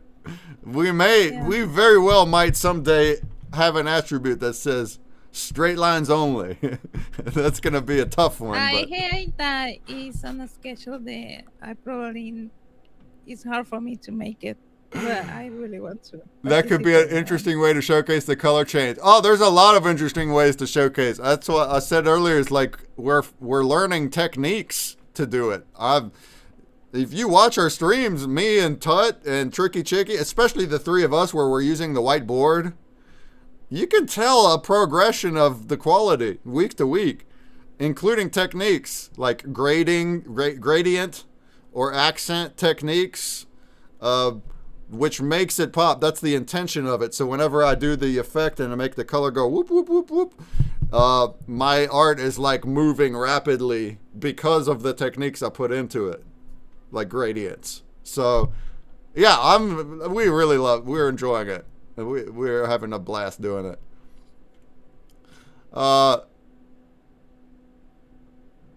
Feed it to the birds, Gork says. Yeah, feed it to some animals, if not yourself. Feed it to the rabbit. They got a rabbit in the mothership. See how much of that see how much of the food he'll eat. Rabbit. Oh. It's gonna be a really interesting 2 weeks for you. Oh yeah, it'll be fun. Yeah. Make sure we don't party too hard so I can remember it. Doesn't it suck when you party too hard and you don't even remember the fun time you had? Only your pictures. I don't do that no more, but I had college experience. Like, I had such a blast at that party, but I don't remember any of it. Dang. Well, how do you even know you had fun? I don't have parties like that. No, I haven't been like that in a long time. That's not healthy. All right, folks. Well, it has been a great space. I'm going to continue for another 45 minutes over on Twitch and Blaze. So, yes. Norm, you can see some of my other antics here if you hang out for another 45 minutes. I have antics I can show. After our space ends, he becomes someone else and explosions might happen. Yeah, you might see a couple explosions. There might be. I like those. I like explosions. But otherwise, I'll be back on Sunday with our new art show. 7-hour streams, but they go by pretty quick, man. we go through it. And then again on the following Wednesday. So Sundays and Wednesdays, that's my schedule currently. But anyone, if you have questions or feedbacks about anything, you can always hit me up on the messages. And I'm really looking forward to launching the beta of the app and getting some people in there and playing. So we'll see how that goes here in a couple of weeks. We'll see how that goes. Let's go. Thank you everyone for coming today, and I'll see you next week. Cheers, fam. Oh, Normie. Normie. I am a Normie. I'm going to call you Normie now.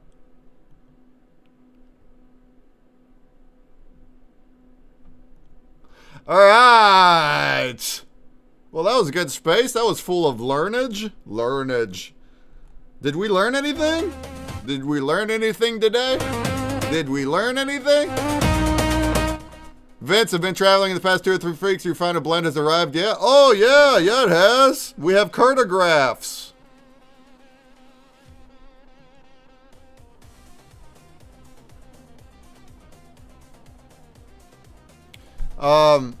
Nefty Blocks is having some issues, but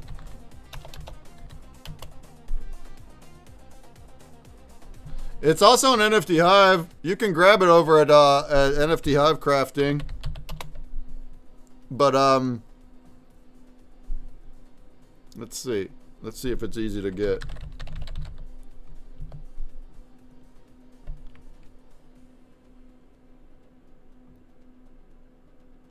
Crafting. There they are. Yeah, you can try it over here if Nifty Block's not working. But, yep, we have the entire cartograph, the full movie. I got my complete movie on an NFT. It's a 17-minute long movie. It's on here. It's also on YouTube. I've been doing lots of stuff, Normie. You got a lot to learn if you're going to watch me.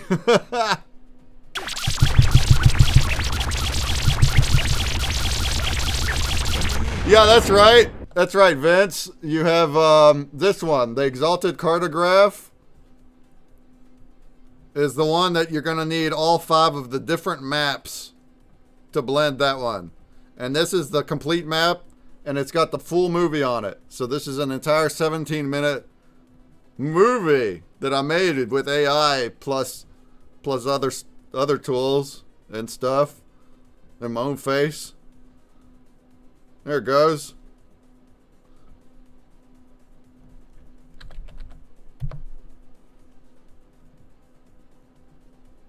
So currently we're sitting on 147 of them. 147 of them so far. Is that the final of the final and no future blend planned for this NFT? Currently, there's no future blend. Correct, Vince. Currently. Whenever we do it the next season, and it won't be till next year now. Whenever we do the next season, you could blend this to new packs for that new season. Yeah. But till then, there's nothing else for this. We're going to do another Mythic Spin Wheel for this, though. This one is like the scrolls now for this year. So I done moved the tree up even more. But this is your goal now for the entire year. The rest of the year, this is your goal. You get as many that you can get. And these are the entries for the new Mythics in December now. And that's all, other than collab NFTs, that's all I'm going to mint this year. It's just, you're just going to have more and more of these. And then next year, we could see about a new season with new creatures. But I think this is a good, I think it's a good little path forward. We got so many, and we don't have enough people, you know? We get more people, they're going to be brand new. We can't drop them off doing new seasons and stuff when they got all of these they got to collect still. So let's try to do that. Let's see how many of those we can get, huh? Currently, I got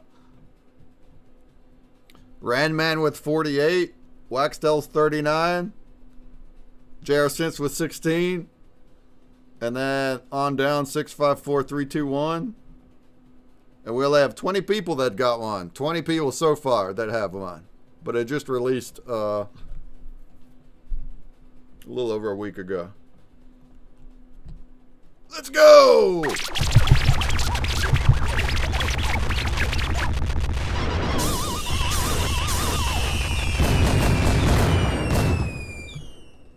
All right, why don't we do an exclamation play? Get into the Twitchy Tides pond. And let's hang out for 40 more minutes. Ask me stuff.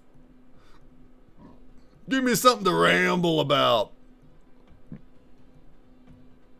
I'm closing out all these tabs I opened up. Sheesh. Also, I have here a giveaway wheel for the Backstage Pass. If you say hi in the Blaze chat. I got Jungle Banana, JT Squared, Nadu, Vince, Motorcar, and Normie. Onyx, Crypto Gamer. That's the only ones we got. I'm going to do the spin right at the hour in 40 minutes. I'll do a spin for a Backstage Pass. And that is the pass that you can vote with every week. All right? We just got to put hi into the Blues chat. What do we think? What do we think, folks? What do we think?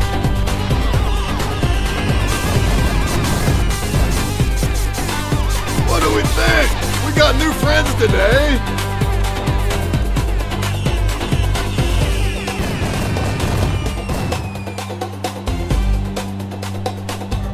We got new friends today. We got Normie. Normie XBT!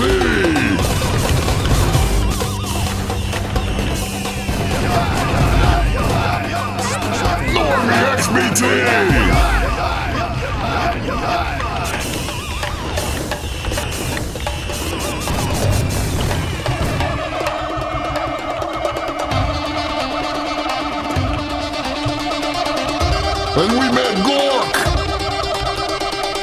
And we met Redhead and Stone and Corn. XRP friends. We made friends. Normie's back. Normie's back. He's our new friend too. It's Normie.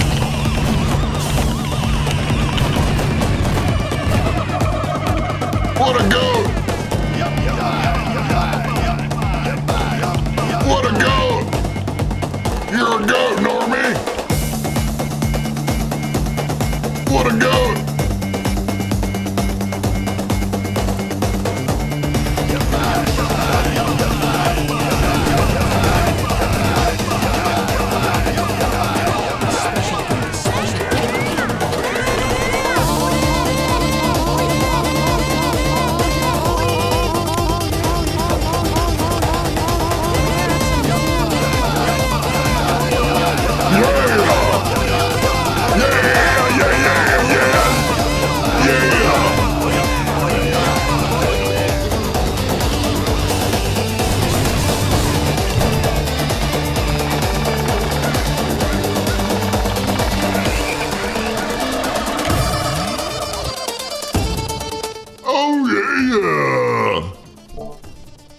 Alright, we also have our gift party. Gift party post. Gift party post. It's a gift party post.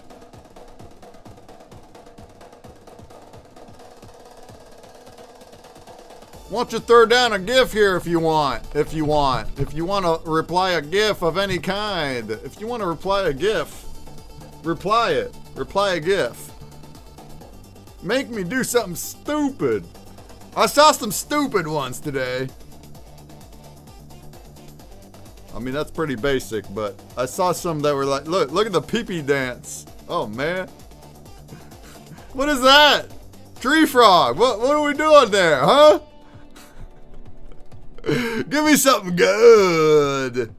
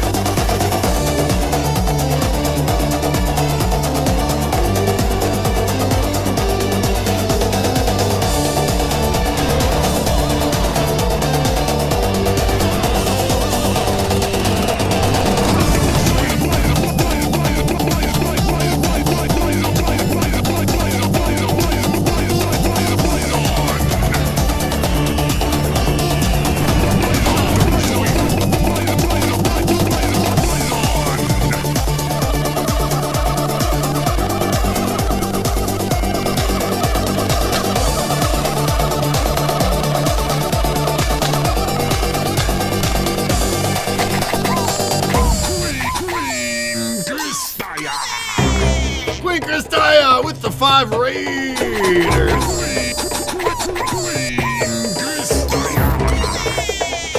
Yeah, let's throw some chats in the chat, folks. What do we think? What do we think about life and the world as we know it? What do we think about it?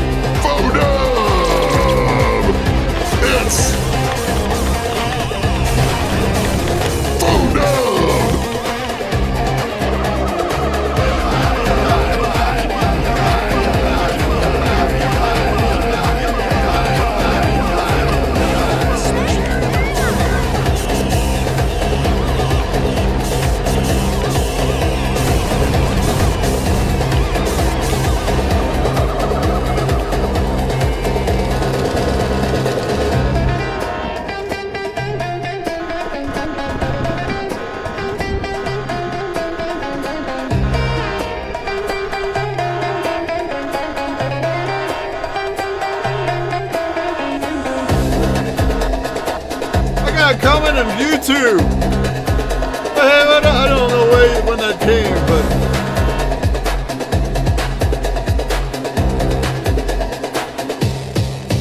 what up? What up, Yezer and Go? How goes it, Yezer and Go? Are you still here? Give me another comment. Dude, what are you doing? What is happening? I don't know, man. I don't even know. I don't even know what's happening.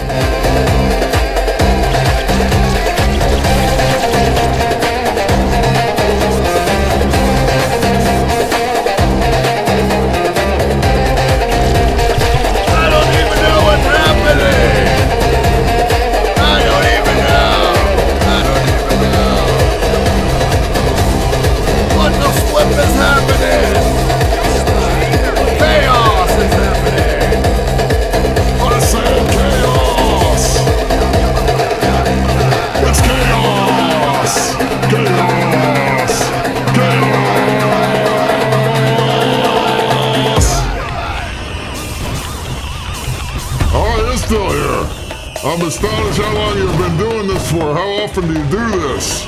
What? Do what? Do you mean my keyboard antics? Is that what you're talking about? This?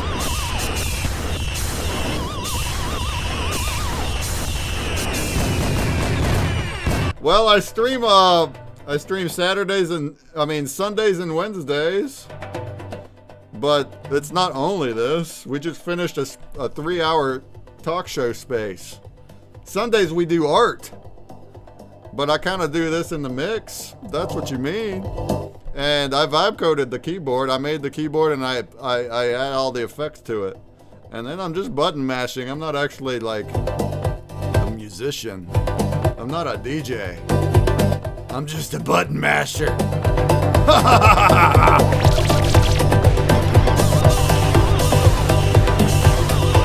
But thanks for being here, Yezer and Go! Yezer and Go! Yezer and Go! It's Yezer and Go over YouTube! It's Yezer and Go over YouTube! It's YouTube! Papa Stock is here too!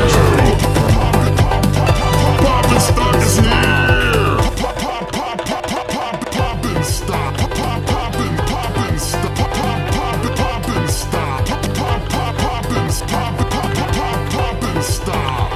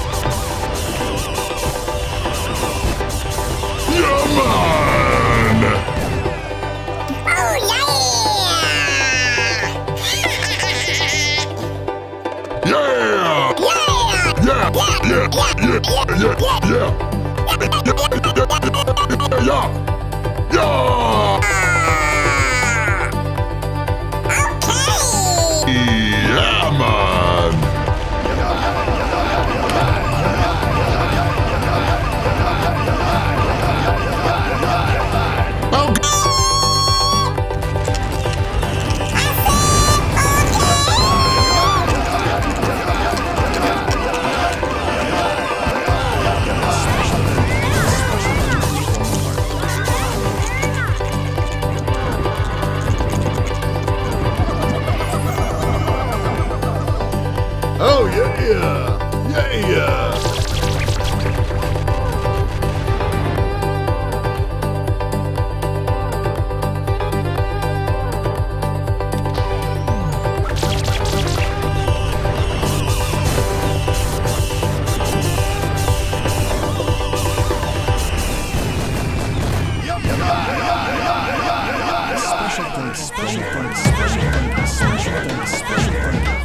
Alright, I got 28 minutes left in me.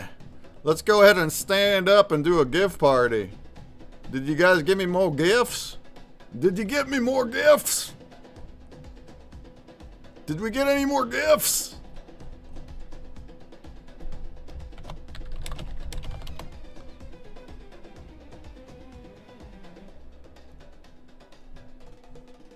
And I still haven't seen anybody new join the Blaze chat with a hi. If you want to get into the spin wheel over here, you got to get into the Blaze chat and say hi. Say hi to Blaze chat.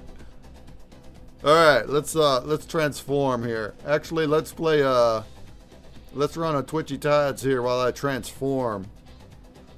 While I transform!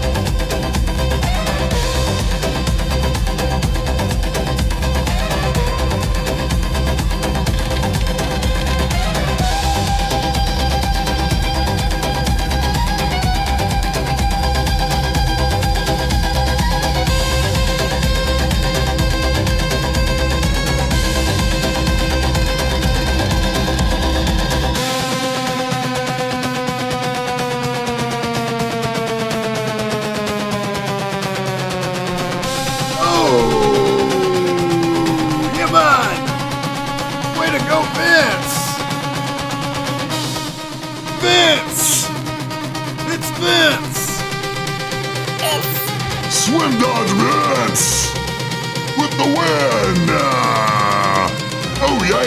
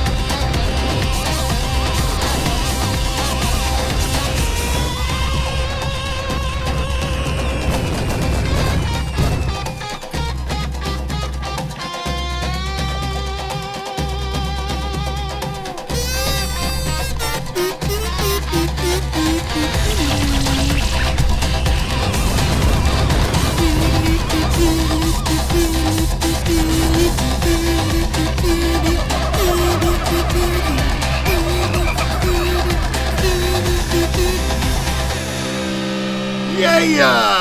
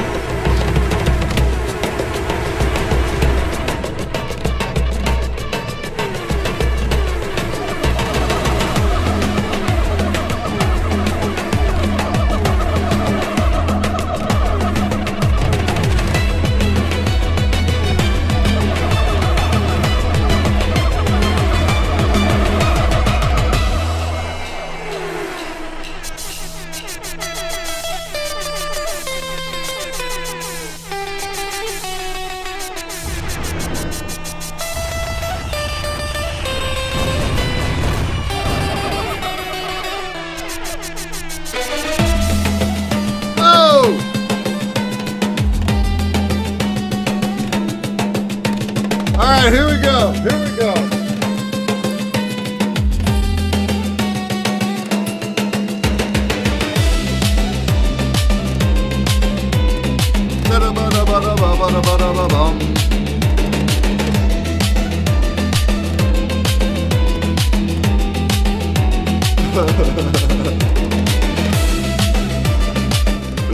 Dogzilla Wolf wants me to run around in circles. He wants me to chase my tail.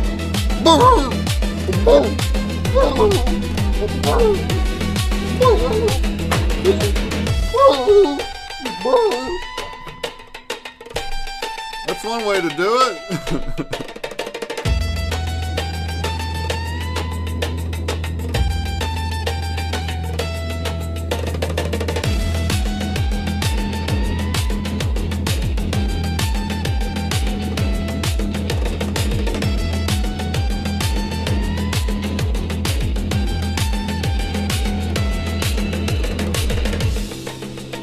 I got another comment on YouTube. I don't get YouTube comments often. He says, hey dude, what's your favorite kind of fish? Says Luca says, what's your favorite kind of fish? Well, we have here, we got this striped fish. We got this here vampire fish that Jamie Penguins has. I got this this green swamp monster fish from Buzz King. I really like motor cars, whatever this guy, I think this one might be my favorite. He's kind of like see-through, and he's got like a skull with a sweet mouth. He's like, oh man, motor car, you got my favorite fish, motor car has it.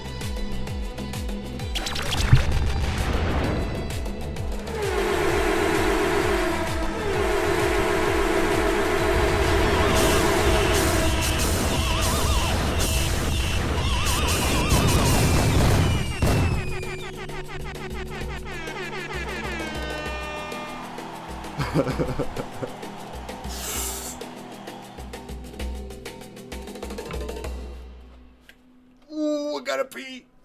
Ooh, gotta pee. Ooh, I gotta pee. Ooh.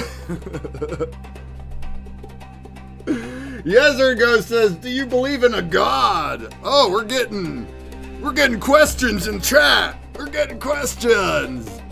Oh, you want me to go deep? You want me to go deep? Go deep.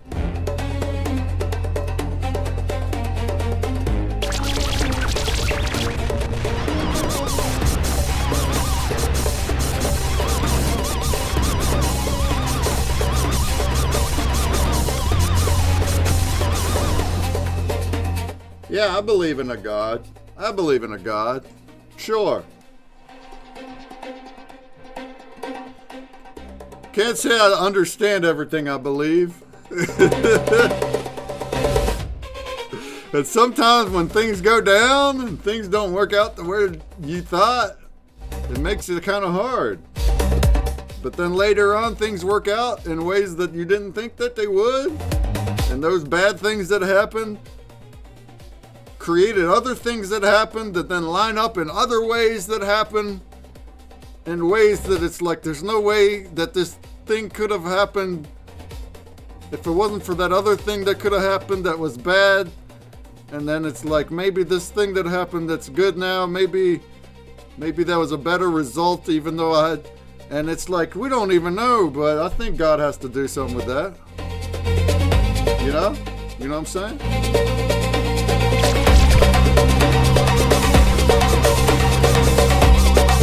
You know what I'm saying?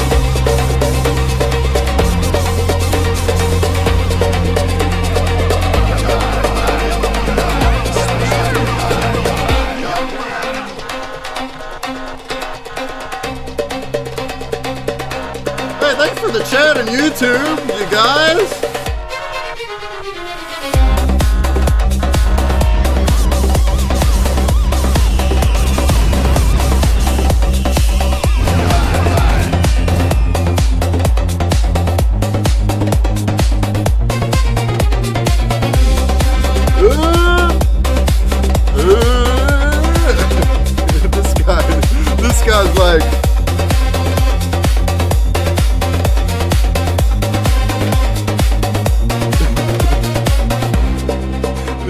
he's like, alright, that's enough of that. Come on, Tree Frog! XRP, baby, yeah!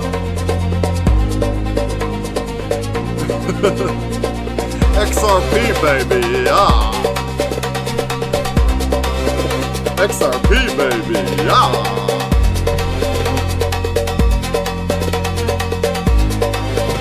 Woo! LBC's giving me some dances! Let's get some dances!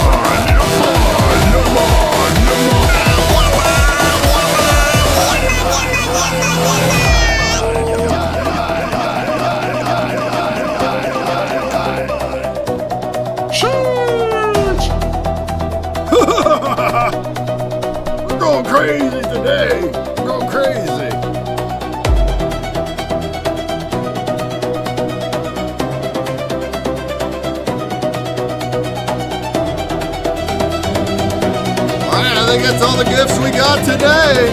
I think it's all of the gifts we got today. Oh! Oh! Oh! Oh! Oh!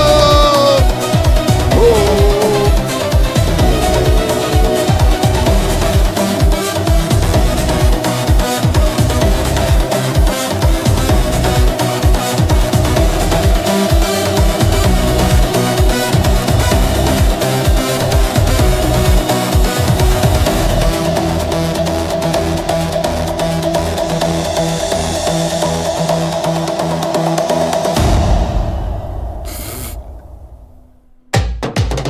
Oh, look at the kitty. Making noise.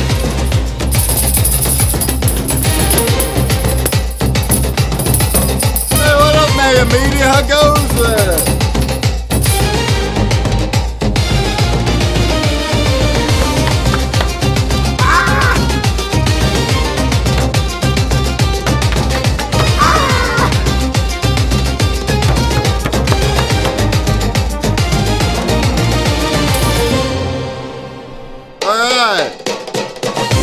That's all of them.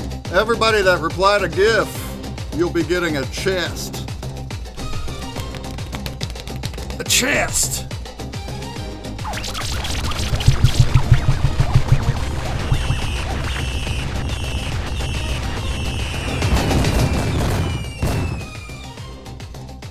Alright, we're gonna go ahead and do the spin soon.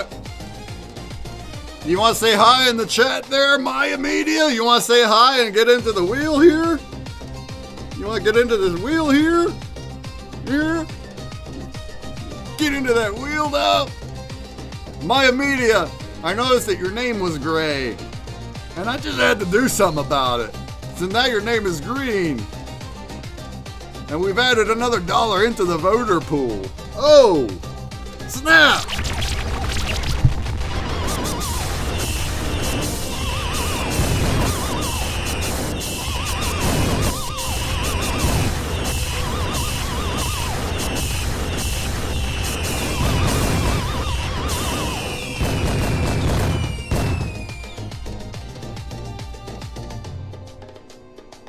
What we think? What we think? We got any last thoughts, folks? We got any last thoughts?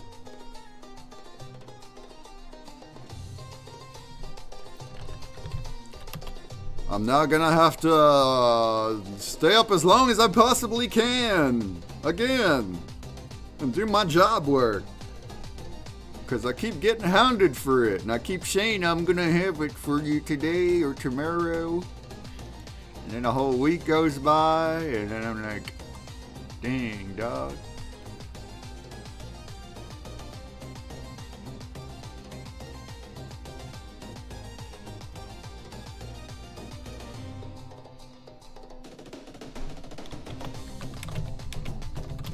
Let's dig it!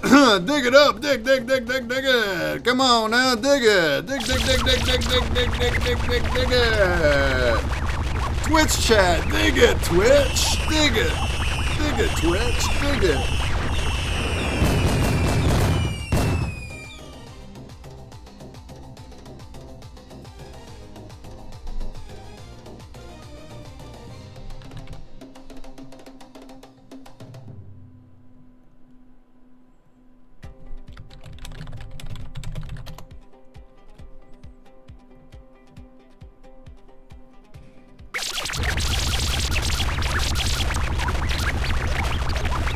Are we alive? Are we alive? Give me more questions. YouTube? Give me more questions, YouTube.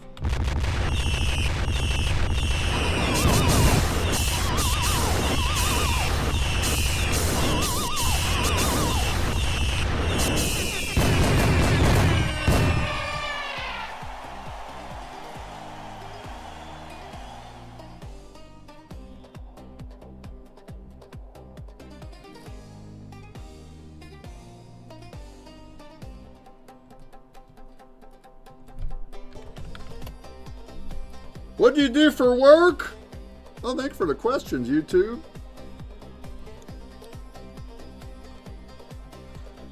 I'm a drafter for work. Well, I'm doing lots of things.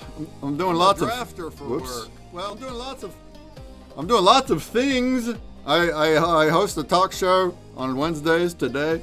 We do an art show on Sundays. I have an NFT collection. We do crypto stuff. I don't know you guys on YouTube. I don't know if you're familiar with crypto, or maybe you think it's all scams. It's not. So I have an extensive art collection where people in Twitch are earning digital assets.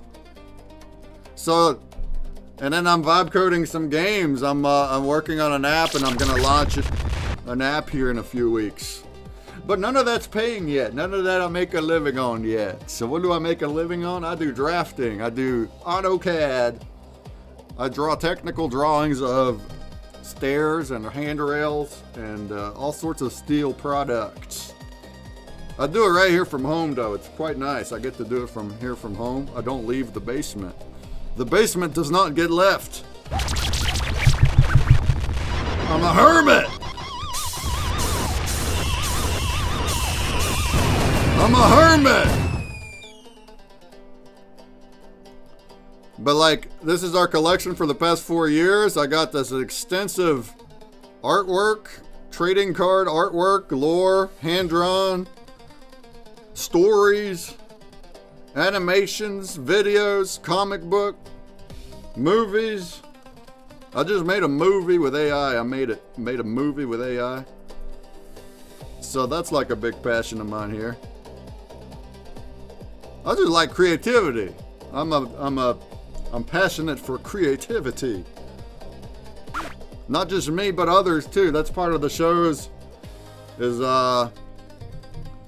Part of the shows is we highlight other creative people. Here on, if you watch this stream back, we did 3 hours of talking to people that were building really cool things. So it's a collaborative learning effort too. What's the game about? The one I'm building? Well, I don't have a good page yet. I've yet to make it. I've yet to make a good one here. But essentially, it's a collection of mini games, but they're all going to be connected into this main one called PitchBreak. And this is going to be a gamification loyalty rewards platform for any kind of creator or brand. So anybody, whether it be a mom and pop local bar or a streamer or anywhere in between, anybody that wants to, really, they can create a campaign here, and then they can create all their own tasks, social tasks, and they can plug in these other mini games I have, and they can also plug in their branded content like their logos or their character or branding into the games. So it's engaging with the content from the brands. And by doing that, it's also skill-based games, and you get on leaderboards and you compete against players. You're earning points, and then those points you exchange for rewards. The rewards can be anything the brands want, or they could be in-app rewards. So you could be engaging with brands to earn the points for the app without the brand providing rewards and still getting their content engaged with. So that's kind of like a breezy nutshell. But like, here's an example I have here. I have a 2D side scroller, a Mario game.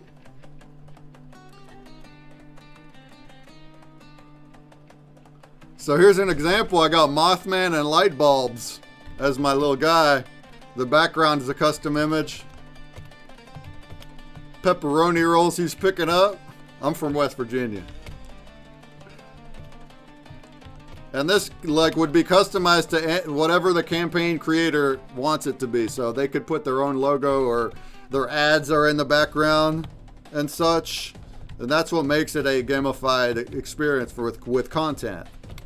But as far as the game itself, it's like more of just a regular mini game. You get points for it. Or I have here a puzzle game.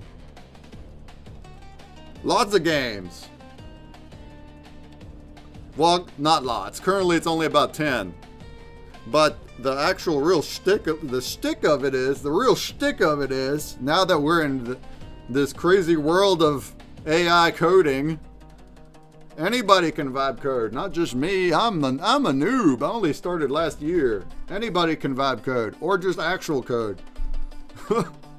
And it'll be set up like a marketplace where the brands can also post what integrations they want created that I don't have yet. If they have a game idea or an in-venue integration or something custom that they want to make, a custom app for their own brand, they can just post right into the app what features they want, and that'll go into a public feed. And then not only me, but anybody can go in there and try to make their app for them and submit it. And since we're in vibe coding land, it shouldn't even take long. You could have it done in 2 days, and you could submit it. And then those businesses can try it, and if they like it, they'll pay for it and use it. And then that vibe coder will get a commission on that. So it'll be a marketplace plus the platform to use. That's my vision. It's my vision. We'll see where it goes. I don't know where it'll go. Oh.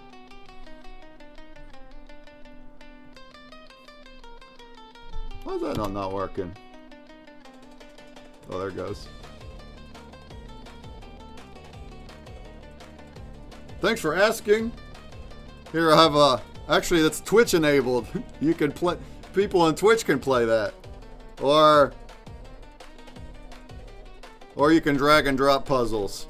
But same example, the puzzle images can have the logos and the ads on them. So you're going to be memorizing the ad content to do well when the puzzles happen, right? And that's still just like 2 out of 10 that I have. If anybody here is interested, if you're interested in what I was just saying, feel free to go check it out already. You can already go look at it. You can click the links. You can try them out. If you want to let me know what you think, that's even better. But it's all going to improve a lot over the next couple weeks. So right now it's just this whole website is going to upgrade in the next week. That's one of my next things to do. I'm so bogged down. I can't get there. But it'll be prettier. And I mean, it's usable now. Technically, it's in beta. Technically, you can use it right now, but it's just not ready enough to be really officially beta. But we're close now. We're a couple weeks out, and then I'm gonna push it as an official beta, and I'm gonna have a campaign on there with a prize pool right off the bat. So the very first campaign will have my own games with my own characters in them. My own characters in them, because I did that too. I got a movie down here. I got a movie with me in it. So I'm also going to be my game characters. That'll be fun. And then you can play that and earn points and get rewards like crypto and stuff. That'll be for me. But then also anybody else can also create their own campaigns. And that's where we're really going to get cool. All right, shouts. Why don't we go ahead and do our giveaway wheel? Not many chatters today, huh? Thanks for chatting, YouTube. Yezer and Go. Thanks for chatting, Yezer and Go. I'm gonna hit a follow on you, friend. Or I guess in YouTube it's subscribing, isn't it? It's subscribing for free. Usually when you subscribe, you pay money.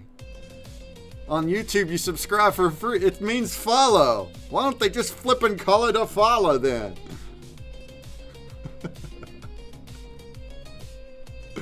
All right, we have 9 entrants. Fonny T just got in. There you go, Fonny T. Anybody else want to get into the Blaze chat real quick before I spin it?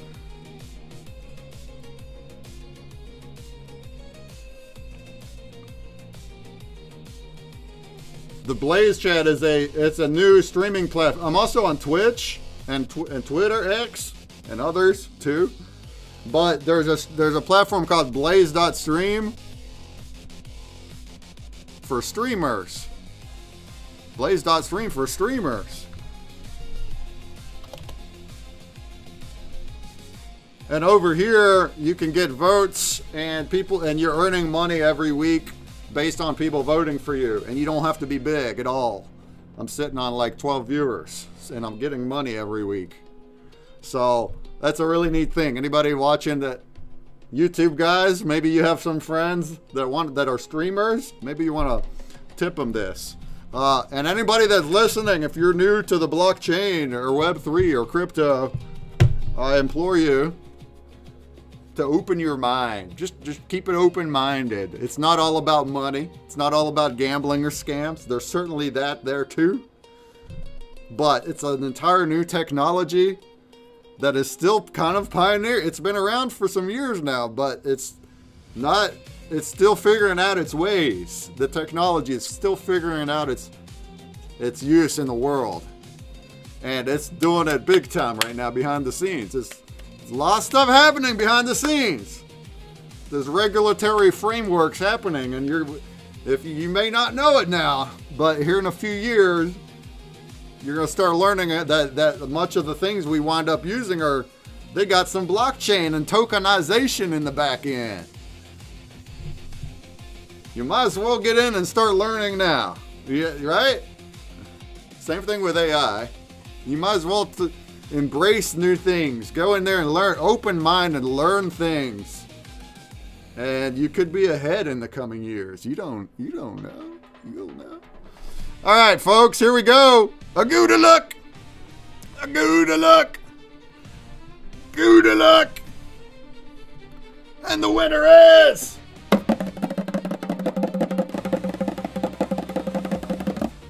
It's JT Squared!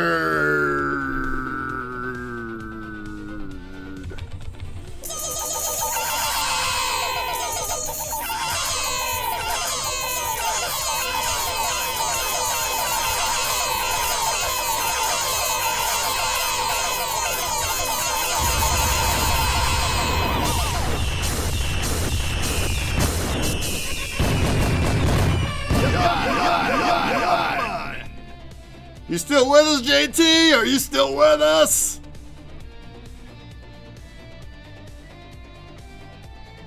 I'm gonna go ahead and send it to you, friend. There's your pass. You got it. Nope, you don't got it. We gotta deactivate one. We gotta deactivate one of them.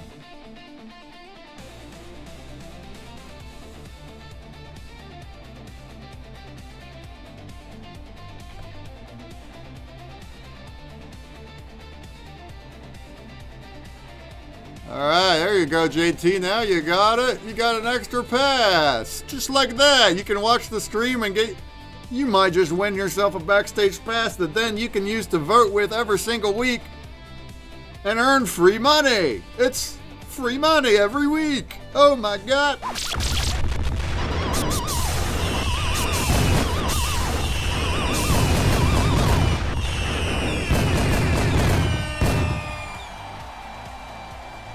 Oh my God!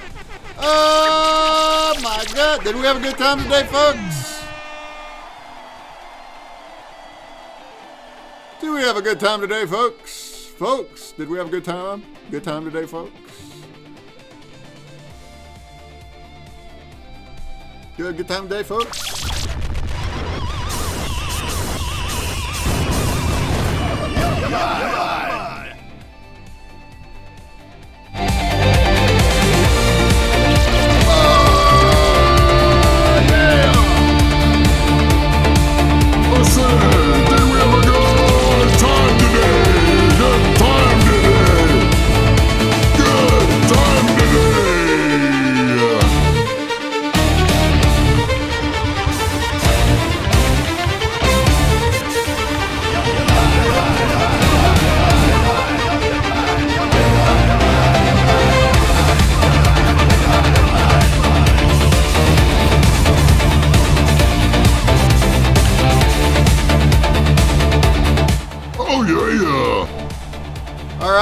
Our next stream in the raid train, Mrs. Pham is live. We're gonna head over there. I think I'll raid someone else in Blaze though. We'll pick someone else in Blaze.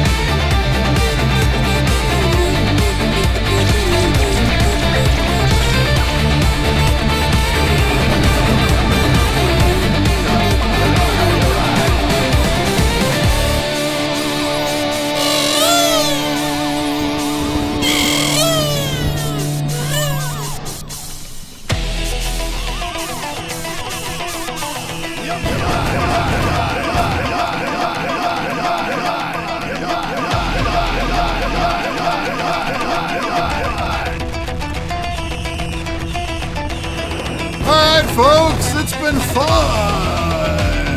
It's been real. I'm back on. I'm gonna leave you with Mrs. Pham TV, who's doing Pham album on all platforms and music scene. Where Pham goes 4369 Pham, send your song card over some request. And let's hurry.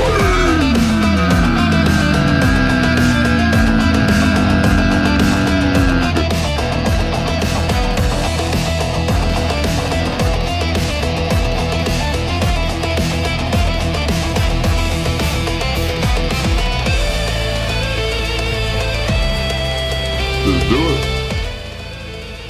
Did it do it? Did it do it? Why am I still here? Did it do it? What am I still here for?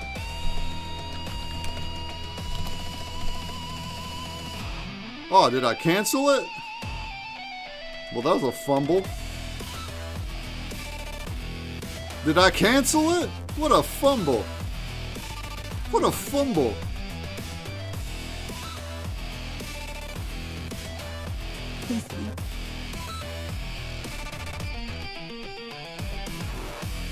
follows.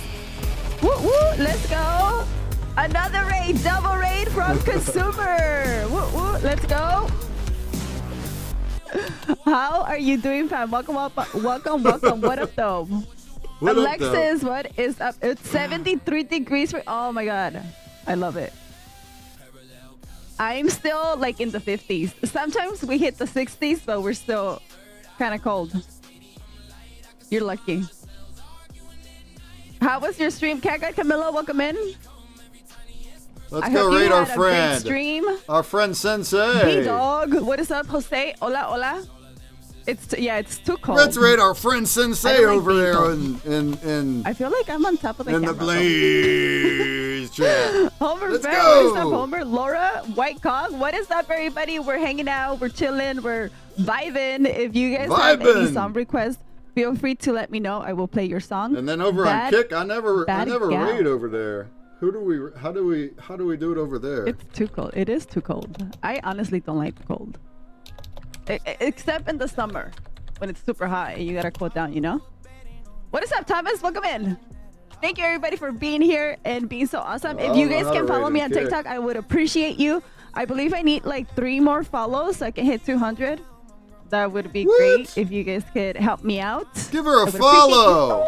Give her a follow. For complaints backstage, Scott said everything. Much love to Consumer Break. Coming in with that rate of 14. Holy crap, dude. 38 viewers. All right, well, guys, I guess get into that giveaway wheel. Give into that giveaway wheel. Type in Faded. Get yourself a backstage pass, bro. He said whatever he wanted. He couldn't be controlled, couldn't be managed, couldn't be predicted. Thank you. For a man like Vince, who built 14 more people to vote for Hollow Knight, says Onyx.